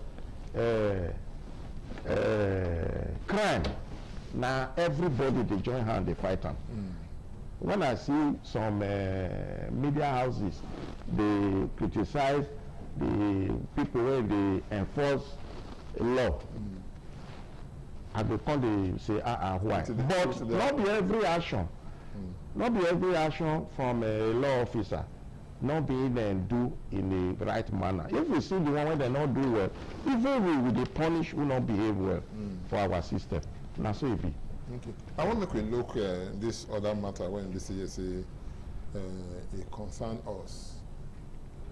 Before today, talk and say driver when they say you know drive well, or you know do something well. I know be your matter for here. I'm sure the last time say if they catch them, if they drive against traffic, especially traffic, they go carry and go psychiatric hospital. Yes. When they go do what they call psychiatric evaluation, when they go test the brain, whether the brain correct. Maybe now it's supposed to be 2, can't go be 4, it's supposed to be 8, can't go be 9, and all of that. How many people are done arrest when they don't carry go to psychiatric hospital? Since when you say you assume office, or not don't show that idea. What we they do mostly, na training. We get our training center. When you know say na law, na set up our agency. And the law when set up our agency, na Nigeria Constitution and Charter on Human Rights, na senior the law when he set up ESMA. So the law when set up ESMA, anything when be say it did inside that law, when you know say if you do them, you know go come agree with the senior law where they feel call grant norm, what they feel call the constitution senior law book. So anything when you did the law when you set up ESMA, when you not agree with that senior law, it means say that thing for inside law when set up ESMA, it not get meaning. Now you go call is inconsistent. But that's inconsistency. Such section is null and void to the extent of such inconsistency. Okay. Make I bring it down. See, any such thing, when they inside the law, when you not agree with the senior law, now they say it not get meaning, it not go fit to work. So this psychiatric stuff you they talk so. For our constitution too, we get human right. Where we say there are certain things when if person not volunteer himself, make them do them. Or if na small pikin, in parent or parent applicant, that is parent or the person where they under. You know science say, oh yeah, make una do this thing. You get what you know go fit do on human being. When you do them, you go infringe on the person's fundamental human right. And court go come in, civil rights body go come in, human rights body go come in. Me, as person who know all these things, you get things when I go fit do, when I go bring law case to this government when not go bring law case to ESMA. So that is, now they are different from so many people because I know both sides. Me, I know both sides. So the thing when law go fit back me up to do, now they do. Training, we dey train them for our yard. Now they go pay money for training. Okay. So we not go give them their motor. They do that training, they pay for training, pay for certificate. That's an academy when we say they there. Yes, the training academy. But the thing when I go do, when you come bring lawsuit against the government, recently somebody sue us. He sue ESMA, he sue me join in my personal name. He sue government, he sue Governor Modepere join in his personal name. Sue Attorney General. Those are not things, those will not be waiting person supposed to they see. But when you know say you do on your right, you go say yes, governor, even though they do, I do the right thing. I go fit defend this one for court. Not the way you go do waiting, you not go fit defend for court, you go bring the name of the governor and the government come take take potopoto still am. Me, I not go do such thing. So the one when I know say if I do and the law go back me up if I go court, now that one they do. This one when you talk so, I still they do proper research. I go look, I dey check cases. Previous cases where court don't decide, how they decide them. If I do this one, they go court. Where if they follow precedent, will I win or I will not win? So those are the things when they do. When this is certain things, waiting I know. Some persons when no I go say, why not do this, why not do that? They know they just carry to do that. That is why, you know, they eat raw yam. You must cook them. Show me one person who don't chop raw yam. Now I get the yam, make it eat and raw. So, you know they chop raw yam, you must cook them. So now, so I do my work. Okay, this academy when they talk, so this training or driving academy when we say I guess so. Now to make money, I mean, and to correct this thing because you talk and I say when I go train them, and I carry them, go there, go train them. When I train them finish, they will come pay money. They will come to give the certificate. That money, this ESMA now, internal generated body now be, now revenue generating body now be say it be. ESMA itself is not solely created for the main purpose of generating revenue for government. Not be making raise money for government, not being made them form ESMA. Okay. Now to correct the society, make life better. They collect money from the half and they come now. Now to regulate the society, make it better, now make them set them up. That training. If that training when they do free, will they train drivers free? Will they train so many companies, their drivers free? If not to generate money, now make them set up ESMA. We've not go train person how go take drive when not go commit offense, so that he not go pay money. We for the train them to commit offense, maybe they collect money. Okay. To show say not be to collect money, now they set that training center up, train people so that they not go they commit offense. So now to train people, but part of the training now punishment to offender. Okay. Now where become punishment to offender, say certain things when you don't know you must know, and when you're supposed to know free, they give you time to know and free. You not do know and you go now pay to know. Now there, now money they come in. For example, abroad, you so many countries, you not go free obtain driving license if you not go classroom, go take training. How many people they go classroom to obtain license for Nigeria? So some persons, when they get license, you don't even go anywhere. So that is why such person, when they challenge their license, say, we don't discover, say, you don't even go training before you get license. That training will come go on now. So the person will go training, go pay for the training. So now so it be. But if as you do so, you won't come train your people, you will come to us. We go look at the cost of the training. We'll tell you, say, this is not the cost. Okay. This now waiting government go waive. Okay. This now waiting government not the waive. No, so it's not for revenue generation. Okay, no, and people ask the word the program is what they call daughter, the heart of the matter. I will do with the managing director for Edo State Traffic Management Agency, which they call ESMA. Oga Stainless Ijegede. We will come back after we take this small break because that time we go open lines for us. We're gonna call into the program and we're gonna ask some questions there. How it be for mind. Stay with us, no go anywhere.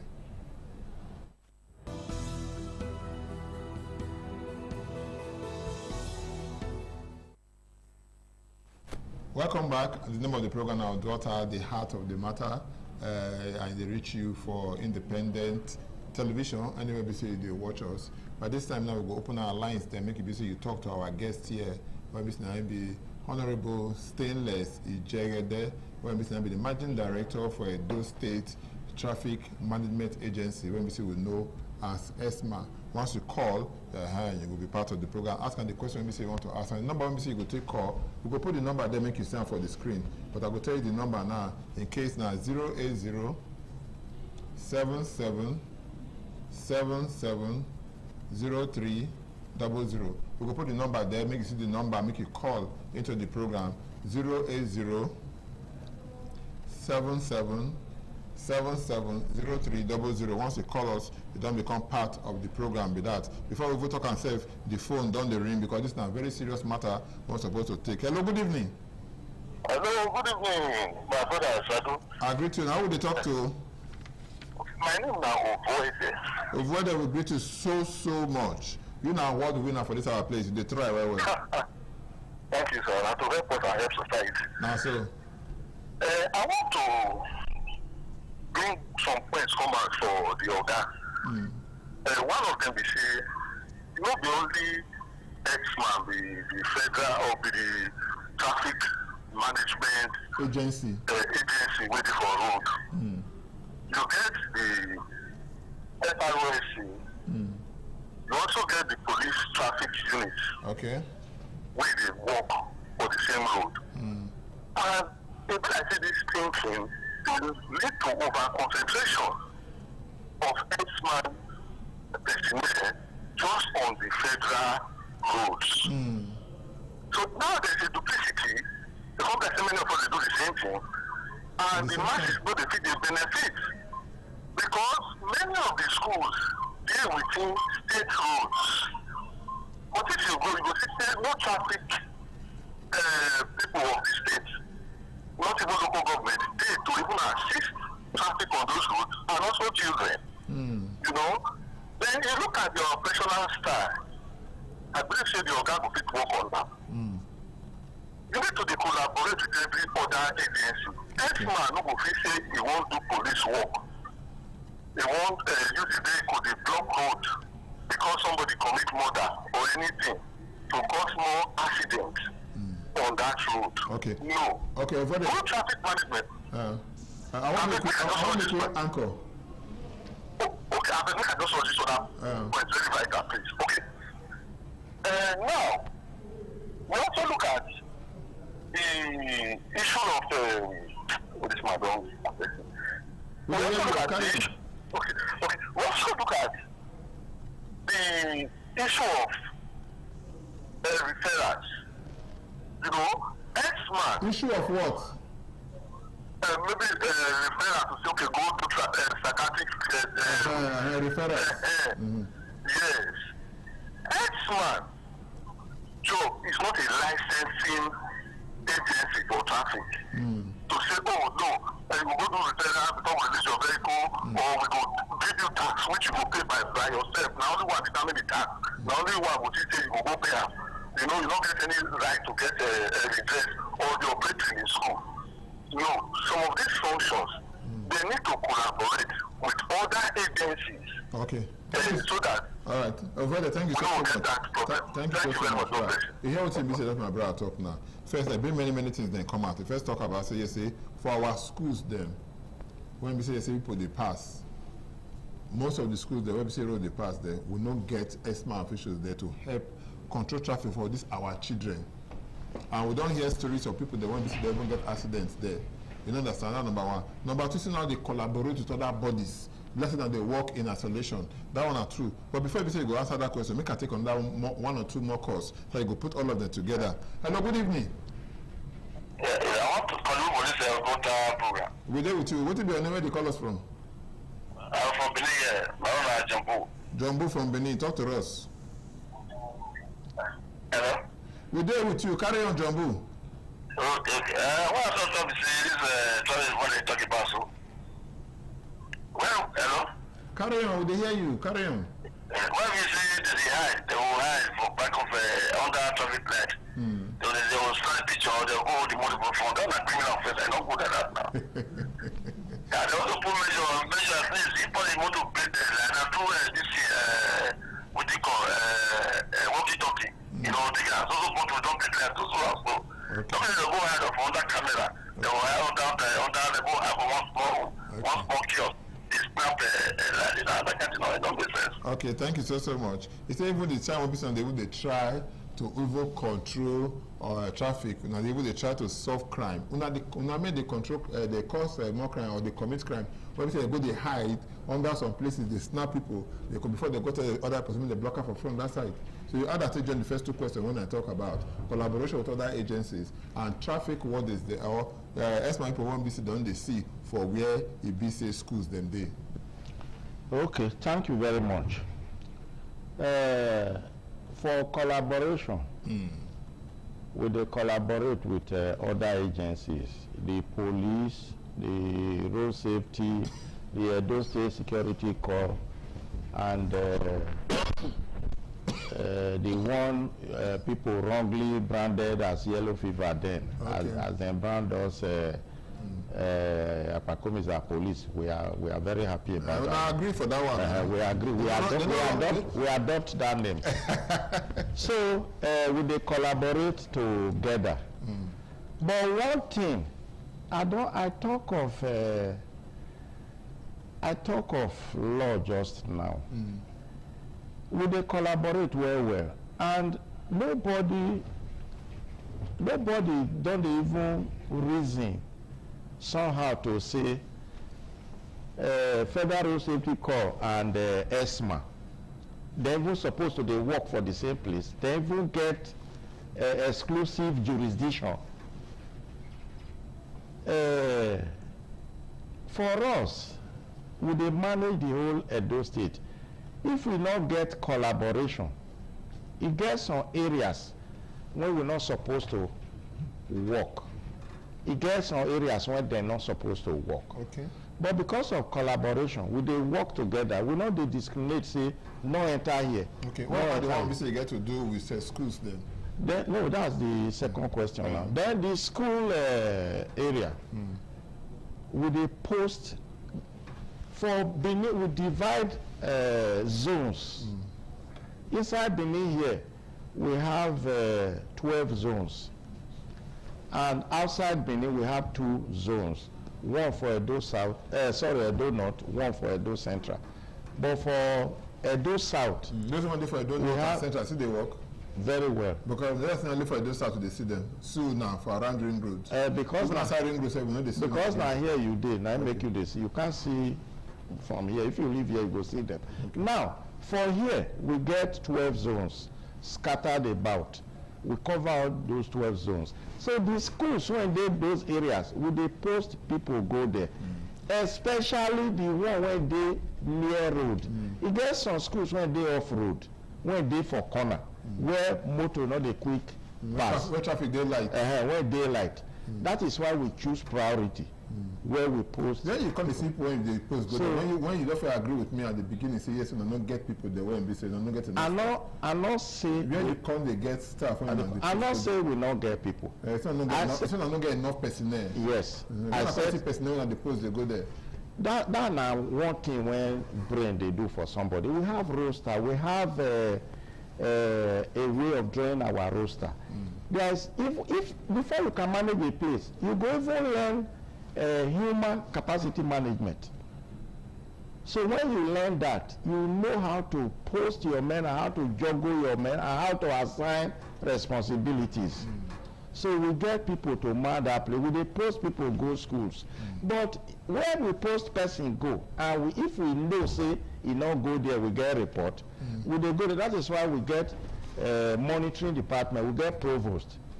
They drive around to go see whether each person they in their duty posts. Their duty post. If we catch person when not their duty post, we they punish. Okay.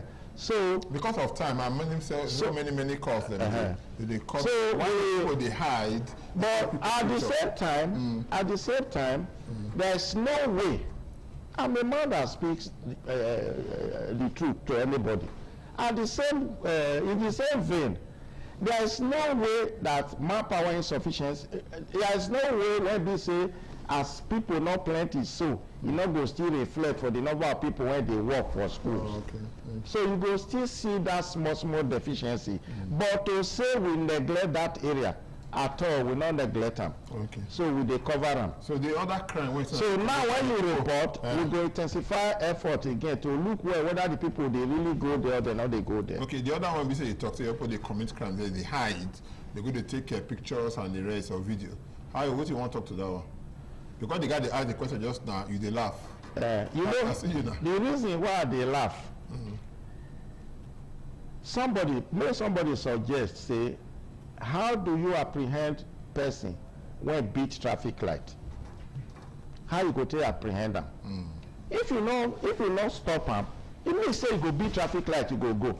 But one thing when we not they take seriously for traffic light, if you see accident when it happen because people not obey traffic light, you go. In fact, you go even pull your shirt, fight some traffic light when they talk. So how many of them they work for Biden? Most of them they work for Biden. We will come to that now. Let us address. I will address them together. So for traffic light, what do they talk now? Be say make them not enforce law of traffic light. I hear you very well. Now the answer. So just give me time. Okay. You say that they hide. Normally, traffic light now to take the physical work of human being when go stand for road. Yeah. If traffic light they work, somebody still stand for road, go they take how they direct, you go confuse person because person not go know who you go obey. But that is the happen for first junction now. And they see traffic light they work there, for first junction for Akbaba. Traffic light they work there, your men go still there. You know what? We dey jump from one question to the other now. What thing they see? The traffic light, it show red, it show blue, it show green, it show yellow. Now that one that they see. When you see that, you go say traffic light they work. We they see beyond that. If they get some traffic light, when it pass one side 3 times, it never pass one side. Okay. For traffic light, it get what they call synchronization. You know.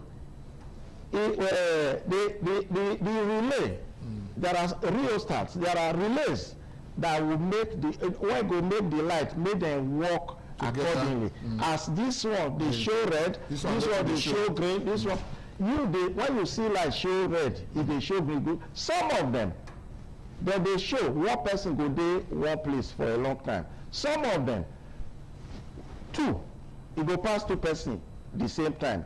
That now when you get fault. If we identify that fault, we go now come road. Okay. Our physical presence will override the traffic light. Okay, so we to talk now. We don't get enough of this traffic light when they walk now. And the ones when we say they walk, they don't they synchronize with themselves. So you just bless them they walk. I did take note. Nothing when not they get problem. Okay. When we identify that, because of our training, now we define identify something. When we identify something, we go call road until when effect repair. Not be say if we go bad, they repair them. But one unfortunate thing is not the ESMA get hand for traffic light. I don't talk this one before. Not the ESMA get hand for traffic light. The public not know that one. Government never pull her out for the hand of people where they in charge of traffic light, give ESMA. Okay, somebody like, hello, good evening. Hello? Hello? I will have to get issue with that one. Hello? Okay, maybe when we see until that person call, the issue of say them dey for corner. Now, when you want to, why you dey, for now, we don't install camera. Okay, if I say person don't call back. Hello, good evening. Hello, good evening. My name is OJ. Okay, OJ, how you doing?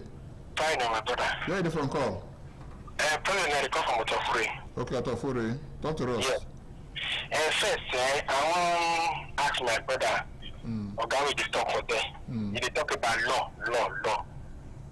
I think last year or last 2 years, a lawyer dragged ESMA to court that they don't have right to arrest vehicle and collect money as charges for the hand, and the court grant the applicant that is the lawyer, yeah. Yes, and that the man went and collected his vehicle free. I need that cause, that judgment for that lawyer. Is it meant for that lawyer alone, or is it meant for Edo people? You get another person when they do like that? No, I think from your station now I hear the news. Now then one person that I know say drag S-man to court, say they don't get right to seize the motor, be the judge, and collect more fine. Okay. Which you hear what he say to that brother OJ? He say when they fought Ofure, he said there was a lawyer when BC said because Black said the way to dress, you dress like lawyer today. He said there was a lawyer when BC say he carry people go carry and go court, so they don't get the right to catch them, then give them fine. The blessing and be the judge for now matter. You know, understand? I know the color because Black say you never tell me whether I be lawyer. Black say you are the arbiter in your own case. I don't know what you talk about. Well, Nemo do best because as well. You don't confirm and say you be lawyer. So, thank you, my brother. When I asked that, OJ, thank you very much for that question. One thing, when you be never add, when you add later, I was waiting, but later you add them. Say they not get right to be judge for their own matter. And first of all, you say they not get right to apprehend vehicle, find them. That was where you started. Now there you start from. They get the right. They get the right. But that man, they come. They get the right. When they apprehend you, carry your motor, seize your motor, then go take you go court. Now it make us get a mobile court for inside our yard. Listen to me very carefully. We get mobile court for inside our yard. But when we still get form. When you volunteer say, I no wan go court, you go fill form say you waive your right of court, you go pay fine. Okay. You go waive your rights to court, you go pay fine. Now they tell people. So we get. They tell them first before anything. I be like, your carry the form come and fill and give them. The fine ticket. When you commit offense, they will give you fine ticket. When they give you fine ticket, for inside the ticket, you go see the column for it's there. So now it's just there. The option is there for you to pay or go to court. Okay, if you are not paying, we take you to court. Okay, so you cannot, for the man that asked that question, you cannot volunteer, you cannot submit yourself for an act. Whether right or wrong to be done against you, you want to be hard to come to court and complain of that. Come on, they like, hello? Okay, we don't mean because that's they wait for you. No, so if you agree, say you no want go court, you never come back again, say they not take you go court. Hello, good evening.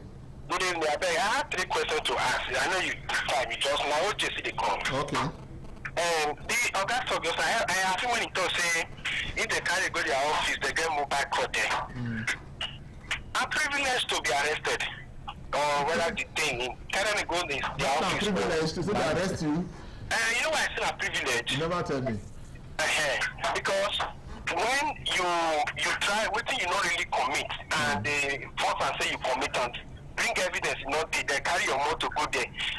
Should I call it privilege because I don't know how to put on. Okay. They carry me, they say my door open. And I tell them, say, when passenger enter, door, as you try to move, the passenger pull the door. That was all. Reaching their office, they say 45,000. Then 5,000 for them to teach me how to lock the door. So, that one, they don't tell me, say, go mobile court, go and defend yourself. That is one. Then 2. You're quick round them up. Yes. 2. The issue of saying that S-man say they do work. I know this one say they work, but you see where traffic light not they work, like the Yarrow, like dancing by Mission Road, like dancing by Papa. If like they work, they go there. If like not they work, they will come for them. They still go there for Mapa, waiting for any motor they want, will be door open. Only that boy when they control for Mapa, that boy will do because one of the lights in my portion, even though they come from first in my portion, or the way they go Okay, well, thank you, OJ. Thank you so much. So other people go fit call him because that boy when we say for that when they call her Akpaba, they I see the boy. So I call them help me. They wonder say for how long will take repair that this because that Akpaba there, the traffic there, they even they overwhelm the young man at some time. You hear what he say the boy? This OJ talk about now. I don't tell you, and I don't tell Una. Say not be we. He said they not given the option. Not be we to go to court. Okay, let me for traffic light. No, not be we in charge of repair of traffic light. We only report to the agency when they in charge. Then the one when you say they not give you form. They not show the option. Say they not show you the option. Now, one of the reasons when I come here, so now for Edo people to hear from me, they go ask question. If you not know before, you will come know. I'm not sure say you need to reach ESMA before you know say one thing are right. Okay. For inside constitution, one thing are human right. You know that person when come ESMA when say I know they pay fine. When ESMA carry gun, say you go pay fine. ESMA know they carry gun. I not tell them with mouth. Say either you pay or you go court. Because the only thing you tell me now, you see the right hand for there. But now, if everybody just come and say all your offenses and say your matter, now they silent or say you go court. Now himself they talk so. Okay. Now one side you don't hear. Okay. The officer, when he get encounter with her, you don't hear from her. Okay. So as you talk and so say they not tell you. Let me even take and say. They not tell her. Let me take and so. But now you don't know. Say, like, hello, good evening. You don't know now, say, from me, you don't hear from me, say, they're not they force any person to pay fine. If you know what pay fine, what government put, tell them, say, I go court. They go carry you go court. And even if you not tell them, when you refuse to pay, they will carry you go court. Hello, good evening.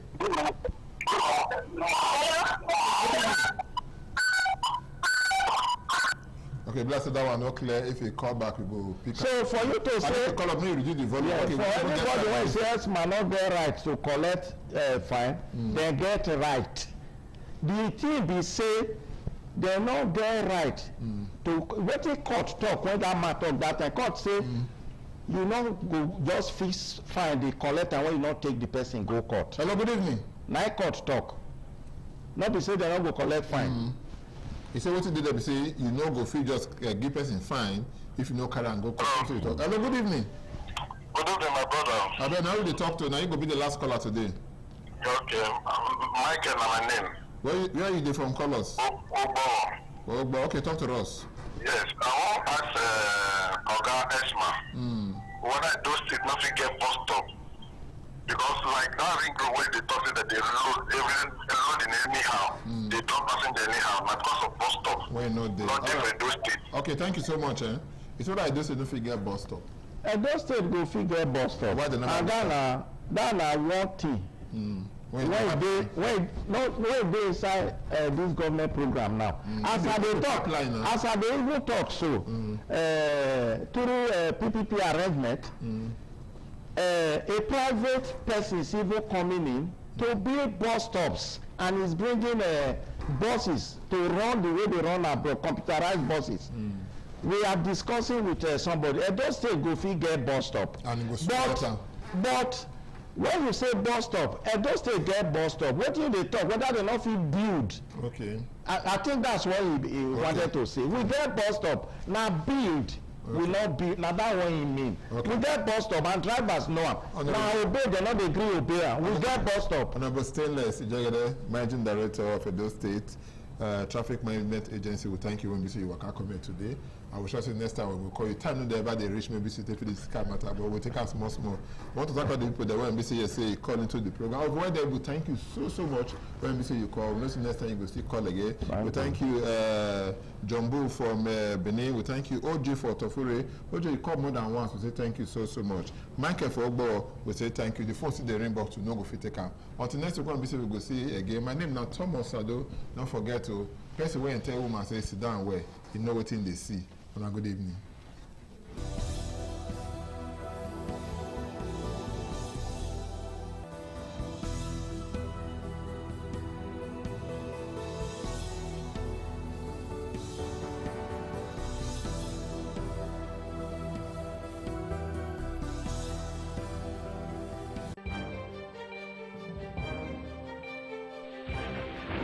This is ITV. Certainly the best. ITV, certainly the best.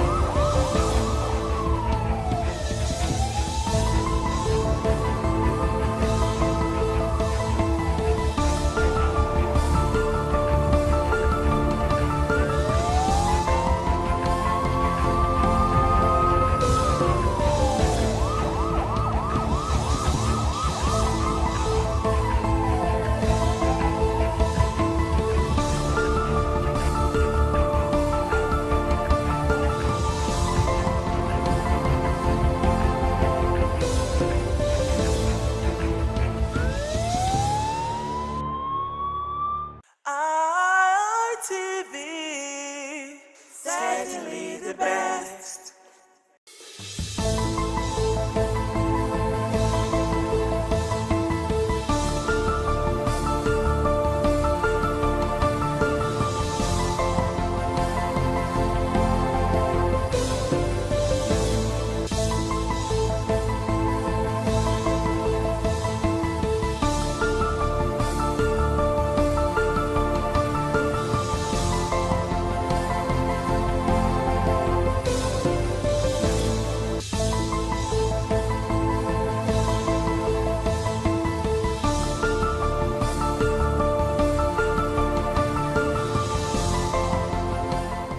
Abandonment of wife and children remains a growing concern in our Nigerian society.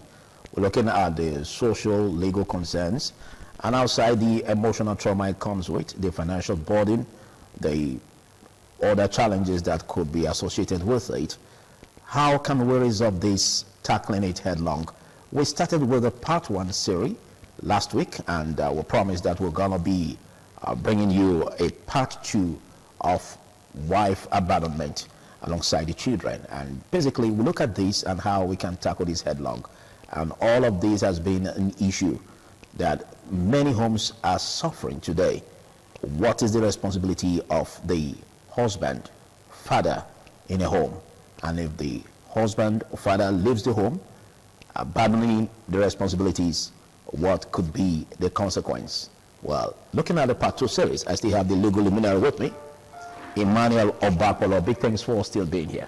It's a pleasure being here. My name is Philip Omogyupo. Well, we interrogate this looking at the ADRO, because I understand the fact that there could be other ways, mechanisms that we can seek help in tackling the challenges that the wife and children could be faced with as a result of the abandonment by the husband. Okay, so how can we appropriate a definition of ADRO as it relates to this? Okay, ADR simply means alternative dispute resolution. By its meaning, literally, it means that it is another form of dispute, of resolving dispute without necessarily going through the traditional courtroom system. That's just what ADR means. Some persons could best describe it as settlement between parties or amongst parties without the traditional courtroom system. That is ADR. Okay, and the court does encourage ADR. Okay, we understand that basically for us to kickstart resolution, it's not really always a common practice for sufferers or victims to head to the court. But again, how effective is this ADRO? ADR is very effective, and it helps or assists to lessen the burden on the courts.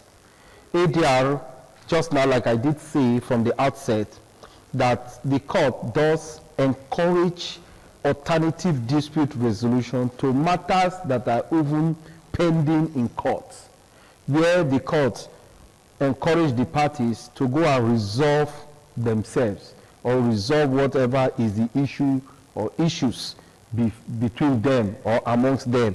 And by so doing, most times the matter is resolved, they come back to court for court to give it a consent judgment in most times. So the ADR is very necessary just now, particularly in the 21st century that we find ourselves or that we are living in just now. I think ADR is a better means of resolving matter, because by the time the party themselves and whoever is the middleman that resolve the matter come to an amicable settlement or amicable resolution of whatever has been the issue or issues between or amongst them, I think it is better for them, and it promotes unity, it promotes friendship, and it promotes goodness amongst the persons. What institutions constitute ADRO channels? Well, ADR, we have types of ADR. One, we have what is called negotiation. Negotiation is a process where the parties themselves, without necessarily involving a third party, like the husband and the wife, a mediator, okay, as the case may be, they resolve themselves in an amicable manner, and where they think they want to make it a binding document with respect to the negotiation that they've arrived at, they cannot seek for an expert, and that by so doing will lead to another type of alternative dispute resolution, which is known as expert determination.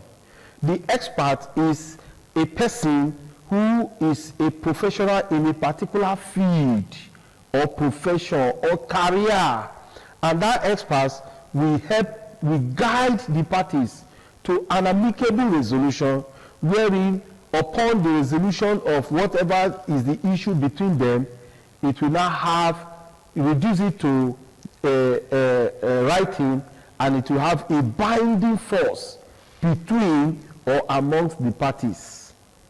Okay, but I understand the fact that if we look at it, the ADRO channel, in resolving disputes that has to do with abandonment of wife and children, we may be having some constraints. Some have already critiqued that if the judgment or if the decisions taken at that level could be binding enough that one can also use for litigation, peradventure that channel fails. So how binding is such decisions? Most times, ADR is binding between or amongst the parties when it is reduced into writing, and the parties themselves agree to whatever resolution they have arrived at is binding on them. If a party violates the resolution that has been reached between or amongst them, that document cannot be filed in court so that it will have a binding force by the court. We have dispute resolutions like within the families, for instance, where the extended family can come in and resolve. How effective is that? Well, it is effective because that is the traditional way of settling matters or issues amongst parties, as the case may be. And before now, families, where it has to do with matrimonial matters, whether it is marriage under the act or marriage under the native law and custom, we have seen how families were able to resolve the parties. And it becomes binding because where the family toe the line of truth and justice, exactly. They will arrive at an amicable settlement of whatever is the resolution between or amongst the parties. But where there is an atom or a concern of bias, that is where you begin to find out that the parties will begin to frown at whatever resolution they have arrived at. Even in court judgment, there are situations where because the court is not a magician, the court is not where the parties have been. The court is not privy to whatever has been the issue between the parties. It is what the parties bring to court that the court will now look at and evaluate and arrive at whatever decision the court arrives at. And we've seen where people will say, oh, the court, this court judgment, I am not in agreement with it. And that is why the law, particularly the Constitution, provide for an alternative route, which is for the person to go upstairs. And we'll see appeals and counter appeals. And even just now, we have seen, particularly in election petition matters, even when the Supreme Court arrived at the judgment, people still frown at it. The parties, their well-wishers and privies and surrogates, they begin to talk about it. But the good thing is that you don't have any other place to go but to go to the court of public opinion. It becomes mere opinion and not a binding force. Well, we're looking at this, but let's look at where some spouses could be dominant.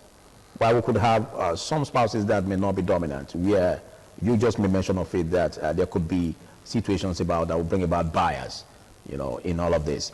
Now, what can you say is the most effective way to resolve issues under this branch of abandonment of wife and children, looking at the ADR? Most importantly, to my mind, I think the best way, alternative to resolving matrimonial matters, captured, be it abandonment of wife and children, be it abandonment of husband and children, whichever form or manner it takes, I think the traditional way of resolution of issues between or amongst parties should be the appropriate way. And but some have frowned at it. Yes. Some have said that some families could be biased and take side with the man, for instance, because if you look at the traditional setting in Africa, the man seems to always have his way in everything. He's seen as the head of the home, and he's seen as someone who can never do wrong, even though there are skirmishes or features of him, going against the rules that binds the relationship. So in that case, don't you see some gaps that could be unclosed? When we talk of marriage now, we are looking at the two types of marriage or marriages that we have. One, marriage under the act. Two, marriage under the native law and custom. And if you look at the traditional way of resolution of issues amongst parties, most times it favors marriage under native law and custom. And that is why those who have advocated for resolution of matrimonial matters have advocated that most times the resolution, the alternative dispute resolution, favors more importantly marriage under native law and custom. And by so doing, it is also in public domain that the resolution of marriage under native law and custom seem to favor the man more than the woman. And why is because most times the woman may be asked to refund the bride price paid on her head by the man. And when that is done, it is deemed that that marriage has died a natural death, or that marriage can no longer exist between the parties. But nobody seems to ask the question of what next? What compensation should also be given to the woman? Well, all toes towards a direction. And that direction, to my mind, seems to be that Africa is a man's world. But when you look at marriage under the act, and marriage under the act seems also to favor the woman, because even upon the issuance of the certificate, particularly where the marriage is conducted in the church, and I've also witnessed marriages under the act in a ministry of what do you call this ministry now? Interior. Okay. Is it Ministry of Interior? Yes, correct. Ministry of Interior. I've witnessed some of them. Even the issuance of the certificate is to the woman. She's given to keep the certificate. What that simply means is that the certificate is her property. You get it? And the certificate also is a license for her protection. So, we're saying, anytime that there is... So the certificate is a weapon of defense? Yes, for our protection. Okay. So when there is, maybe that's why in some situations where there is crisis between the parties, you see the woman talking louder because she seems to have the weapon of protection in her custody. Under the statutory acts. Under the marriage, under the acts, or what is called, also called statutory marriage. So you cannot say that there is a divide. Marriage under the act seems to favor the woman. Marriage under native law and custom seems to favor the man. Then where we have a situation where both parties contract marriage under the act and marriage under native law and custom, we have made to understand that the marriage under the act seems to swallow the marriage under native law and custom. And that is why in such situation where there is dispute and they choose to go to court, the court now has jurisdiction over that matter. And the question of marriage under native law and custom will not arise. So, dispute resolution, the court can now look at it and see how, based on the facts before the court, evaluate same and come up with an appropriate or a proper judgment. Okay. We'll take a short break this day.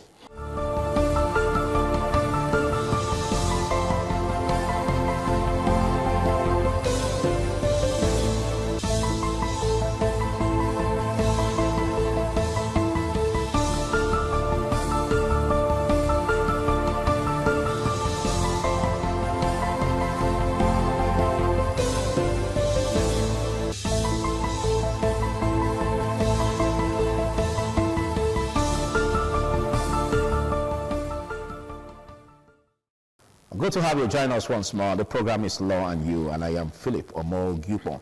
I still have the legal practitioner with me, Emmanuel Obakpolo. Thank you for being here. Thank you. Well, let's look at another aspect where it could be considered in the direction of the welfare of the children, for instance, and taking a child outside wedlock. Can we say such a child can also enjoy such proportionate support from the laws? Yes, it depends. It is yes, and it is also no.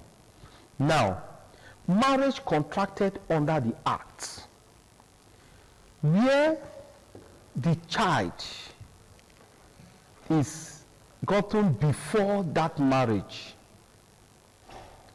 what the man needs to do is what the law refers to as acknowledgement.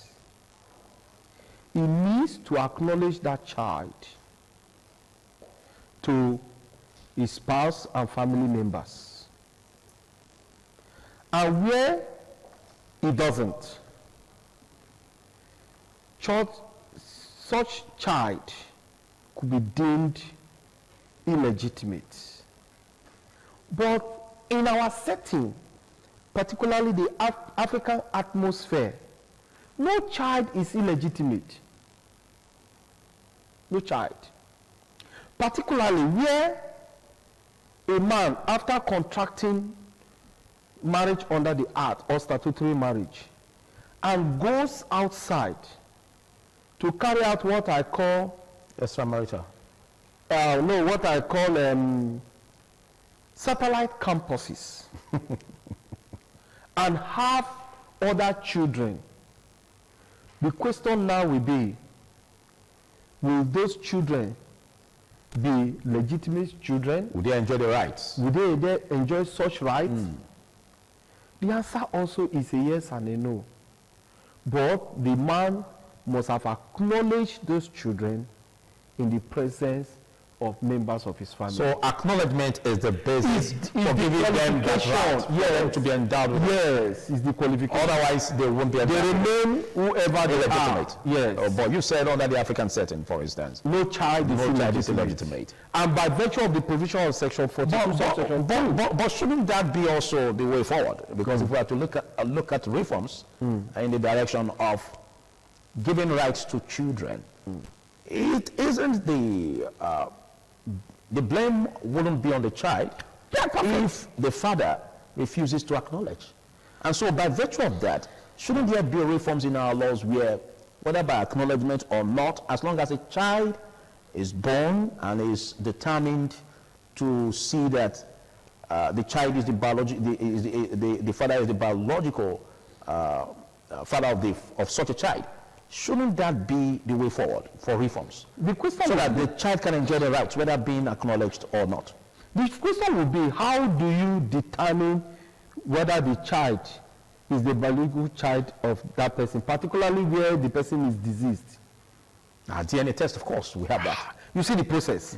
However, Section 42, subsection 2 of the extant Nigerian Constitution prohibits the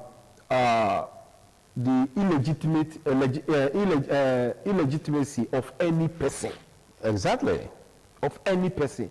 You cannot, by his state of birth or statute, now determine the legitimacy or illegitimacy of or deny the child of his rights. You cannot by that. But you know, so we have such laws. Is that yes, Section 42, subsection 2. It guarantees the safety of that child. So in a situation where a father, for instance, denies such a child acknowledgement, can that child exercise such litigation in court? Yes, and it is going to be. Can that child exercise such right? That child can. But you know the process that the child is going to go through, because there's going to be a lot of hurdles for him to cross, particularly where the people begin to ask so many questions. Who are you? Where did you come from? Who is your mother? Where is your mother? How did you get to know so and so and so is your father? Okay, if that is the case, let us go and do DNA test. And you know that process. That process must first be completed.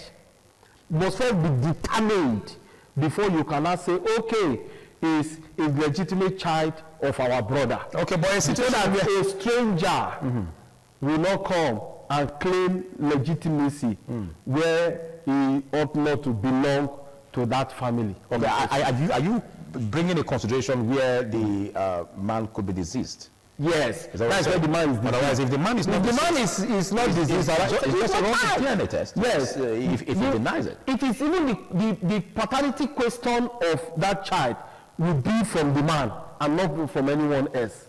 But where the paternity question, where the man is deceased, the paternity question will now come from members of the family and probably the wife. And you know the woman must ask that question.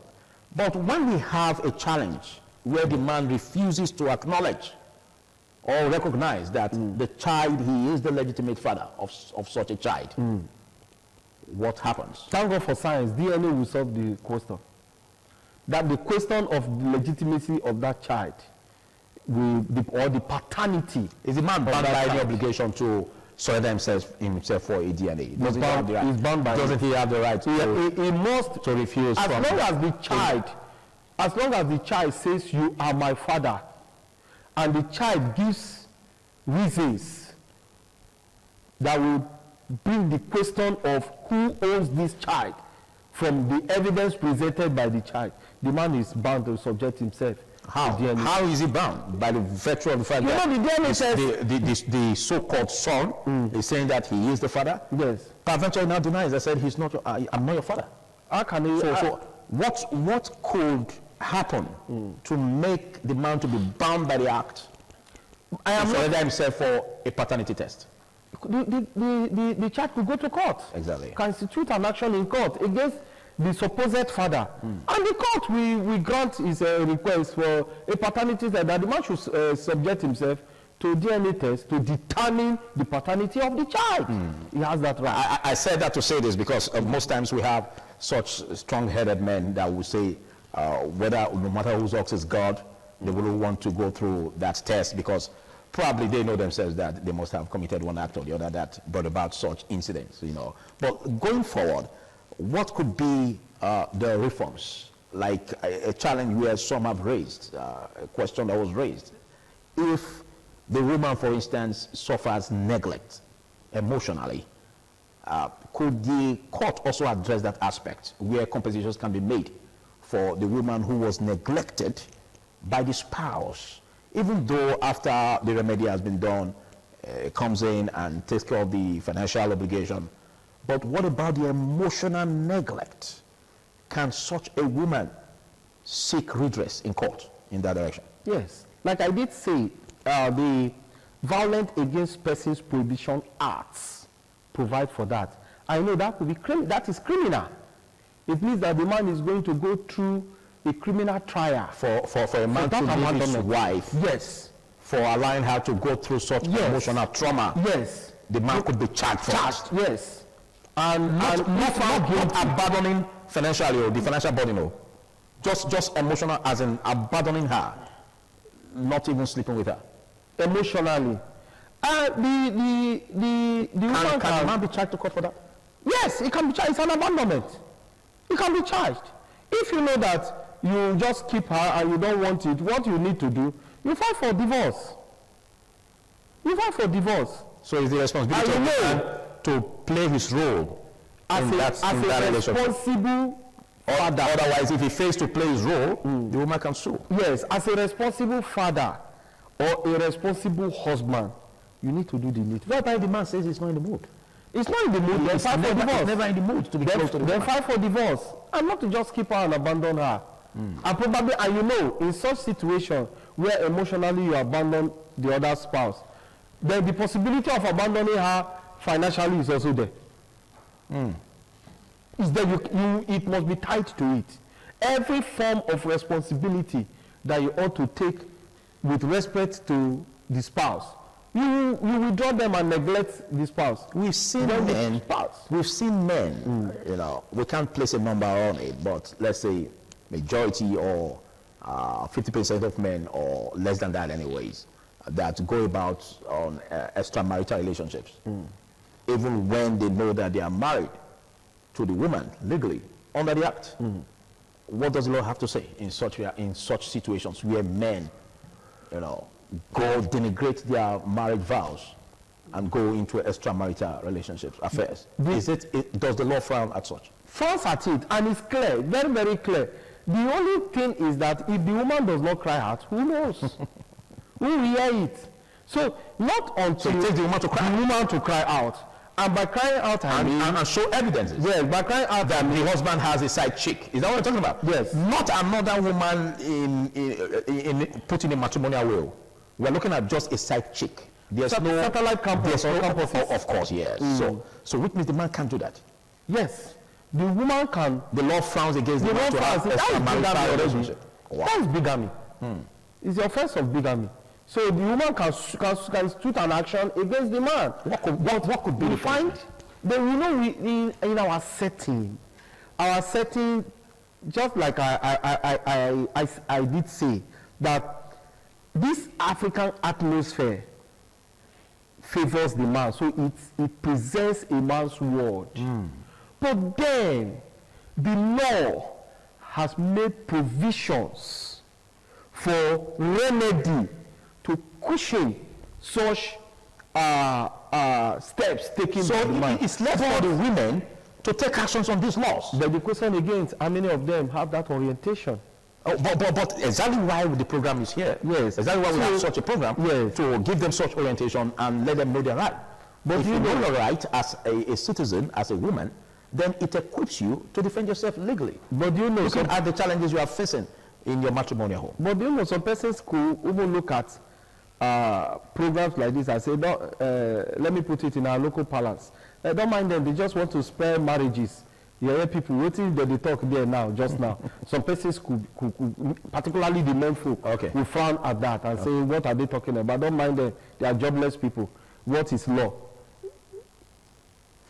You understand? But most women are going through hell even in their matrimonial home. All right. Maybe because they don't have the orientation. 1. 2, maybe because their family background. 3, maybe because they just want to keep the marriage at all costs. Thank you. Thank you, Emmanuel Obapolo. Thank you so much. Oh, I'm afraid there's much we can take on today's episode. Well, this is just to equip you with the laws as a weapon that you have, as your rights, that any situation you find yourself that seems to be unfavorable in your matrimony, you equip yourself with these opportunities given by the law to seek redress in court and make sure that you get justice. We have various institutions, under the ADRO. We also have the court, under the Statutory Act, that can also help to marshal such, considerations in order for you to get justice. So if you have any challenges, it's just for you to approach the court, and then that can be done. But before we go, how can such a process be started in 30 seconds? If it is under the Violence Against Persons Prohibition Act or the Criminal Code or Penal Code, as the case may be, is to report the matter to the police. Okay. And the police investigate and charge. Or you get a lawyer. When can a lawyer come in? A lawyer is when you want to institute the matter in court under Civil Matrimonial Causes Act, under matrimonial causes. So you approach a lawyer who will now help to institute the matter in court. All right, thank you. This is a very huge topic and very sensitive at that. We will continue to interrogate it to make sure that you get justice in this direction. I am Philip Omo Gyupong. We'll see you on the next episode. Bye for now.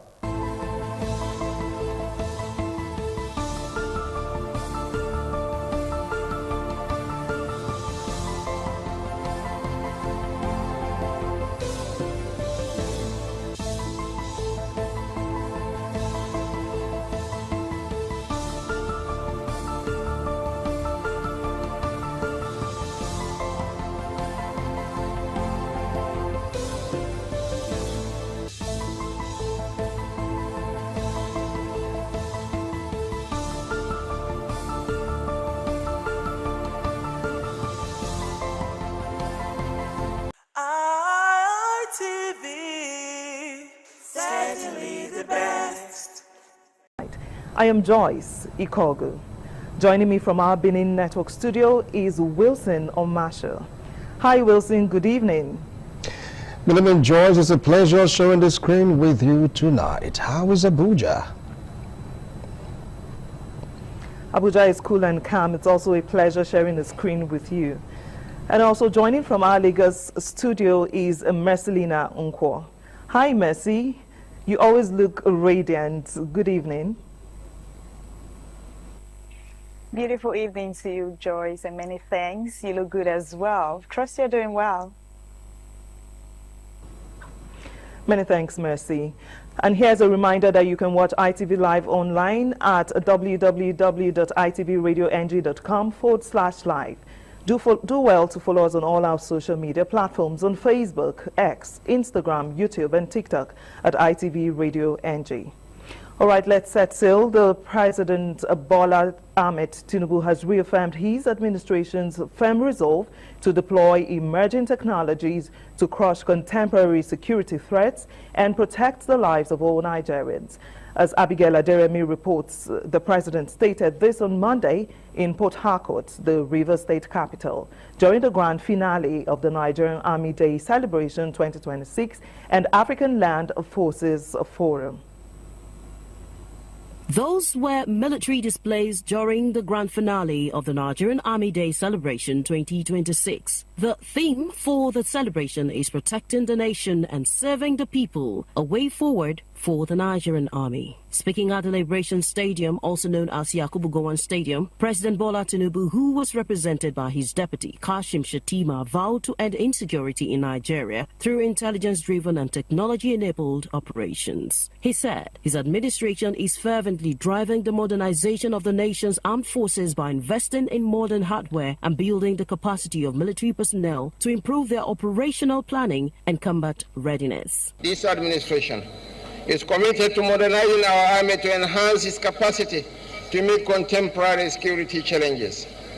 We therefore align with the aim of the great minds in management to amplify Nigeria's leadership in defense diplomacy, and to enhance our Army's operational capabilities through shared expertise. Earlier, Governor Siminalayi Fubara of Rivers State paid glowing tribute to the leadership and personnel of the Nigerian Army, urging the current administration to do more in improving the welfare and well-being of personnel. On our own part as a government, we will continue to support the security agencies that are operating in our state, ensure that we give them all the support for them to operate and succeed, because their success is also our success. For his part, the Chief of Army Staff, Lieutenant General Shaibu, said the Nigerian Army remains steadfast in the discharge of their mandate of defending the nation's territorial integrity and safeguarding the well-being of Nigerians, which is the lifeline, with the theme of the 2026 celebration. Our ongoing modernization efforts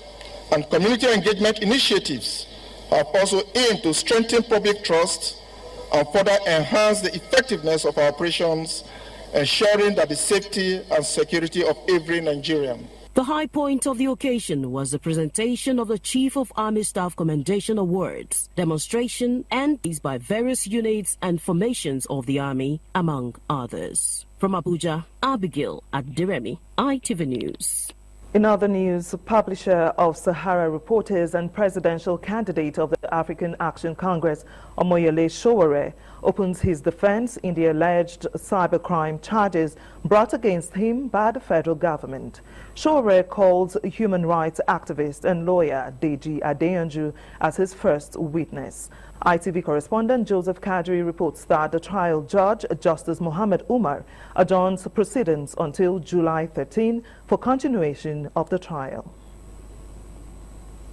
Proceedings resume in the trial of Omoyele Sowore as the prosecution, led by Akinolu Kehinde, objects to the appearance of Deji Adeyanju as defense witness, arguing that he is already counsel on record for the defendant and cannot testify in the same matter.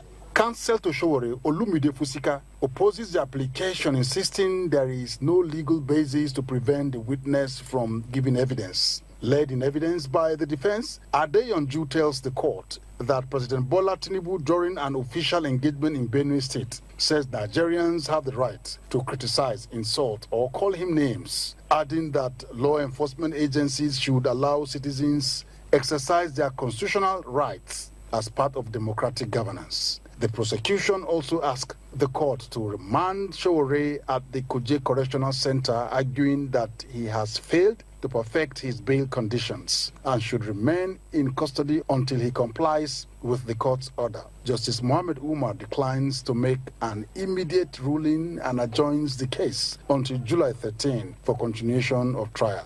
Counsel to the federal government, Akinolu Kehinde, briefed press after the adjournment. They came up with the story that between now and 4 p.m. they will fulfill those conditions. And they just said, okay, it will be around till 4 p.m. If the conditions are fulfilled, fine. If the conditions are not fulfilled, the consequential effect of the non-fulfillment will take place. And that is the defendant being remanded in custody until the conditions are fulfilled. Because as we argued, that the conditions are yet to be set aside. There is no appeal against it. There is no application for variation and what have you. So that is the position. Then secondly, they've opened their defense. They've called their first witness, who is here to complete his evidence in chief. We'll come back next week for the witness to complete his evidence in chief, and we'll cross-examine him accordingly. From Abuja, Joseph Kadri, ITV News. The 10th House of Representatives says it has introduced 2,747 bills since June 2023, with 663 passed by the chamber, as it marks 3 years of legislative activities. House spokesperson Rep. Akin Rotimi and Chairman House Committee on Rules and Business, Honorable Francis Waive, disclosed the figures during a media briefing in Abuja on the 3rd legislative session. ITV's Ogani Victor reports. Members of the House of Representatives Committee on Rules and Business were at the Media Center to present the legislative scorecard of the 10th House for its third session. Presenting the breakdown of bills introduced and considered, Chairman of the House Committee on Rules and Business, Honorable Francis Waife, attributed the achievement of the House to the active participation of lawmakers across party lines. 126 bills that were passed in this third session of the sittings of the House of Representatives. As for motions, the motions that were referred to committees in the House during this third session, 192 motions were referred to standing committees. To ad hoc committees, 28 motions were referred, bringing us to a total of 220. Petitions that were considered on the floor, and I don't mean the ones just brought in by members, the ones the committee had finished work, submitted, passed, considered and passed by the House were 48. So this is the account for the third session of the... On oversight activities, the House considered 220 motions between June 2025 and June 2026, with 121 admitted as matters of urgent public importance. Several other bills that continue to impact on the lives of Nigerians. In terms of petitions, it's mentioned that 48, if I'm correct. That's right. 48 motions have been addressed. These are real issues of Nigerians that seek the help of the House to help them redress injustices done to them, and that we'll have a lot of success. From the House of Representatives, Organi Victor, ITV News. President Bola Ahmed Tinubu has called for stronger collaboration between the federal government and Rotary International in healthcare, education, youth empowerment and community development. ITV's Victoria Lawal reports that the president, represented by the secretary to the government of the Federation, Senator George Akume, made the call at the presidential inaugural ball in Abuja in honor of Rotary International President Olayinka Hakeem Babalola.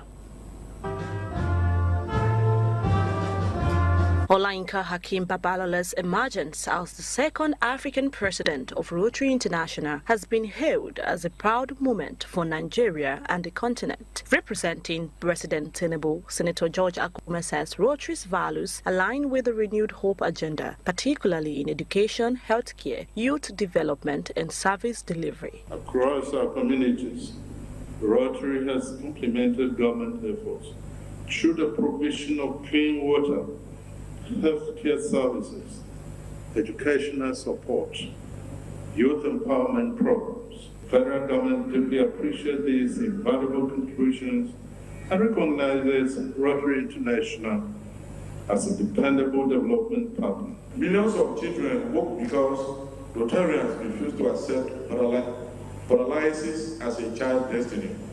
Rotary has shown humanity that one does not need political office to change the world. One simply needs a compassionate act. Former President Olusegun Obasanjo urges Babalola to uphold Rotary's four-way test of truth, fairness, goodwill, and benefit to all as the foundation of his leadership. In an age of misinformation, Rotary must be the voice of truth. This is fair to all concerned.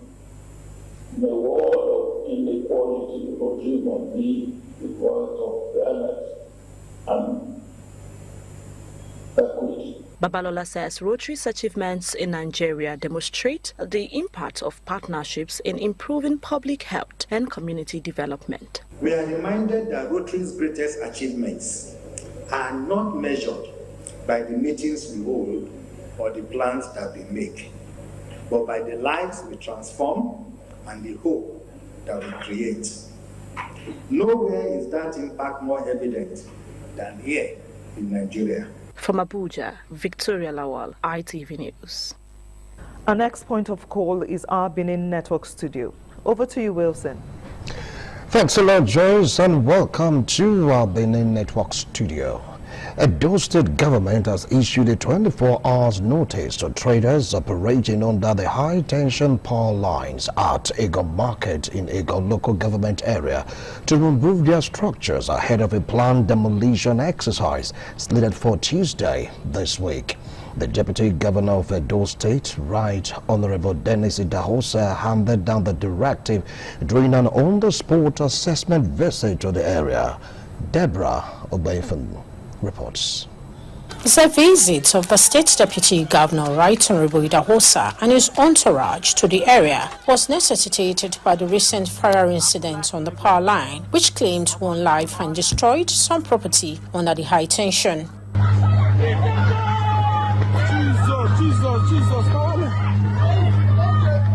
Addressing residents in the affected areas, Right Honorable Idahosa says the planned demolition of structures under the high tension is aimed at protecting lives and property, stressing that trading and erecting structure under high tension lines and on the rights of way pose serious safety risk. All this extension, we want to remove them so that everybody will go from go inside market. He urged the affected traders to comply with the government's directive within the stipulated time, pointing out that the demolition is part of state government's commitment to ensuring public safety. We decided to come to intimate our people that those that are directly involved, that are under the power line, that they should remove their property. So we'll be coming to clear the right of way to ensure that this place is safe and secure. The affected traders assured the state government of their cooperation. They said we should remove our extension and move it to the back. So we are going to concur to what Deputy Governor has said. Governor say anything where they directly under the power line, I go come out. That make us happy. At least not small damage. The general market is very happy because they were afraid. Majority were afraid that they would demolish everything, but there is consideration. The State Commissioner for Fiscal Planning and Urban Development, Barrister Vincent Uwajai, and the Managing Director, Edo State Development and Building Control Agency, Mr. Darlington Igabali, and other top government officials accompanied the Deputy Governor to the area. In Benin, Deborah Ubefun, ITV News. The Coalition of Civil Society Organizations, in collaboration with the Department of State Security Services, on Monday staged a protest in Benin City over worsening insecurity in the state. Jonah Omowa, who was at the Museum Ground, King Square, Benin City, venue of the peaceful protest, has details.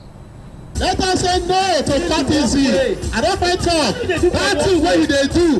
One share. No go let you tell people say see the kind work what you they do. Now we they call social vibe. The protesters brandishing placards converge on the Museum Ground, King Square, Benin City, and march through Sapele Road to the DSS office and the State Police Command, calling on the state government and security agencies to urgently address what they describe as worsening insecurity in the state. The message was the same as participants in the demonstration expressed concern over the growing wave of insecurity that has affected several lives and means of livelihood of the people in the state. We are coming to tell the people to stop terrorism, those that are into criminality, to stop terrorism, to stop kidnapping and courtesan. Security don't go beyond DSS. Security don't go beyond 4 brigade or soldiers. Security na me and you. As you are fully aware that banditry, kidnapping have taken over the space of our country. We can no longer sleep with 2 of our eyes closed. Security is the business of everybody. Now me and you, now get security wahala.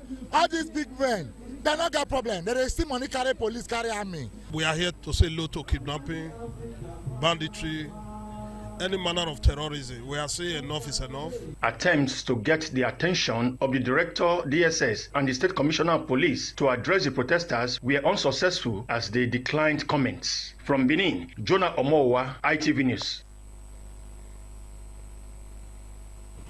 Next up is our Lagos Network studio. Selina is standing by with more reports from that region. Over to you, Mercy.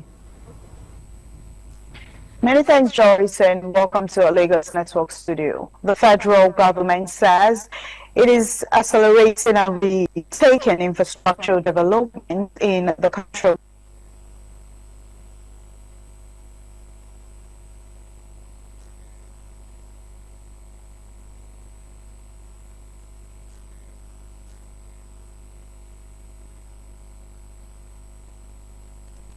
go.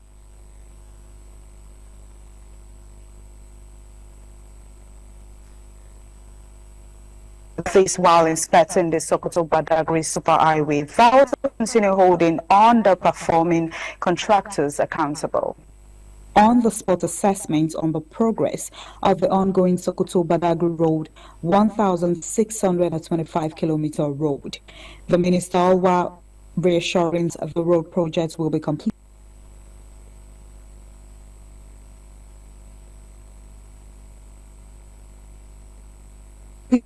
constructing such quality of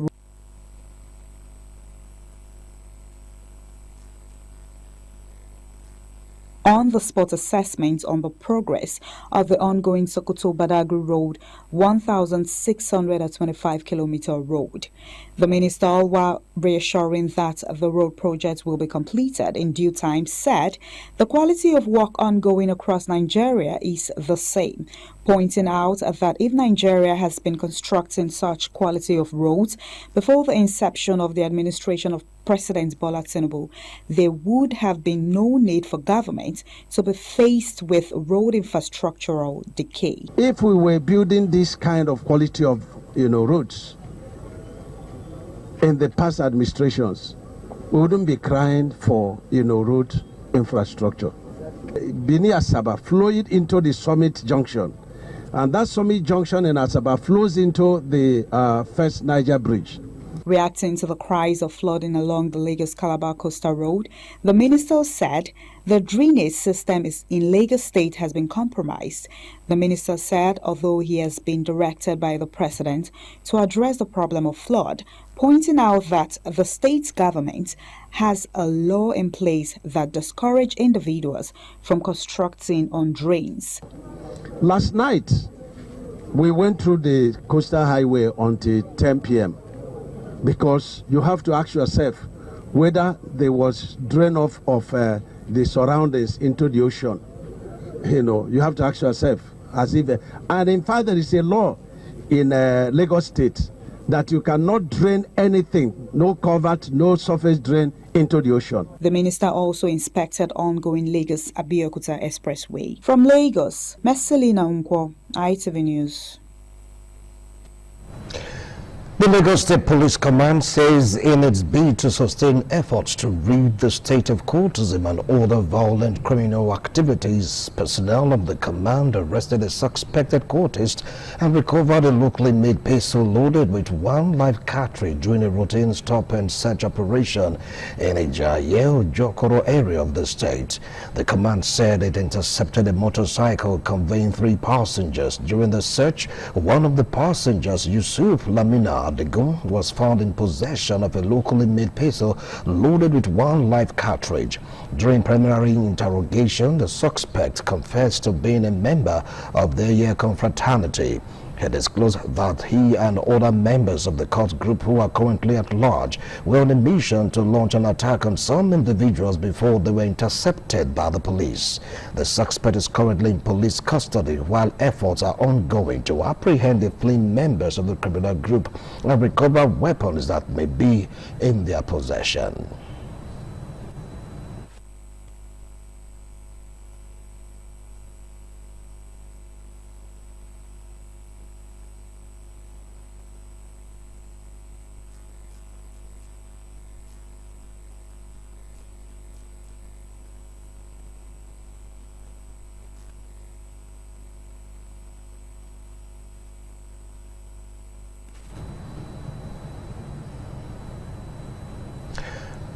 Allegations surrounding the Presidential Foreign Investment Promotion Council, concerns over government accountability and issues of financial transparency dominated discussions on the Breakfast Show program this morning on ITV. Analysts called on government to reaffirm the position of governance and ensure greater transparency in government. The report by Esther Ogoro is presented by Ikpomosa Ugiagbe. From Benin, Policy analyst Idris Zakeri described the PFIPC controversy as a governance issue rather than the activities of a fake agency, urging the EFCC and ICPC to conduct thorough investigation. Head of the Department of Mass Communication, University of Benin, Dr. Dan Ihariafo, said the allegations highlight the need for political accountability and stronger institutions to restore public confidence. This agency was a fake one. It would then mean that the president signed a fraudulent budget into law, and that would trigger investigation across the length, horizontally and vertically in the presidency. In an ideal state, issues that are developing now would have affected the political climate. But we have not built a groundswell of individuals who understand what it means to fight for a just society. Joining the discussion from Abuja, public affairs analyst Ben Agunloye examined the alleged involvement of federal agencies in the PFIPC controversy. Where were you when the budget came? And you know that this is important to the school. This is important to the cross of the entire nation. From Lagos, political analyst Razak Olokoba reacted to the IMF report and the federal government's response to the alleged missing 8 trillion naira, stressing that transparency, accountability, and sound economic policies are crucial to attracting investors and strengthening the economy. It is not possible to run a government that will have direct impact on the life of the people in this structure. Thank God the first step has been taken, which is the state police. The analysts agreed that strengthening institutions, ensuring accountability, and enforcing the rule of law remain vital to good governance and sustainable national development. Ikmomosa Ugiagbe, ITV News. APC faithful in Esako East local government area of Edo State says they have thrown their weight behind the electoral ambition of the acting chairman of the council, Honorable Sonny Ekpeson, alias Ekpetika Aikiotu, and his vice, Aloya Dagana, as well as a councillorship candidate of the next Saturday local government elections. The people turned up in large numbers in the APC EBA zone campaign at Ogwa Gigi Arena, Okpekpe town on Saturday to declare their intentions to vote en masse for APC candidates, attributing the decision to the overwhelming performance of the chairman and his acting capacity so far. The report by Ohide Emir David is presented by Anthony Igbano. The venue for the Ward 9 and Ward 10 of the APC Esako East Local Government Area campaign Ogwaigige Arena in Okpekpe International Sports City suddenly become electrified with excitement as the acting chairman, Honorable Sonny Ekpeson, and his vice, Aloyi Dangana, as well as all councillorship candidates arrived. The Sarki Musulmi of Afemaland in Benin, Councillor Emeritus Alhaji Musa Sule, addressing the mammoth crowd of party faithful among political leaders of Esako land, prophesied that from the track record of Honorable Sonny Ekpeson, he will one day occupy the seat of the executive governor of the state and other national public offices, appealing to the people to massively vote for him at the poll on Saturday. What we do here today is to show the zeal and the spirit to this thing. I want to call on everybody, both APC or not APC. Sonny Ekpeson listed some projects he will quickly execute on assumption of office as substantive chairman, to include 3 hospitals, while a Ibili community would get blocks of classroom, disclosing that he is frantically saving to enroll 1,500 candidates in the next round of examination. Ekpetika Akutu promised to immediately restore electricity supply to the area which has long gone off. A lot of innovations, a lot of new initiatives that we are putting place in order.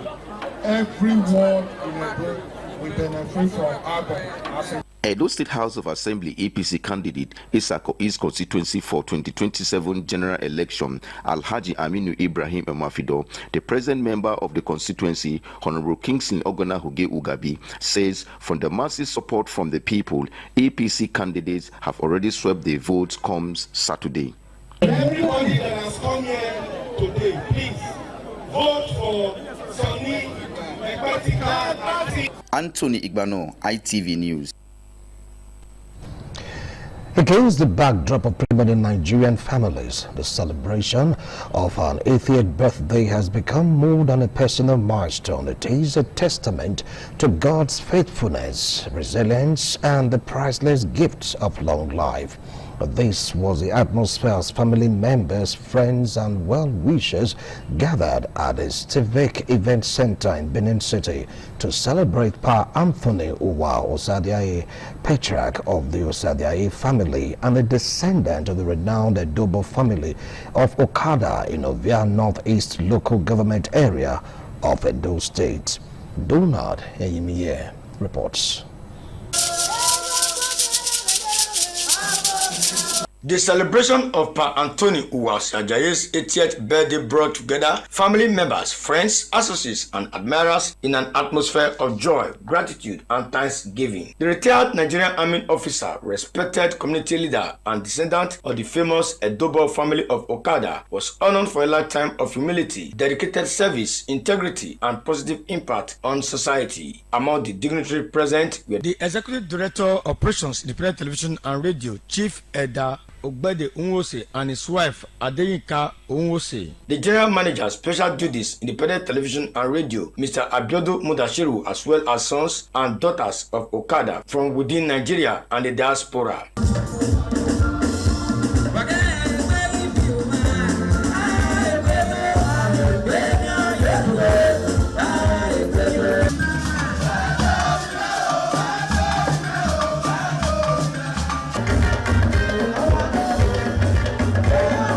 The celebrant, Pa Anthony Uwa Osadiaye, and his wife appreciated God Almighty for longevity. I'm very happy because I have my friends, my daughter's family, they are all happy. I wish him a happy birthday. I wish him a long life and prosperity. Guests paid growing tributes to the celebrant, describing him as a man of integrity, compassion, and unwavering commitment to family. On behalf of myself and my siblings, I want to say happy birthday, Daddy. I wish him peace. I wish him laughter in his life. We are all here joyfully celebrating him. That is due to his contribution, especially to the family. His leadership will never prevail for nothing because we believe whatever he started and whatever he have created, he will actually enjoy it. It is good that the children of the family will decide to celebrate him while he's alive. The celebration reached its high point with the cutting of the birthday cake and cheers and applause as loved ones joined in celebrating a remarkable life marked by faith, resilience, selfless service, and enduring peace. From Benin, Donald Eyimiye, ITV News. The funeral service for Mrs. Bose Ataga, who passed away at the age of 55, has been held in Benin City. Ivie Oben reports that family members, associates, and friends gathered to pay their last respect. The report is presented by Osemudeme Osaigi.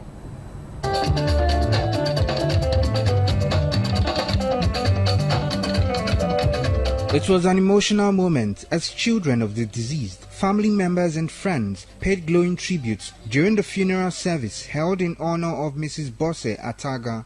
Daughter of the deceased, Mrs. Sarah Imonite, eulogized her mother as a generous and virtuous woman coupled with her simplicity and humility. She has gone to be with the Lord and she's at peace wherever she is. That's just the most important thing. She has gone to be with the Lord and she's at peace now. Some family members and relatives extolled late Mrs. Bose Ataga as a compassionate and kind-hearted woman who will forever be remembered for her genuine and loving nature. Late Mrs. Bose Ataga was a very kind woman. She was a woman that can give all.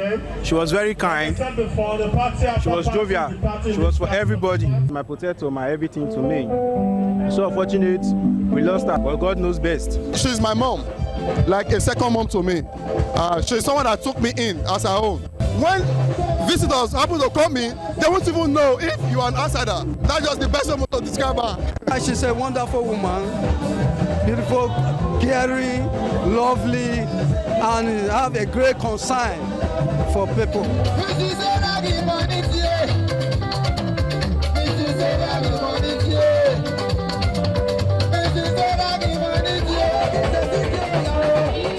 The deceased is survived by 4 children and grandchildren. Semudemel Sagi, RTV News. Members of the Lower Class 98 Association of Ambrosali University, Ekpoma, have announced the painful passage of a colleague, friend and brother, Barrister Courage Evonu, fondly called Courageous Courage. A statement by the association says members will base the banters, opinions, belief in fairness and justice Barrister Evonu Courage stood for. According to the Lower Class 98 of Ambrosali University, Ekpoma, the sudden death of Barrister Courage is irreparable, but are comforted as he is resting in the bosom of the Lord.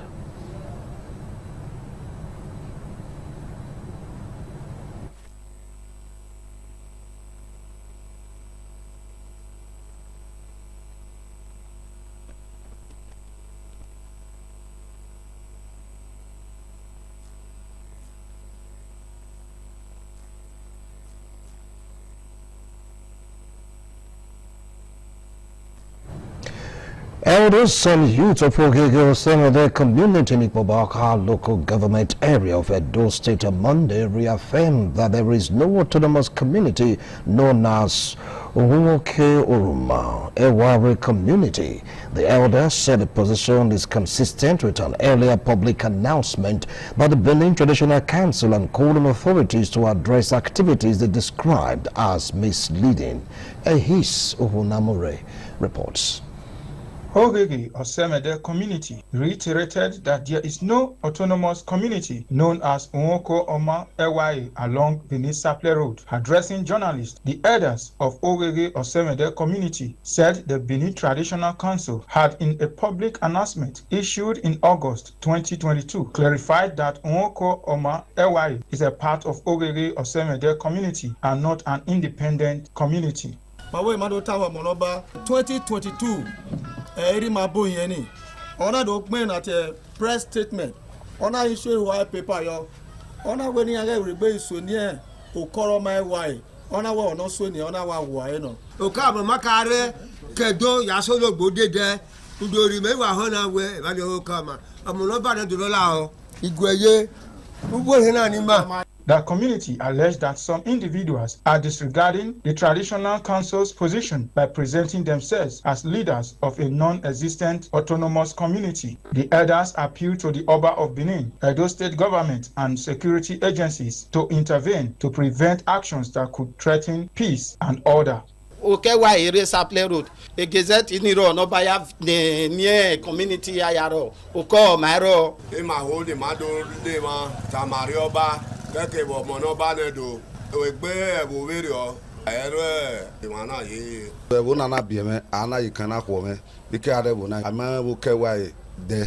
The elders and youth of Ogege Osemede community urged members of the public not to associate with those claiming to be part of Nwokoma Ewai community. The elders and youth of Ogege Osemede community urged members of the public not to associate with those claiming to be part of Nwokoma Ewai community. From Benin, Ehis Ohunamure, ITV News. The elders of Ekubo community in the local government area of Edo State, led by the Ohe chief priest, Okwomaoyi Yermose, have debunked allegation by Pa Osaikeme Gabriel Rio of being denied his position as a doye and chased out of the community by youths. The natives of Ekubo were reacting to recent publication by Rio at the end of a general meeting in the community. Ikpomosa Ugiagbe reports. The elders of Ekubo community said it was the palace of the Oba of Benin that gave approval for the installation of Pa Francis Iserere as Odionwe, and Pa Osayekeme Gabriel Rio was present during the installation. According to them, they have all lived peacefully until Pa Erio allegedly started to sell the community land. They wondered why Pa Erio will be going about fabricating lies against his community and people.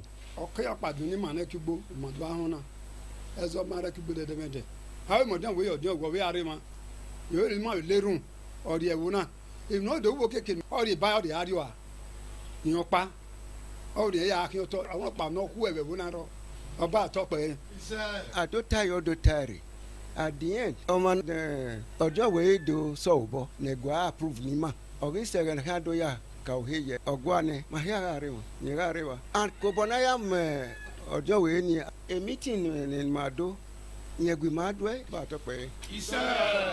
mẹ́nu buana ọ̀bọ̀ sàkẹ́mẹ́ àárẹ̀ wa wẹ́ ukpọ́jọ́ wèé ní o do sún ayọ̀ àṣẹ́gbà àdógbàrò tó tó mi yà anamí ẹ̀wù pọ̀ ní ma kẹ̀kẹ́ ọ̀wọ́n ní àwọn ẹgbà sùn wa ẹgbà náà wọ́n ní ọdún bọ́dún wèé ìyẹn wẹ́ dolo ní akramọ́dún wèé ni òsàkẹ́mẹ́ láti gbó anábẹ́ yóò sì kú ẹ ọba àtọ́pẹ́.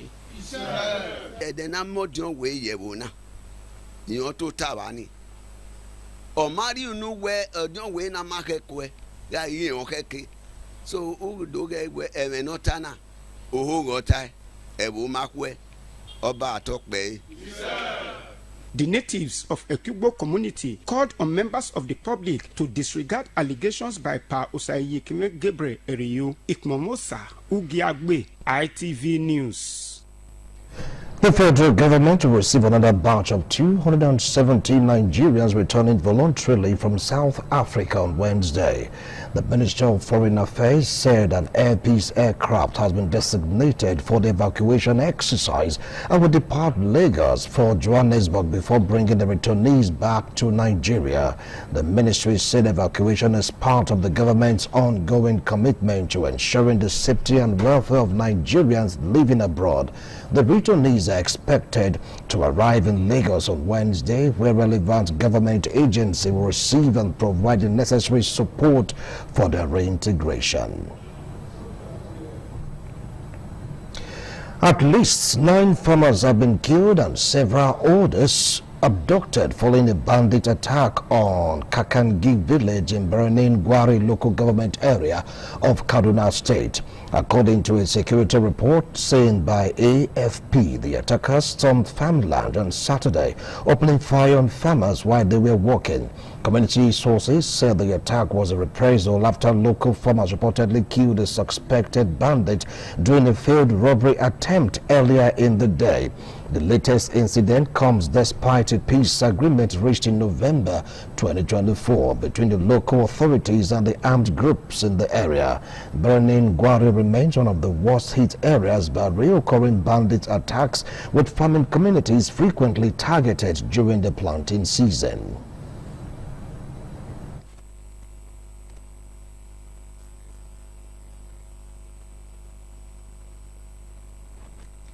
And on the foreign scene, a large-scale Russian missile and drone attacks on Ukraine's capital Kyiv has killed at least 10 people and injured more than 50 others. Patience Osaogiwa reports.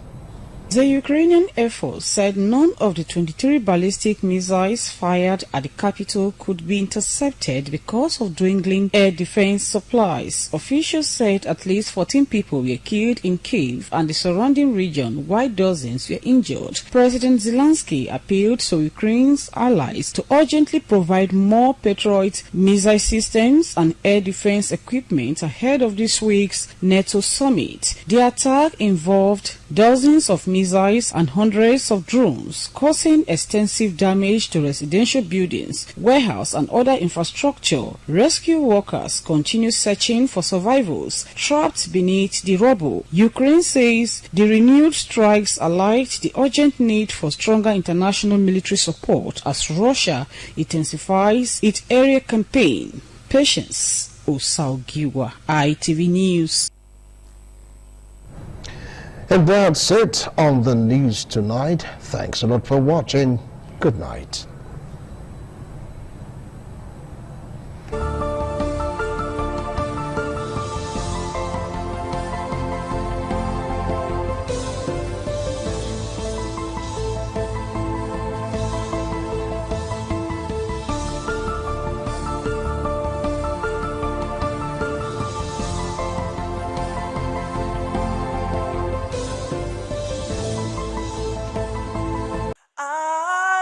ITV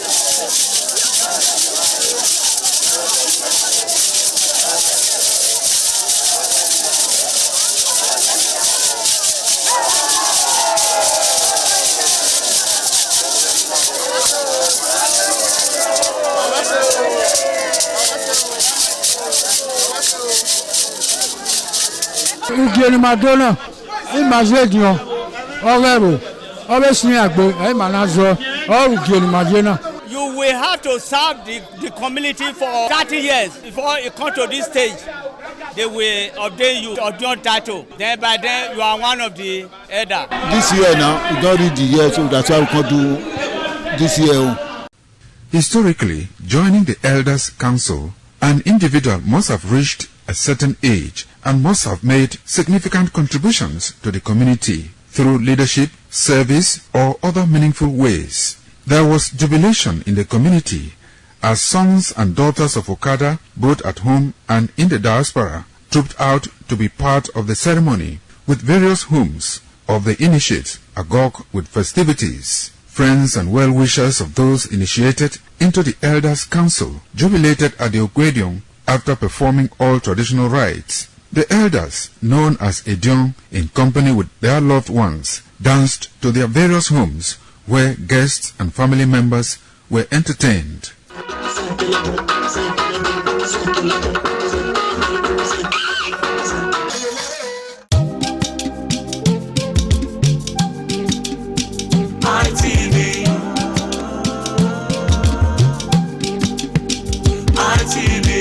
ITV, certainly the best.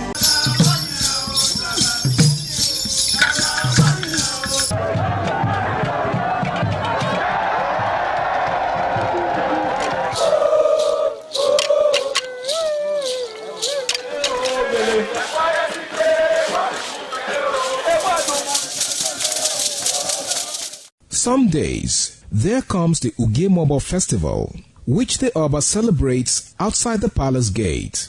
A pavilion is built of red cloth where rites are performed to drive away all evil spirits still unsatisfied by the year's sacrifices.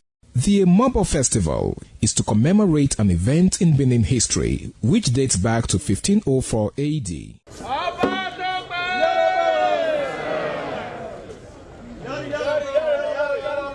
Yari, yari, Oba Tope!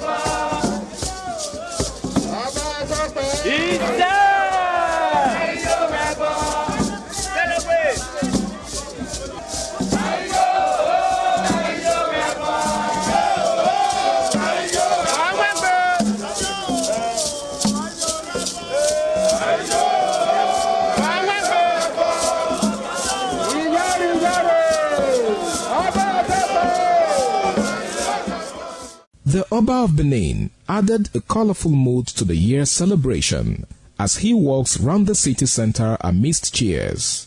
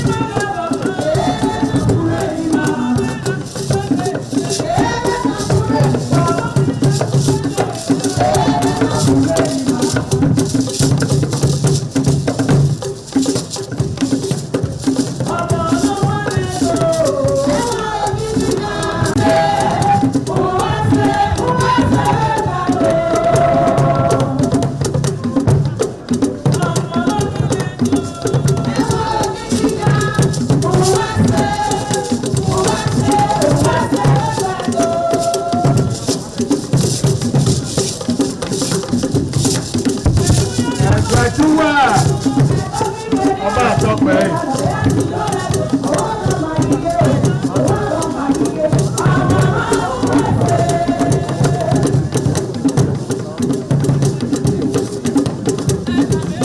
ẹgbẹ́ túwà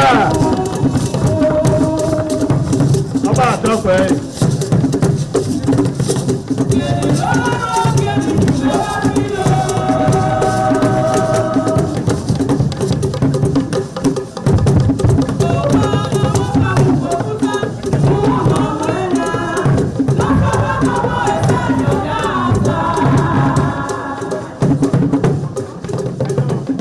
Ẹgbẹ́júwà ọba àtọpẹ́ yìí.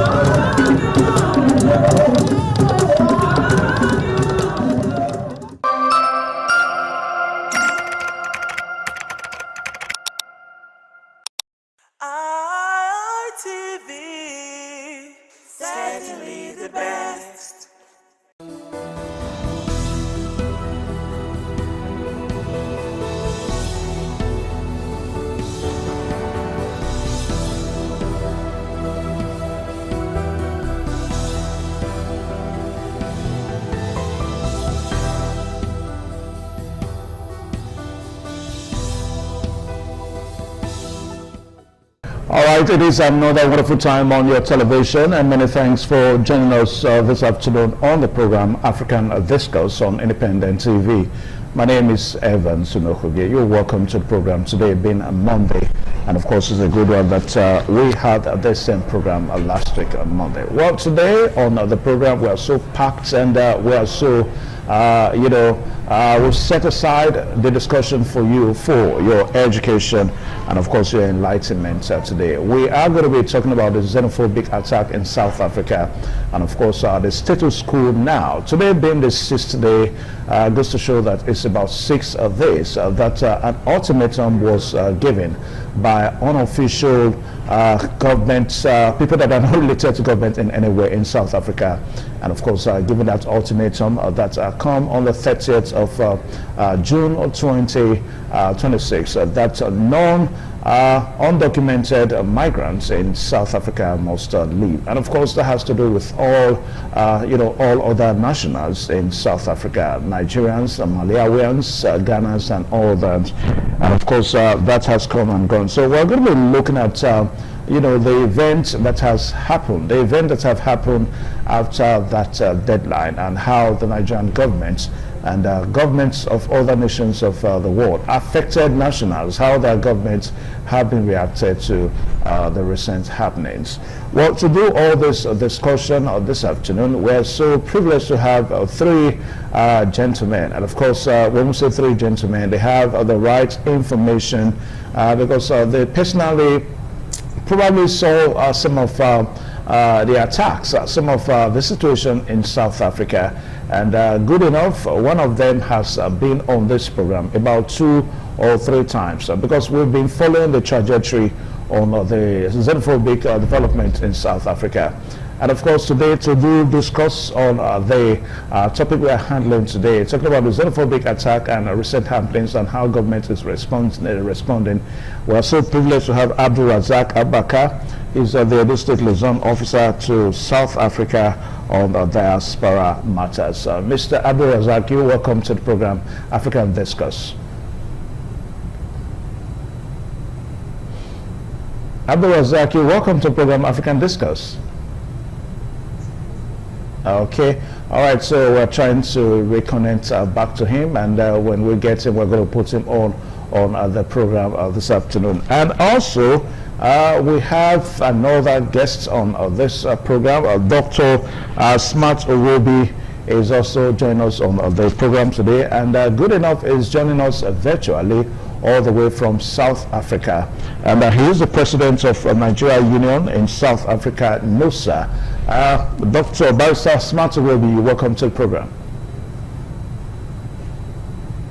All right, now, so we're still expecting him into the program. And also, when we get him, we are also going to bring our third guest into the program, Frank Onyekulu, who is the president of Nigerian Citizens Association in South Africa, NICASA.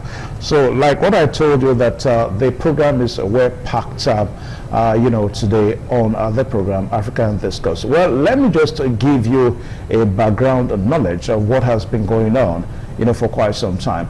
All right, so before the background knowledge, I think let me bring our first guest into the program today, Abdul Razak Abakar, the Edo State Liaison Officer to South Africa on Diaspora Affairs. Abdul Razak, you're welcome to the program, African Discourse.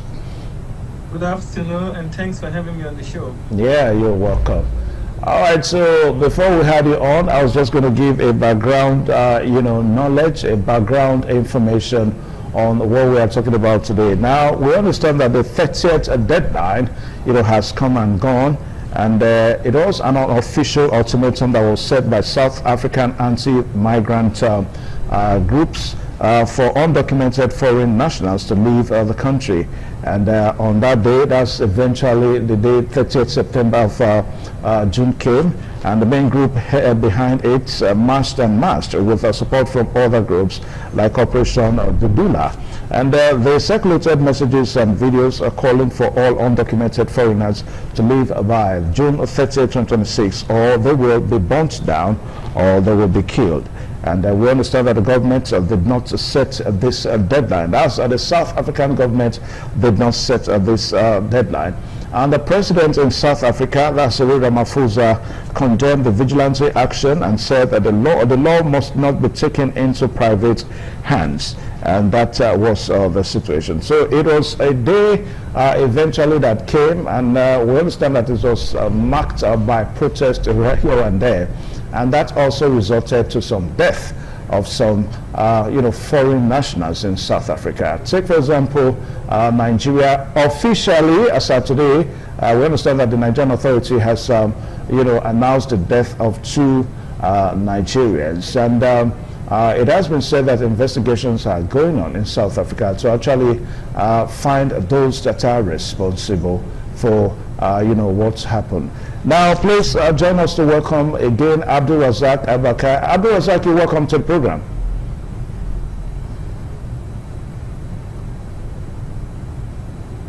Abdul Razak. Okay. All right, so let's see, and also talked about the protest now and marches. Abdul Razak, can you hear us? Okay, we're still trying to reestablish a connection back to him. Then on that 30th of June, we understand members of the Zulu regiment Amabutu and other protesters must. Okay. Yes, I did tell you that we are looking at the xenophobic attack one more time in South Africa. And of course, I was talking about the 30th of June deadline, which has come and gone. And what has transpired after this ultimatum that was given, and how governments, governments across nations now are responding to the situation. And of course, I've told you that that xenophobic situation was caused by some vigilance. Anyway, let's leave that now so that we welcome our guest. Abdul Razak Abakar is our guest on the program today. Mr. Abdul, you're welcome to the program. Good afternoon, and thanks for having me on the show. Yeah, nice to have you. Thank you so much. All right, so let's just go straight to the status quo now, as it is in South Africa. Now, the ultimatum of June 30th has come and gone. Now, what is going on? Thank you very much. Things are still going as normal. That is why we have the guests, Mr. Frank and Barrister Smart on the line, live from South Africa, to unpack the situation of what is going on there. Okay. All right. So I want to, recognize the fact that you are actually joining us virtually from Benin this afternoon, but you are the liaison officer, the State liaison officer on diaspora issues to South Africa. So we have Barrister Smart Umobi, who is the president of Nigeria Union in South Africa, and also Frank Onyekulu, president of Nigerian Citizens Association in South Africa, NICASA. All right, so let's try to bring Barrister Smart into the program now. Barrister Smart, good afternoon. Good afternoon, sir. Okay, so how is South Africa this afternoon? Peaceful, and the weather is cool as well. Okay, now millions of Nigerians are watching and listening to you right away, and it is a great delight to have you on the program this afternoon. All right, so tell us, what is the situation like now in South Africa? I mean, the 30th of June ultimatum has come and gone, but we understand that this vigilance group in South Africa has set aside every Thursday of every week to do their protest. How correct is that? Let's start from there. Yes. So the 30th June ultimatum has come and gone, but the consequences as well as the event still remain with the people. We still have stranded foreign migrants in South Africa, specifically Nigerians, from all walks of life. Most of them are still stranded at the Nigerian house here in Pretoria. Some have been successfully evacuated. Some are still waiting and hopeful that they will be evacuated. Despite the fact that the 30th June deadline has come and gone, that does not mean that the anti-migrant group has backed down of their anti-African ultimatum to leave South Africa. The fears, the anxiety, as well as the fear of the unknown still hangs with the people. Most people walk around looking ahead of their shoulders, what will become of them. Literally, the street of South Africa is not safe as we speak. Okay. Now, let's talk about casualties now, because that seems to be one major aspect of the attack that Nigerians are so concerned about. What is the true nature of the casualties? Yes, indeed, casualties, we've recorded death of Nigerians in particular, to the tune of prior to the 30th June, as well as after the 30th June, some Nigerians have been hacked to death by the officials of the South African government. The police officers carried out illegal arrests, as well as what we know as police brutality. And some of our Nigerian businesses have been punched down. They've been targeted, and some have been shot as a result of the incitement by the leaders of the anti-migrant groups. Indeed, there are a lot of casualties, and when we talk about casualties, the Malians lost lives and destructions and wanting of properties as a result of these anti-migrant chants the people should leave. And as you know, it as of yesterday, a Nigerian business, a scrapyard, the houses, a lot of cars were burnt down. So what we are trying to say is that despite the fact that the 30th June deadline is come and gone, it does not really mean that the campaign for the foreigners, especially Nigerians, to leave South Africa has come to an end. So it's just the beginning of the campaign, as we can assess it at the moment. Okay. Now, we understand that the casualty situation has to do with destruction of lives and properties, and the record that we have is that as at few days ago, about 4 people were killed. We understand that 1 Malawian, 2 Mozambicans, and 1 Ethiopian, and also the number, we have about 2 Ghanaians and 20 Nigerians. That's a major concern. How correct is that? Because we are trying to look at a situation whereby when we have numbers of death, you have the official number, and of course you have the undocumented number. So as it stands now, from your record over there, I mean, what is the casualty number of Nigerians that have been killed in this attack?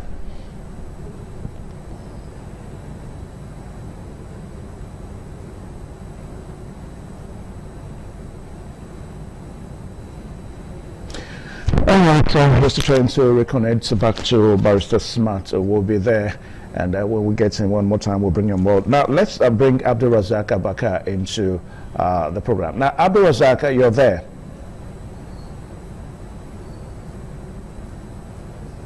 Abdulrazak?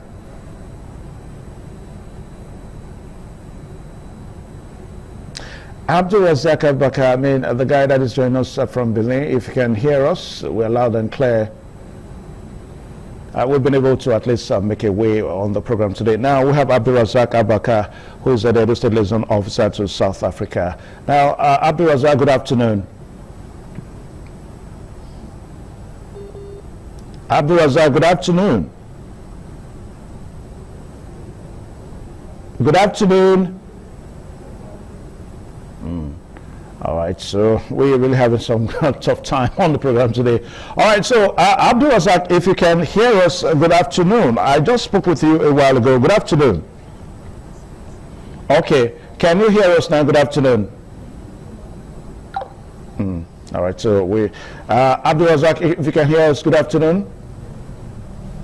All right, so if we cannot get Abdulrazak, if we can get other guests, I mean, we have Frank Oyekulu and also Smart Wumbi. So which of them we can get now? Let us bring them in. Hello, can you hear me? All right, so we'll continue to see how we can get the guests into the program today on your television, African Discourse on Independent TV. Now, remember, we were able to look at some of the reactions and the recent happenings that may have greeted the 30th deadline of the xenophobic attack. Now, we'll try to get some of the guests into the program. Frank and Mikasa is one person that must talk into this program today. And of course, we most sincerely appreciate your time with us on the program this afternoon. So we've been able to connect Abdulrazak Abubakar now, who is the Edo State Liaison Officer to South Africa on diaspora matters. Mr. Abdulrazak, good afternoon. Good afternoon, and thanks for having me on the show. Okay. All right, so now quickly tell us, because we are looking at government's response to some of the aftermath of the deadline of the xenophobic issues in South Africa. Now, let's start from Edo State now. What are the responses from the Edo State government? Because we have some Edo indigenes that are affected in South Africa too. Yeah, thank you very much.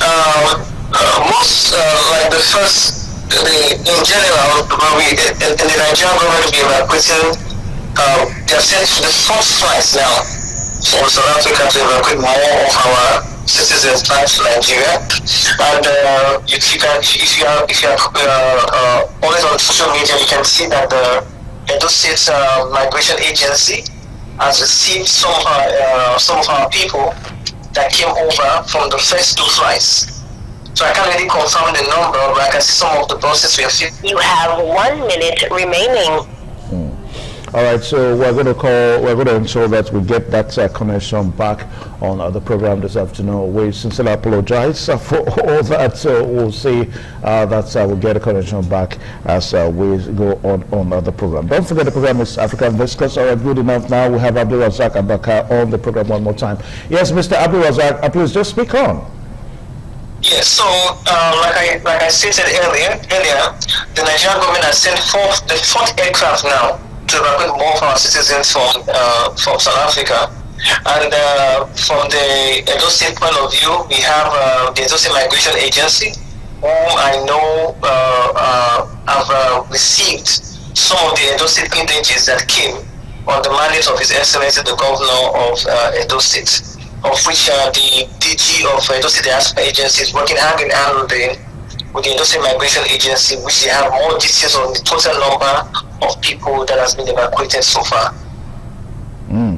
All right, now what do you make of what seems to not to be clear? Because we read on the pages of newspaper, maybe on social media, that at least a total of about 20 Nigerians have been killed in this whole attack. But just only a few hours ago, it seems that Nigerian government and Nigerian authority, it's only reporting 2. So what is the true state of things? I don't have that record of 20 Nigerians being killed, but I only know that 2 people lost their life just after this state of June deadline that was given. And also we have records of Nigerians being illegally arrested by the South African authorities and all of this stuff. But for the number of 20 people died on these issues, I can't really confirm that. As yet, hence we have the Nigerian Union President on the line and then the Council President on the line, who can confirm if actually the numbers are 20, because the record I have from the government of Nigeria is 2. All right, so we're going to try to see if we can connect the man in South Africa, talking about Frank Oyekulu, who is the president of Nigeria Citizens Association in South Africa, NICASA, because it's going to be telling us directly from South Africa what is going on. Now, let's go back to when we were trying to talk about what the Edo State government is doing, so ensure that these persons that have been displaced from South Africa and that they get some form of leverage back home. You want to extend a discussion more on that? Like I stated, the DG, Dr. Loretta, the DG of the Diaspora Agency, is working hand in hand with the Edo State Migration Agency. I think if they are working hand in hand, it means the government is already doing something how to place this disposed Edo State indigenous that has returned back to Edo State from South Africa. So I think they will have the more record of that. So if you can reach out to the DGs of the Migration Agency and Diaspora Agency, they will give you those records, those information. Okay. Now, we understand that the 30th March of June may have come and gone. But we also understand that every Thursday has been set aside in South Africa by these unofficial vigilance groups to protest, and it is during this protest that they normally carry out their mayhem to unsuspecting innocent nationals of other countries. So what do you think is the South African government doing to ensure that they bring that under control? According to the president of the Republic of South Africa, he said the march was peaceful. That they are proud of the citizens because there were no casualty, but that was contrary to what we are seeing and what we are hearing, that there were bits of casualties and bits of lootings that also took place in South Africa during this uncalled for xenophobic attack on foreign nationals or asking illegal immigrants to leave the country, of which we know is not only illegal immigrants that have been attacked, but those who are legal and those who are illegal are all victims of this march. I don't think from where I'm standing that the authorities have done enough to combat this uncalled march against foreign nationals. I think the government of South Africa needs to do more. All right, so you are so abreast with the activities in South Africa. Now, give us an insight, because Cyril Ramaphosa of South Africa seems to be in the forefront to fight this xenophobic attack, because it looks as if that South Africa is being notorious now. I mean, for an onward of about 6 years, South Africa has been on the news. I mean, how they've been attacking other nationals of other nations in South Africa. So do you see the South African authority to kind of be putting some modalities on ground to ensure that this does not erupt anymore? I mean, just recently we saw the way South Africa fell out from the World Cup, and a lot of persons tried to look at that failure from the angle of the attack that they've been given to other nationals of other countries. I don't think I'm going to teach South African authorities on how to handle this issue, because they are familiar with it. These are things that have been going on for a long time. All I can just say that they should do more. They should do more to ensure that no casualties. Like the president said, citizens have the right to protest. It's their constitutional right to protest. But in doing so, the ripple effect of what they are doing is being felt by the innocent immigrants who are in the country, who they are preaching against to leave the country. So even if you want them to leave the country, let them live peacefully, and no one should be attacked. I think nobody deserves to be humiliated or to be treated in a way that they feel like they are nothing. Just what is currently happening over there in South Africa. Okay. All right, so let's see if we can, we'll just quickly take a pause on you now to see if we can bring Mr. Frank Onyekwilu into the program this afternoon. He's the one that is calling from South Africa. We really need to bring him into this talk show, because we understand that he has so much information to give to us as it relates to the situation in South Africa.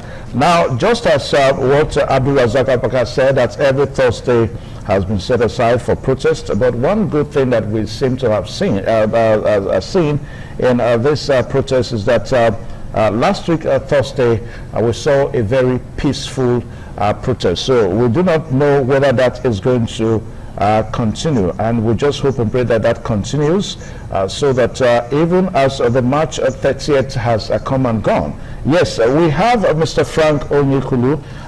Good afternoon, Mr. Frank. Hello. Oh, I thought we could have him on that program. All right, so let's try to see if we can get him back one more time on the program. So just like what I was trying to explain, that hello, Mr. Frank. Hello, Mr. Frank. Oh, network, not just. Yes, how are you? Okay, is that Mr. Frank? Nice to have you on the program. Hello, Mr. Frank. Thank you. How are you doing? Okay, I'm doing fine. Now. Yes, I can hear you. Can you hear me? Yes, I can hear you loud and clear. Now, please tell us, what is the situation like in South Africa? I mean, 30th of June has come and gone.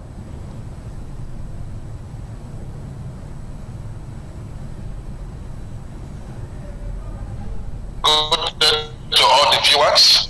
Unfortunately, the 30th of June has come and gone, but the fear and the effect, the anxiety, the tension is still there. People are still beginning to come out gradually, but you can still feel the sense of fear, anxiety, uncertainty, not knowing what will strike next. 30th of June has finished, but yesterday we received a report of a Nigerian business shop that was set ablaze.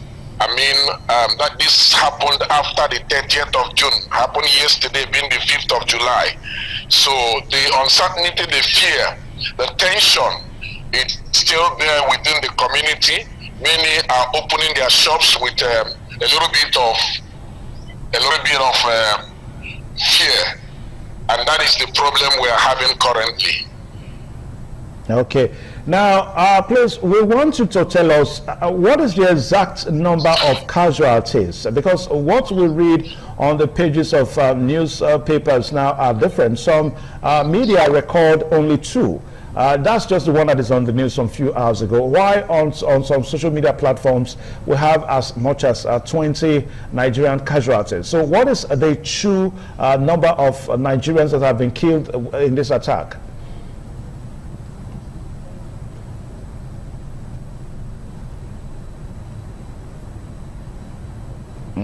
We're trying to get back to Mr. Frank now. Let's see how we can get back to him one more time, please. The network is really not just easy with us this afternoon. All right, so hopefully we're going to be getting Mr. Frank very soon, and he will tell us the exact number of casualties that we have, that have been affected in the xenophobic attack. Anyway, before we get to him, some of the media, like I said a while ago, reported only 2, and that seems to be on some of our major news items in the country, whereby 2 Nigerian citizens have been reported to have been killed.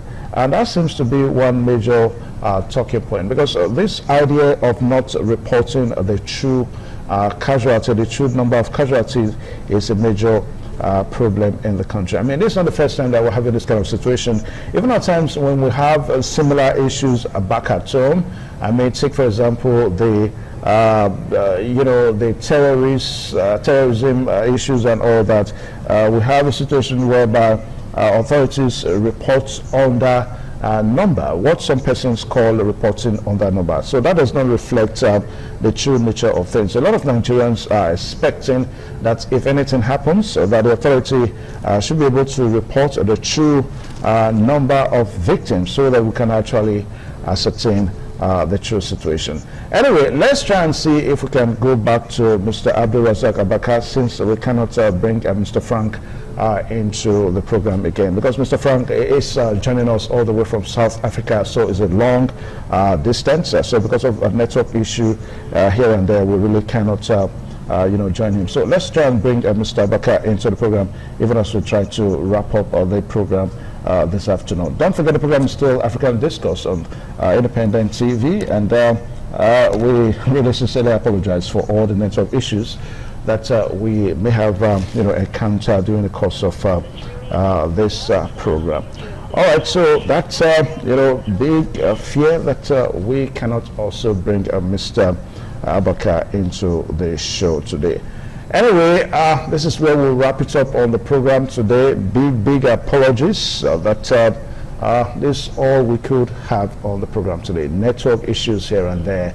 As a matter of fact, Mr. Abaka promised to join us on the program live today, but because of logistics and all that, because of recent commitment, he had to join us virtually.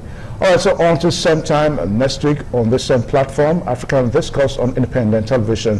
My name is Evan Sunokogi. Good afternoon.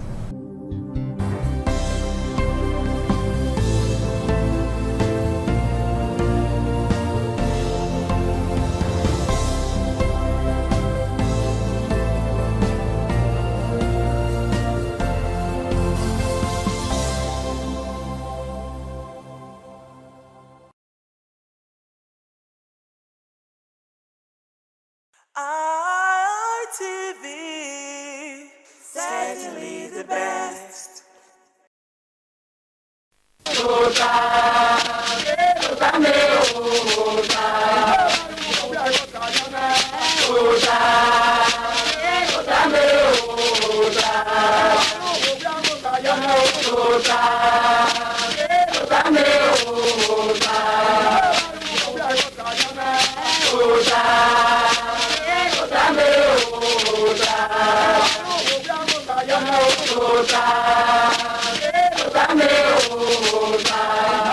Waya bota now. Ugi bota wese eniwa edolopewo. Warida hima makaba po wa sense. Bota pe makaga ya. Ke ya ye na agba me gboma. Ke na abete uyo webo. Katikate uyo ma na do ni malelewe ni. Na ya maweto ha okuma mero okama na gbon ro we no sale bwa ya gbon e ma yinu kan ya fe bota na mbeke na we ni maje de bo we kan se de mo ni le wo wi yin se ma yinu we kan na ya wi bude so we ni a o ga de na ni wa ni ma gun aka o no ya gba pe e haro wogba oge ugie ni arioba awe yoko ya se ya ni Nigeria pe haro ogba oye na 27 years oye na ni Nigeria army oni yoko awe Nigeria ya sa arioba ni ma we ni ki maro ena ya ma agwa kan ya na ogwo egwa ore ma lo tenege pastor Calvary unamure iwie dunowo me wabe benege kai wabi tota wabi dayo ofun igbo saroba go yaro oba atokpe ise ore ma lo tenege Victor Ebizugbe adonawo ayire wa haro pa ebe boya wu wa yi wedro so na pe ni Jesu ọmọ akọ ma na wu wa wu baba na o gota ma me ma gbo ka me ma ri egbe bo bi yoku ino do ma ga mi ma ye mi lo bo oba to pe se me sa bo se nje no bi ero no ri edo ba yo ka o edo ya fe ke we na lo ka gbe o yi ero ya o tagbon ya be go to ya ọba àtọpẹ iṣẹ èyí máa wù máa gbà kan ní wọn ọ̀rẹ́ àríyégbò bẹ́ẹ̀ ìrírí kọrí Nàìjíríà máa rẹ kẹdẹdọ àdé náà rí ègbé ìbírí kọrí Nàìjíríà dẹlà ọdà ní máa ń ní dọlọwọ wọn nọrọ máa ṣẹdẹ hìyà orí máa rúwò díẹ̀ káàtì máa rúwò dá ìwé náà rọ ẹ ò tó ṣe rẹ wò iya eluma iya luma yodesia iwo na lowe wo ye ma yunu kan no bo woni wa ni ameke na we upe haro wogma ikiri upe haro wogma iyekore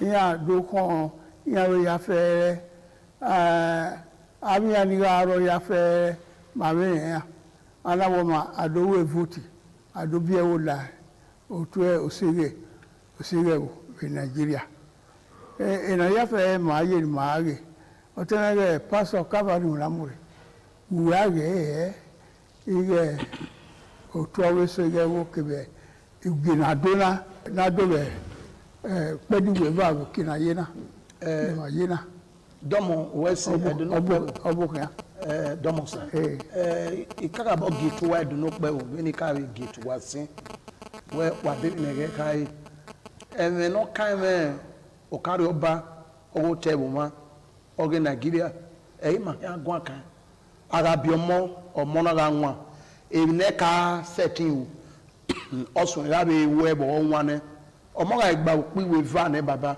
egi obi omo okya na ibe ka me we sai me won so para igba opiwe va na yari tota oje ne bi egbe obi egbe agwale mi no rewo amayi ka won na abo akari tokun mi upe hairorogma no yin onya ugie ma yena na yari egbe yobe isogiare omo na bi ebe ukponi ona we upe hairorogma obuhana yena eso won do ne ya bia ne so ya wa won do o ma mari bie orupe hairorogma ana do mi ewe ori wodo ne ba iri yo egi obuha ana do mi ewe upe hairorogma orije na ni mari egbe bo be sogi awe magari setting sun enia ana ri egbe bo be sogi awe sebo na ni ma magari setting dole enia ni magari egbe kian owo kana omodo ona ga bo kana we ipede kesugie ame upe kesugie oyeje na ona yin omodo ne ke ba pa eni omomo eni omo kan ori pase ai enwon momo nse ai ẹ̀wọ́n mo kàn sẹ̀ yẹn sọ àwọn ènìyàn kú ọba adèlè hẹ́ wẹ́ ọ̀wùhánà wani so kuma n'ọ̀kan ni ẹ̀wì mana ọmọ mi ayé àgbàbọ̀ pé ìhárọ̀ ọmọ gbọ́n ara dè mẹ́ma mi alùpùpù ọ̀nà màá sọ pé èkì ẹ̀kọ́ yẹn nẹ̀ orí má rí rí ẹni má jí ẹni yẹ ẹ̀bá ẹni lọ́ọ̀gì bá sẹ̀ ẹ̀dá ẹ̀kọ́ ọ̀nà wọ́ ẹ̀gbẹ́ ọ̀sẹ̀ ẹ̀bá aláàrí èkè ọ̀kàkà bọ̀rọ̀ ọba àtọ́pẹ́. iṣẹ́ ọ̀sàlóbà aláwọ̀ lẹ́ẹ̀dì máa láàrí èkè. iṣẹ́ irun gínígí. ẹ̀hùn òní náà àmì àwọn ẹgbẹ̀rún òní náà láwọ̀ dá o ẹ̀mọ ni alápò gbáko bẹ yèkó sùn rẹ̀ bẹ́ẹ̀ ni yèkó rẹ̀ náà yẹ máa rẹ̀ ṣe yèé ni máa wà rẹ̀ he máa púpọ̀ ni máa sọ yẹ̀ wí mà òwà ni máa bọ̀ lọ bẹ́ẹ̀ náà yẹ adúkọ́ ẹ̀ òwò ẹ̀ ọ̀rẹ́ olùmọ̀ọ́kọ̀ ọ̀rẹ́ ìsinmi náà yẹ fẹ́ bẹ́ẹ̀ náà awẹ́ ọlápá ẹ̀ ìwìn náà ìwìn náà gbé ìwìn náà ìwìn yà sè ìwìn náà ọ̀rẹ́ òwázígó ìwò náà mìíràn àwa fiẹ́wò rí àwa mọ́tò ẹ̀yìn àná nàìjíríà ọ̀yà ẹ̀wòyà ayádọ́ àgẹ̀ kìsì ẹ̀wòyà àgẹ̀ very miles ó fi gbọ̀n ní màmí ukpọ́gbẹ̀nẹ̀ màkìwé the whole world òtàgbọ̀n ya fẹ́rẹ́ ìmáyè kàṣẹ máa wà lù ẹ̀wọ̀n èrè ìwé láti yeye máa mú yọ dèní amátà lọ àdúrà ìyàfẹ́ yà aláwùdá ọ̀rọ̀ ọ̀rà bí aláwùdá ọ̀rọ̀ wọ́n yé ẹ́ yé ni màá yé náà níwọ̀n ẹ́ ìyá yóò ṣe gbímọ̀ wọn ná ló ṣe gbẹ́ òtú ẹsẹ̀ rẹ̀ wò náà fi wò rẹ̀ sí díẹ̀ náà fi ọyọ bàárí rẹ̀ gẹ̀ ẹ́ náà yẹ gbìnà rẹ̀ wò bàárí gẹ̀ ẹ́ ẹ̀bá gbìnà sẹ̀ rẹ̀ ìyá ṣe gbọ́dọ̀ wò rẹ̀ mú yọ àrà rẹ̀ àrà ọ̀nà dọ̀wọ̀ yìí àwọn òde wò yà sọ̀rọ̀ gbé àìbọ̀yọ rẹ̀ yà pẹ́ẹ́rẹ́ yase gbera ni maye na muko tenare ayemi ere na mia ma yemu gbobi ni mamua igbilo to ejawe na yafe ma ge na ni wa wi ni ya ye aye yugo ni aye yugo ni o wa ri ye ekene orikere akulewo lawa we ni wala wa na e wa fi aya fi o no wi fi asere ya awa re ari owo ebe suku awa akókò mọ̀ ní díẹ̀ àjọ iye mọ́tò àyàgbé ní àwà ìyá márùn ní àrú àwẹ̀ amáwọ́ ni ìwò náà ìyàwó ìwò yàrá ìwò àríyásẹ̀ wíyà àwẹ̀ náà mú rẹ̀ ní èmọ́ ní èso òwúrú yòdọ̀ ìkẹni mayé ní kíná ọ̀dá òpé àrọ̀ ọgbọ́n ní sójà gíṣẹ́ àríọ́bà àdìmá ẹ̀yìn mayé náà ẹ̀yìn màá náà ó ní mayé ló kàn án aláwọ̀dá àrọ̀ ọ̀tẹ́rìn ìbísù gbẹ́zọ́ Victor, what a year, what you went, what me here, without a politician with him. Where about the wedding there, who pass it, and maybe, because I want to think with my hair. He said, well, I went a cocoa, very muscle. No castle, look for you, so. Suge, Mammy, a winner. O salokwa oga dia ni ma hu dawe mane kwi mane na gbon mama mo gbe ma ya dia de gbe ma hu da ma me mata e mata tuta ba ge don gbe ma ro gele na yo ba wi iseza ya pa ye na mu ni ma bo ni ma to bi ma ya lu awe gbe ma ya yere we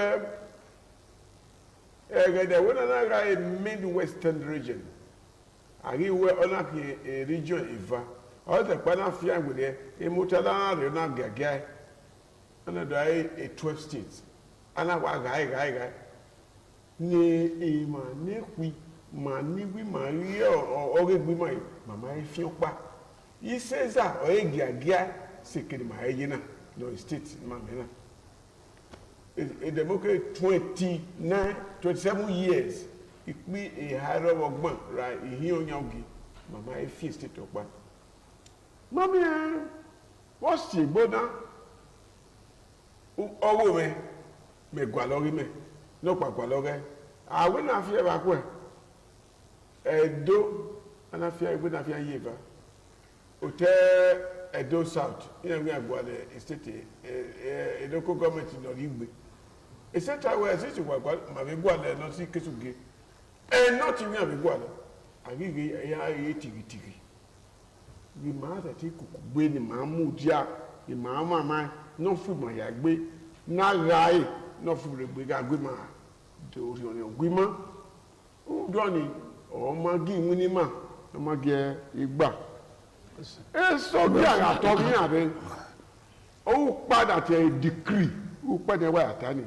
Èmi àgbàlẹ̀ àwọn àpá ẹ̀mú ẹ̀yà àwọn àjọ máa gbọ̀n ní ẹ̀wà wẹ̀ ẹ̀yìn mọ̀ ẹ̀yà dòsí kiri mọ̀ iye náà. OSC. Màní wí màá tó máa wọlé gbé mà màmá mi ò tí ó yẹ ẹwẹ́ o làhọ́ gbèmàkú òní òkùnkùn gbé ni màmá máa nà wẹ̀ sọ́wọ́ ẹ̀wò bó pánà lọ́pàá ìṣẹ́gun ògbólógbà lọ́ fúre gárí àdìsẹ́lẹ́fà ìlọ́kẹ́ náà fún màgbére ọba àtọ́pẹ́. Ẹniwa ẹ wọ́dà ẹ̀ ní màtá aláwùdá ọ̀rọ̀ rà.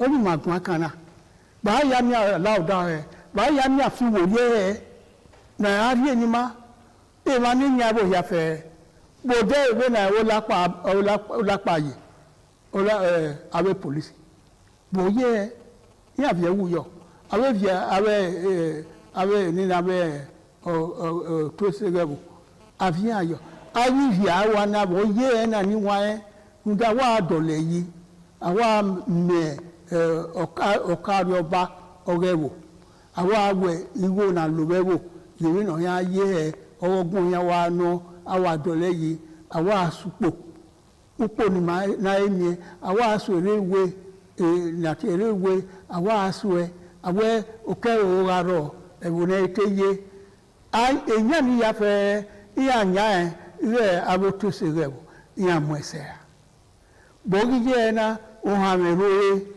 Usero ye nikiri bawe na na miewe emina na ya pe ofi wori o salo papa ma tuti e no ma tutu salo ba so pa ma ewuge uwe owo salo ba a ewuge eniare yo ma ni maru e ro padele yo abi Nigeria o dele yo ra we ni ma no na ma ya na dele yo o teme pastor domosta owo mo ala na gbe ọba mi labude o ọdún ọpa mama ẹni wọn nìyí nda gọọmenti ní ma yìí ayò yà ni jọ ọ̀hẹ́ mi náà yà nùrà ẹ ọmọ náà labude na gbé àdùdé nẹ àìbọ́dọ̀ má rí ọ̀nà ìlabude o ayò yà ni gọọmenti ma yìí na bàbá máa ní èrè sọ́gíà òjà yà jà náà ma wọ́n má gbọ́ àwù ayò yà nù so pa amara bi mala na ebo ja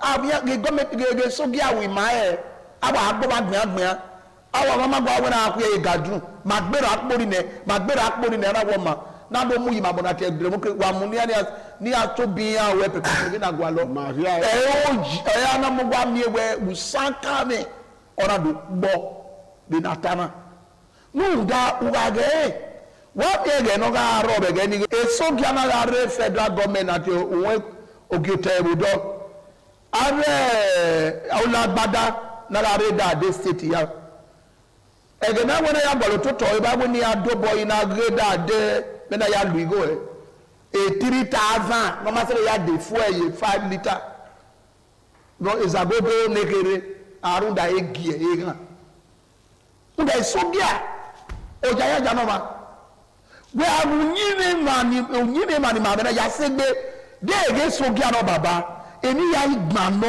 dado ogwa eyegbe ogwa anyunyi mo so pa aya mi na we omo rarira omo na doji omo na musaka me ayi mi no ta obi awo no ri obi awo no ri owo na o so mo no ke afi owo no se ba captive view aba eni audio ligi yala o ma mi o ya ọwọ́ mọ́ alànà na bọ̀ ewúdé na gbé abọ̀ ewúdé ọ̀làwúdé ọkì na yíyó jà náà ọjà nọ̀rọ̀ ege sógíà so pé ẹgbẹ́ yà mí màá mọ́ yà ní aláwọ̀ ma wà bọ̀ ewúdé ẹgbẹ́ wọn awẹ́ ligiligi èmi náà yà sùn náà wọ́n àmú ligi nọ̀rọ̀ tẹ̀wé ma náà nsàkà nọ̀rọ̀ tẹ̀wé ma náà the democracy náà ọ̀tún àgbè wà dóge ẹ̀yẹ́ nù gẹ́gẹ́ náà ní democracy náà òpé àrọ̀bọ̀gbọ̀n kí bá pàdé ẹgbẹ́ mi náà ó fi bọ̀ yé ẹ̀bí ó tọ́ where they are we made them or and I have when the bias was not came my dead away again and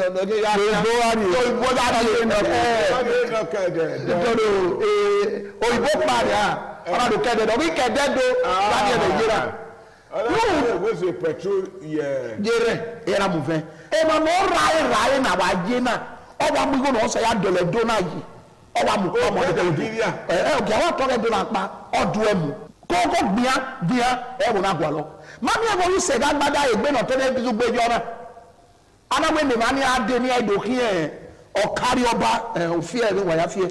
Ọ̀nàdọ̀ ọdún akárí ọba ẹ̀ bá ní kọlọ̀ ẹ̀kọ̀lọ̀ olókùnmá àti corruption ọ̀nàdọ̀ rí ara. Àwọn kì í sógi ànínú. Wúdà màmá mi aláwòdà òrùparùpà lọ́rọ̀ ọ̀kẹ́yẹ ní adé. Wọ́n máa ná kókò ayọ́bọ̀ kékeré na yẹ ka gbọ́ ma gbìyàngbìyàn lẹ́ni yàrá ma èmi yà ń zẹ̀ mùdí akéde ọ̀nà sọ̀rọ̀ àdé tọ̀ ẹ̀rẹ́ ní pín zẹ̀ ọmọ sí 5,000 wà àmùdí kó kéré mọ̀ bọ́ emílíkì ìmọ̀ yà ń gbé dáìrẹ̀ rẹ̀ ni ọ̀nà àwọn abọ́nà kẹsìkò èkó rẹ̀ wọ́n tẹ mílíkì 10 kọ́bọ̀ ó wà mọ̀ búrẹ́dì ó wà tó wà nyànà ẹ̀wẹ̀mìlà wà ẹ̀wẹ̀nẹ̀ òbú yọ ẹ̀dùgbò emílíkì ni àná ọmọ náà 1,000 bá dọ́gba mẹ́mẹ́ yẹn wọ́n lè ní ìyá mi kó yá dẹ́sẹ̀ ẹni yẹn máa gbé kankankankankan àràsíọ́ bá síọ́ ma àmì àríwá bá nọ̀rọ̀ ọ̀nà máa mú ìgbìnà ọ̀yá wíyẹ bọ̀ náà wa wọn ọ̀dẹ̀ náà mú mọ́tò náà yá ìgbìnà wa ẹ̀mà mọ̀ mi mọ́tò mi ní ọ̀nà amúhìyẹ ẹ̀mẹ́ bò tiẹ̀ frustration ọlọ́wọ́ wọn náà wòlé gbé dò pọ̀ èmi náà wòlé gbé ká lọ́wọ́ asọ́kító ẹ̀rọ bọ̀dà asọ́kító gọ́mẹ̀tì ọ̀yẹ́ nà rọ́gẹ́ ọ̀wá kẹ́kà ìwọ ìwé ayáyé káàdì wọ́n á gbé wọn gbèwẹ́ ẹ̀ ọ̀pára àrọ̀bẹ̀ náà rẹ̀ sọ́kító ń sọ́lé ìbàdàn gbéra ìgísìrá ní ọ̀gá rí ọba o mẹ́yìsìrá ọ̀nọ́pẹ̀ ọ̀rọ̀ wẹ́wà tí ìníwẹ́ ọ̀rọ̀ wa gbẹ̀nà ọ̀yí gbẹ̀nẹ́ fún náà wẹ̀ ẹ̀ ọ̀ma náà wọ̀ta ọ̀ma kama onígbọ̀dọ̀ àríyé káàdì ọ̀yí gbẹ̀nẹ́ fún náà ọ̀wẹ́ 15,000 ẹ̀yin náà gẹ̀ gbẹ̀mẹ́ ẹ̀yin náà gẹ̀ ẹ̀yin náà mọ̀ wẹ̀ káàmì mẹ́wẹ̀ kẹ́ agbẹ̀nà wẹ́ẹ́ bí wọ́n bẹ̀rẹ̀ olè lí mẹ́rẹ̀ ẹ̀yin mi náà bẹ̀ náà wọ́n ọ̀gá rí ọba lásán ẹ̀yin náà kàmá ọ̀gá rí ọba mẹ́yẹ́ rẹ̀ ni ọ̀rọ̀ ayé 1 naira ayé àríyé káàdì ní Central Hospital lọ́gá àríyé ring road ma mẹ wọn nàdó 5,000 yìí nọ díjọ bọ nàdó bá yé mi wá mi ma yẹ sukuu bàbá bẹ̀gẹ̀ náà gbẹ̀rẹ̀ ẹ̀gẹ́ sọ́jà ni ara aga ẹ̀dẹ́ ni ma ẹ̀gẹ́ gbẹ̀múdìá bẹ̀gẹ̀ sọ́jà ni gbẹ̀múdìá náà dùn ara amú ẹ̀mí la lè dá adé sukuu wẹ́ ìrìnyẹ̀mí ní tábìlì ìrìnyẹ̀mí náà ọ̀rọ̀ àríyọ bá èmọ́ náà lè sẹ̀ náà ọ̀rọ̀ èèmọ́ sọpẹ́ náà ẹ̀dẹ́ yẹn náà àdókò wẹ̀ ránú lótọ́ ọba mi ọwọ́ yìí òkè ọmọ ìbẹ̀rẹ̀ náà nù akìnyẹ̀ yọ̀ nù ọba àtọ́pẹ́ ẹni wa ya ìwà dàí mà bàá wẹ̀ ẹ̀yẹ nà yéna bàá fẹ́ wòrí ẹ̀ àbọ̀dá ẹ̀yìn àrò ẹ̀yìn àníà ẹ̀ nìkéré mà bẹ̀rẹ̀ àzẹ́ bẹ́ẹ̀ yàsùnú ẹ̀ mà bẹ̀rẹ̀ ìwúranà rẹ̀ wò bẹ́ẹ̀ yàrá ẹ̀ mà bẹ̀rẹ̀ òkúpẹ̀ ní má lẹ̀ iye mẹ́gbó igbó ni bàálù ẹ̀ yí ma bẹ́ẹ̀ wọ̀ hàn mẹ́nà rẹ̀ wò ẹ̀yẹ́ ní kéré ma bẹ́ẹ̀ ìwé Nàìjíríà náà pa jápa ẹ̀yẹ́ àìsíkẹ̀ jápa náà wíwẹ̀ ẹ̀wọ̀n jápa ẹ̀dọ́ ní ẹ̀mí ní jápa ẹ̀rù dáadáa yé náà ọ̀tọ̀ gbé èyí rẹ̀ yà pa ìyá ni wẹ́ pa ma bẹ́ẹ̀ wọn oyibiri ọ̀wọ́ ló yò dẹ́ ǹda Nàìjíríà lọ́látò àtọ́pa ní wúlò náà gbẹ́wà ibi máa yà kí òwèrè ní afẹ́ òpópó wa ẹ̀yìn nà ẹ̀wò ní gba ọ̀rẹ́ Nàìjíríà obìyàn obúwà ẹ̀yẹ báyà dọ̀lẹ̀ yìí ẹ̀ ìnára ọ̀hìn ẹ̀rẹ́ mùfà wà máa ẹ̀rẹ́ rẹ̀ yà sùn ẹ̀yìn bẹ́ẹ̀ ẹ̀dọ́ yẹ nìyà gàkà wẹ̀ ẹ̀rẹ́ nẹ̀ nípò nà kí máa ẹ̀ níwò náà amúyòkò òun ọ́ ní máa yẹ lónìí ẹ̀yẹ nà ìpẹ́wẹ́fà yìí na wà rẹ̀ ọyẹ ìpẹ́yìn 7,000 5,000 ẹ̀yìn náà ma yẹ lọ ni sọpá bí èyìn náà yìí tẹ̀lé wò yẹ ẹ báyà wò yìí yà ẹ àrẹ mẹ́wẹ́wà sọ̀tà wẹ̀ aláwòdà àgọ́ àlọ́ aláwòdà náà àgọ́ àlọ́ náà ẹ̀ sì yíyẹ kè nígbà ní ayé náà wà mí ọ̀nà nọ̀ọ́mà ní ó sì ti yòbó mọ̀ yìí aigwalere na ni anasị ekụtọ ee Nigeria iye òpó dègbé vẹdọwana ẹwọ ẹwọ ilẹ̀ wà ilẹ̀ rí ẹwọ dòtàgbọn ìmàlẹ rí èrú yẹn àmì wà kégbé níbi ilẹ̀ ẹwọ yẹn àwọn àlẹ díẹ̀ dò yẹn àṣẹdó yẹn màá mi wà yà wọn náà màá mi wà yà gbogbo màá mi wà yà wọ màá mú àyè ma bòójì ẹ̀rẹ̀ dọ́nà òtó sẹ́wẹ̀ wò híà ní ẹ̀ma tuntun náà ní yírọ̀ yà sẹ́ gbé gọ́vnọ̀ yà sẹ́ yàfẹ́ èyí náà yàfẹ́ èyí mà gbàlùtọ̀ yìí náà yà dùn ugẹ́wẹ́ 27 ẹ̀hárọ̀ ọgbọ̀n náà yìí yé wò bẹ́ẹ̀ èsòjà ìmá ẹ̀hún hùn sẹ́ẹ̀ lèrè ewé ni màá yé bọ́ ewé náà dé bọ́ èmùlòtẹ́dọ̀ àyè kẹ́ náà yé mú ẹ̀ là ọmọ afá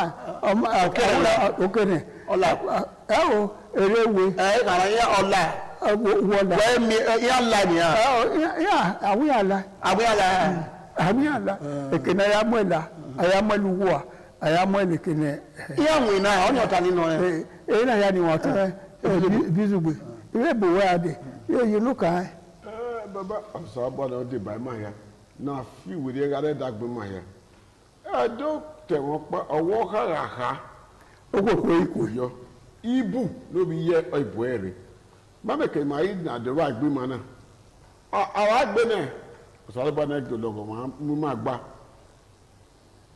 ọ̀wọ́n ni màá wé náà yóò bọ̀ ní mà yọ̀wí gbé máa náà ọ̀sán abọ́dà náà màá mí ewé ni màá sí pàgbé nẹ́gẹ́ sí máa dìgẹ́ màá bẹ yá ní ọ̀bọ̀ yẹ pẹ̀tì náà mọ̀ wọn àyùpọ̀ ọ̀wọ́n ni làápò ní ẹ̀ ó pẹ̀ ní lọ́kọ̀ ìwà ní múdà kébẹ́ náà ìyá àjò kọ̀ọ̀kan rárẹ̀ dàgbé yàn náà tẹ dividend náà kọ̀ọ̀kan náà rẹ̀ àyè gbé ní mayá rìn gbé ẹ̀gbọ́n ẹ̀ màá nàdó láwó lọ́kọ̀ mọ̀ sábà náà lọ́kọ̀ wọn rẹ̀ sún kó yìí mọ́ àdó bàbá yà ni mẹ́ka kàbọ́dọ̀ mú pàmùwèrè ìdógẹ̀ yìí wẹ́ ìmọ̀ àtàwé di ọwọ́ di ọmọ pàdé ìṣẹ́zà ti màmá sẹ́ sọpọ́n bẹ́ẹ̀ ni orí ìgbégun ẹ̀ orí ìyìn ìkàwé ni ókè náà orí ọwọ́ pàdé máa mú ẹ̀ ọmọ mú lẹ́kẹ̀tì yéye tó dọ́ni bí màá lè lẹ wà ní ìgbà orí mọ́ náà House of Assembly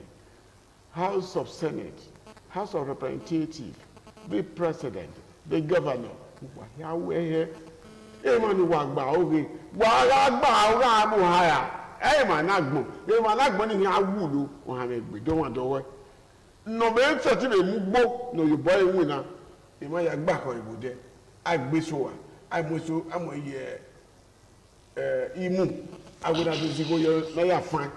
èyí máa gbọ́ àtàkùn dẹ́ ẹ̀mí náà rẹ̀ wùhì ùdómẹ̀ ọ̀rẹ́ náà yà dùn ẹ̀ bẹ̀rẹ̀ ní àríọ̀bá ọ̀rẹ́ yìí kò yá sẹ́ àná ìmọ̀ àwùpẹ́ ẹ̀ arọ́gbọ́n nígbèrà bí àlùwà náà gẹ́gẹ́ ọ̀kẹ́ yìí rọ̀ máa yẹ tutù àwẹ̀ ọ̀tún àrẹ bí Nàìjíríà ní àfi wòrí ẹ̀ ní àfi yóò kú gbé wẹ́ aláwọ̀dá ọ̀rá rọ̀ ọ̀tẹ̀ ìṣẹ̀lẹ̀ náà dé ǹdàyẹ nígbèrà àbí yẹ ìmọ̀ ìlówóbe àbí gbogbo yẹn náà yẹn rí ìbáyé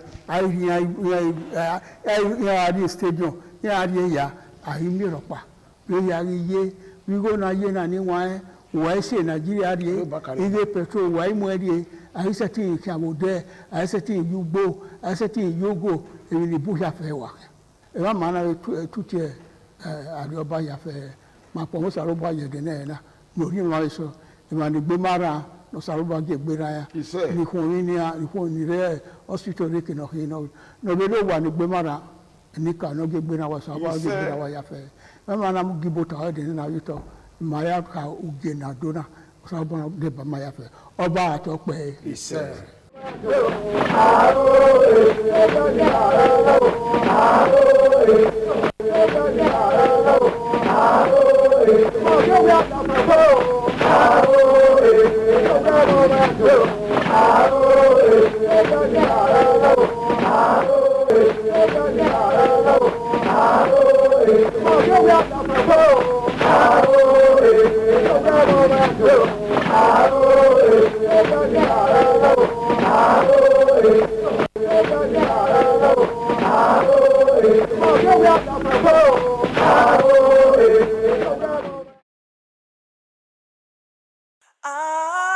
ITV certainly the best.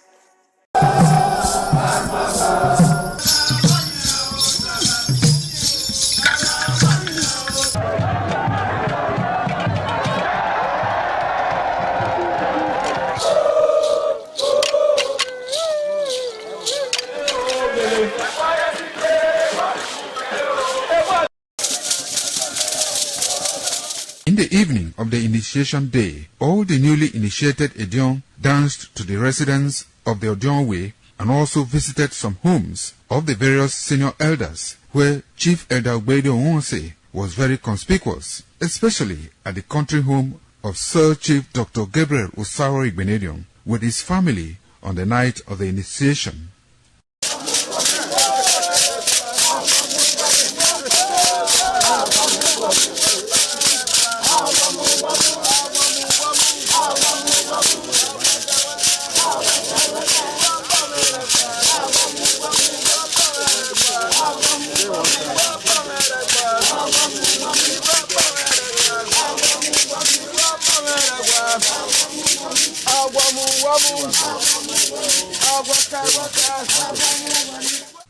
On the following morning, as part of the rite to be performed by the newly initiated Edion in Okada town, the initiates, led by Chief Elder Ogbeide Onwonse, visited the Esama of Benin, Sir Chief Dr. Gabriel Osaro Igbenedion, at his Okada country home residence to pay homage and appreciate him for all he has done in the development of the community, which has placed Okada in world map. They also thanked him for his role in the success of their ceremony. They commended the Esama of Benin as a custodian of Benin cultural heritage and for revitalizing the age-long tradition of the age-grade ceremony.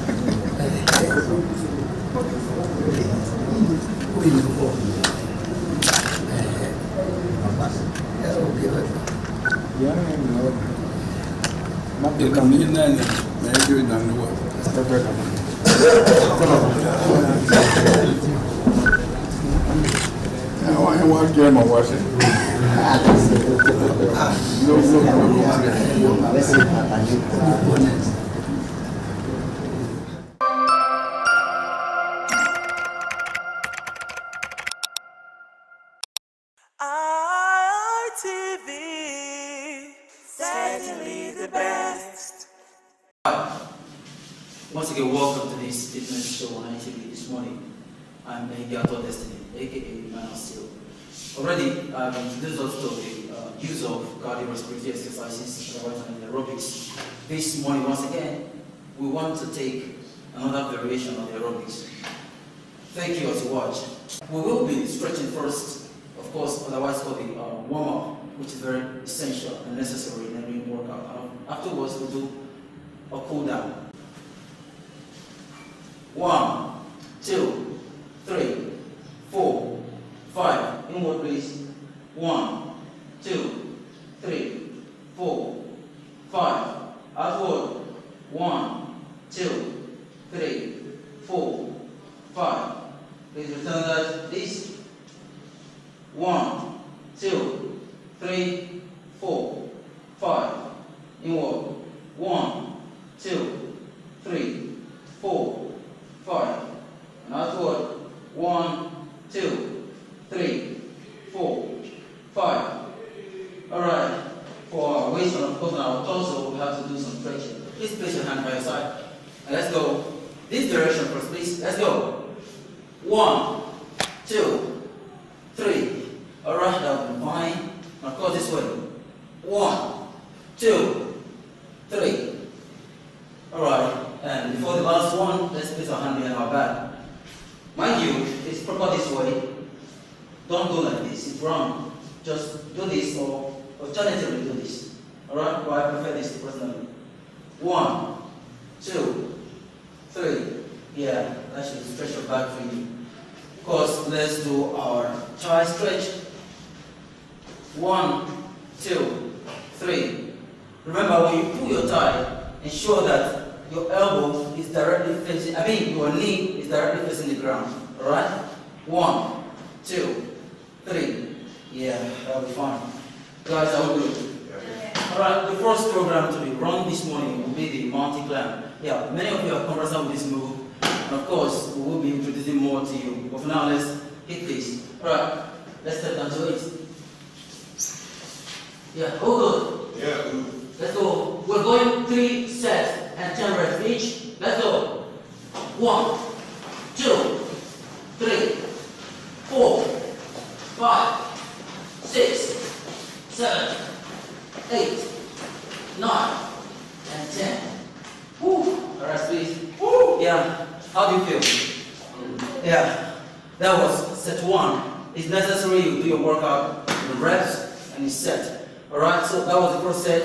And we're not wasting time waiting for the second set. The minimum break duration for every set should not exceed 20 seconds and a minimum of 10 seconds. Alright, we're good with 10.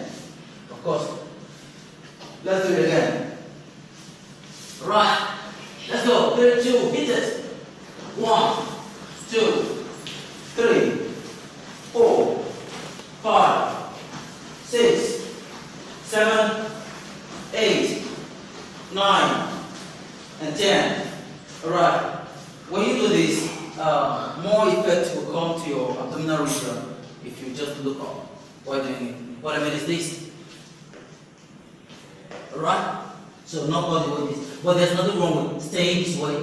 However, breathing your head might place more pressure. Alright, for the very last set of this mountain climb, let's get down, please. Let's go. 3, 2, 1, go. 1, 2, 3, 4, 5, 6, 7, 8, 9, and 10. Alright, at this junction, we will take a water break. We'll join you in the next workout for this very session. Thanks very much. Once again, I'm Miguel for Destiny. Alright, let's do this. 1, 2, 3, 4, 5, 6, 7, 8, 9, and 10. Whoa. Yeah, the other leg, what time please? 3, 2, 1. This is when you do this, ensure that your knee gets to the level of your chest. Okay? Well, that's the maximum level you get. And of course, the minimum here. I understand not everyone is as flexible as I am or as anyone here. Please, we'll just keep it safe and do the right thing. Thanks very much. Alright, we'll go on the left. 3, 2, 1, go. 1, 2, 3, 4, 5, 6, 7, 8, 9, 10. Whoa, that's exhausting. How do you feel? Yeah, thank you very much. And this is the last set of this workout. Remember, every workout should be done this set and the rest. Alright, thank you. Let's do this. Let's go to left. To right, brother. 3, 2, 1. Let's hit it. 1, 2, 3, 4, 5, 6, 7, 8, 9, and 10. Yeah, well, that's all. Let's go. 3, 2, go. 1, 2, 3, 4, 5, 6, 7, 8, 9, and 10. Whoa. And that'll be all for this morning. Alright, remember, I said in the beginning, before any workout, there's need for a warm-up. And after that, there's also need for cool-down. This is the cool-down. Alright guys, just sustain the breath, watch this first. Ensure that your knees are locked, alright? This one goes for the hamstrings, the calf, and as well as the lower back. Doing this. Swing it, swing it, swing it. Got that? Alright guys, let's do this. 3, 2, 1, go. 1, just 5, 2, 3, 4, and 5. Alright. So, lastly, what we did before we started, let's stretch it. 1, 2, 3, 4, and 5. 1, 2, 3, 4, and 5. So, did I say lastly? Yeah. Please let's target our hamstrings. Please just sit inside of it. Alright? Please do not stand on it. Keep that means this. And the horse stands just this. Alright? Stand 1, 2. Yeah, this is a form of squat though, but this is not the purpose of developing or building the hamstring muscle, it's just for stretching it. Yes, today you do not need to use weights to build your pectorals, your chest, and of course your biceps, your biceps and triceps. You have programs you can do at home and get what you want. You understand? So we'll be doing push-ups this morning, what's called push-ups. We'll be doing push-ups this morning. And of course, we do have our ladies, there are variations for ladies. Please watch them very closely to get your lady out there. Watch them closely to get what you have to do. And of course, our guys are here. Thanks very much. Let's hit it, guys. Are we ready? Are we good? Yeah. We're going to do the pyramid first, which is the closed range and push-up. Alright, let's go. 3, 2, 1. 1, 2, 3, 4, 5, 6, 7, 8, 9, and 10. Whoa, how does that feel? Yeah, that's the first set for this morning. And we'll be doing 3 sets of that. Meanwhile, the first one was close your hand in the pyramid shape. And that one goes for the tricep. For ladies that have sagging hand, you can do that actually, and it will help you. And of course, this time around we're doing mid-open, and finally we'll do wide range of it. So we're going there now. The mid-open. Let's go. 3, 2, go. 1, 2, 3, 4, 5, 6, 7, 8, 9, and 10. Alright, that's okay, big open. And someone wants to ask, why exactly are the ladies crossing their legs? Why they cross legs for the ladies? Now you understand that the guys have more defined muscles, and of course to bring more weight on the upper body, we go on the toes, picking all the weight in the body to the upper body. But for ladies, they do not need much weight, just that. So we break it down at the knee level by crossing the legs. So the weight used starts from this very region. You understand? Alright, thank you for watching. Alright, for the last very set of this exercise is the wide range of the push-up, particularly intended to build the side of the chest. Do you understand? All right, let's hit it. Okay, this is wide enough. At least double your shoulder width. Double your shoulder width is enough. 3, 2, 1, go. 1, 2, 3, 4, 5, 6, 7, 8, 9, and 10. How many of you noticed I cheated there? I actually did one. I did 2 and called it 1. Yeah, just to lay more emphasis on that part. But today, thank you guys. Yeah, we're awesome. But today, we're done with this. Thanks very much for watching. Please, be safe. In the morning sun, searching for a longer day. People feeling like the light has just come. We must never stop the way. Birds jumping and I hear my name, grasping into life. Life is happy but it's so insane. We must merely make a start. Savannah, I'm coming home. Savannah. ITV, certainly the best. The threat of global warming is real. You have seen the destruction of lives and property as a result of incessant flooding. Make the environment a conducive place for all to live in. Stop polluting the environment. Protect the environment today.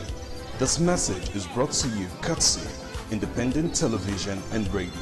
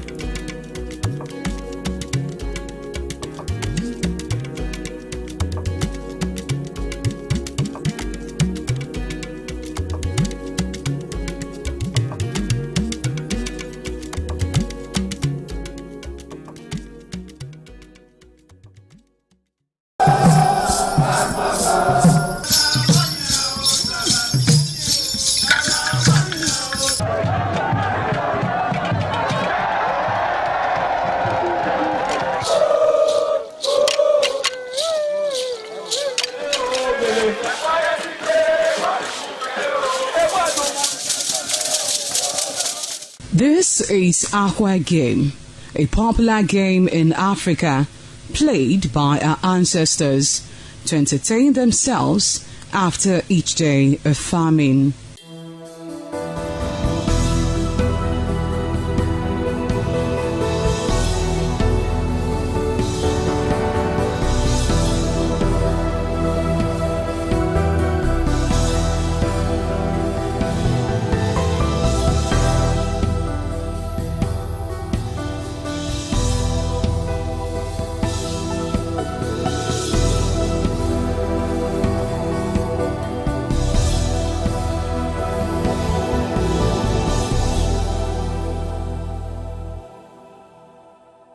It is also relevant in our coronation in Africa. It is a sport and indeed very interesting, as every seed had a role in the game.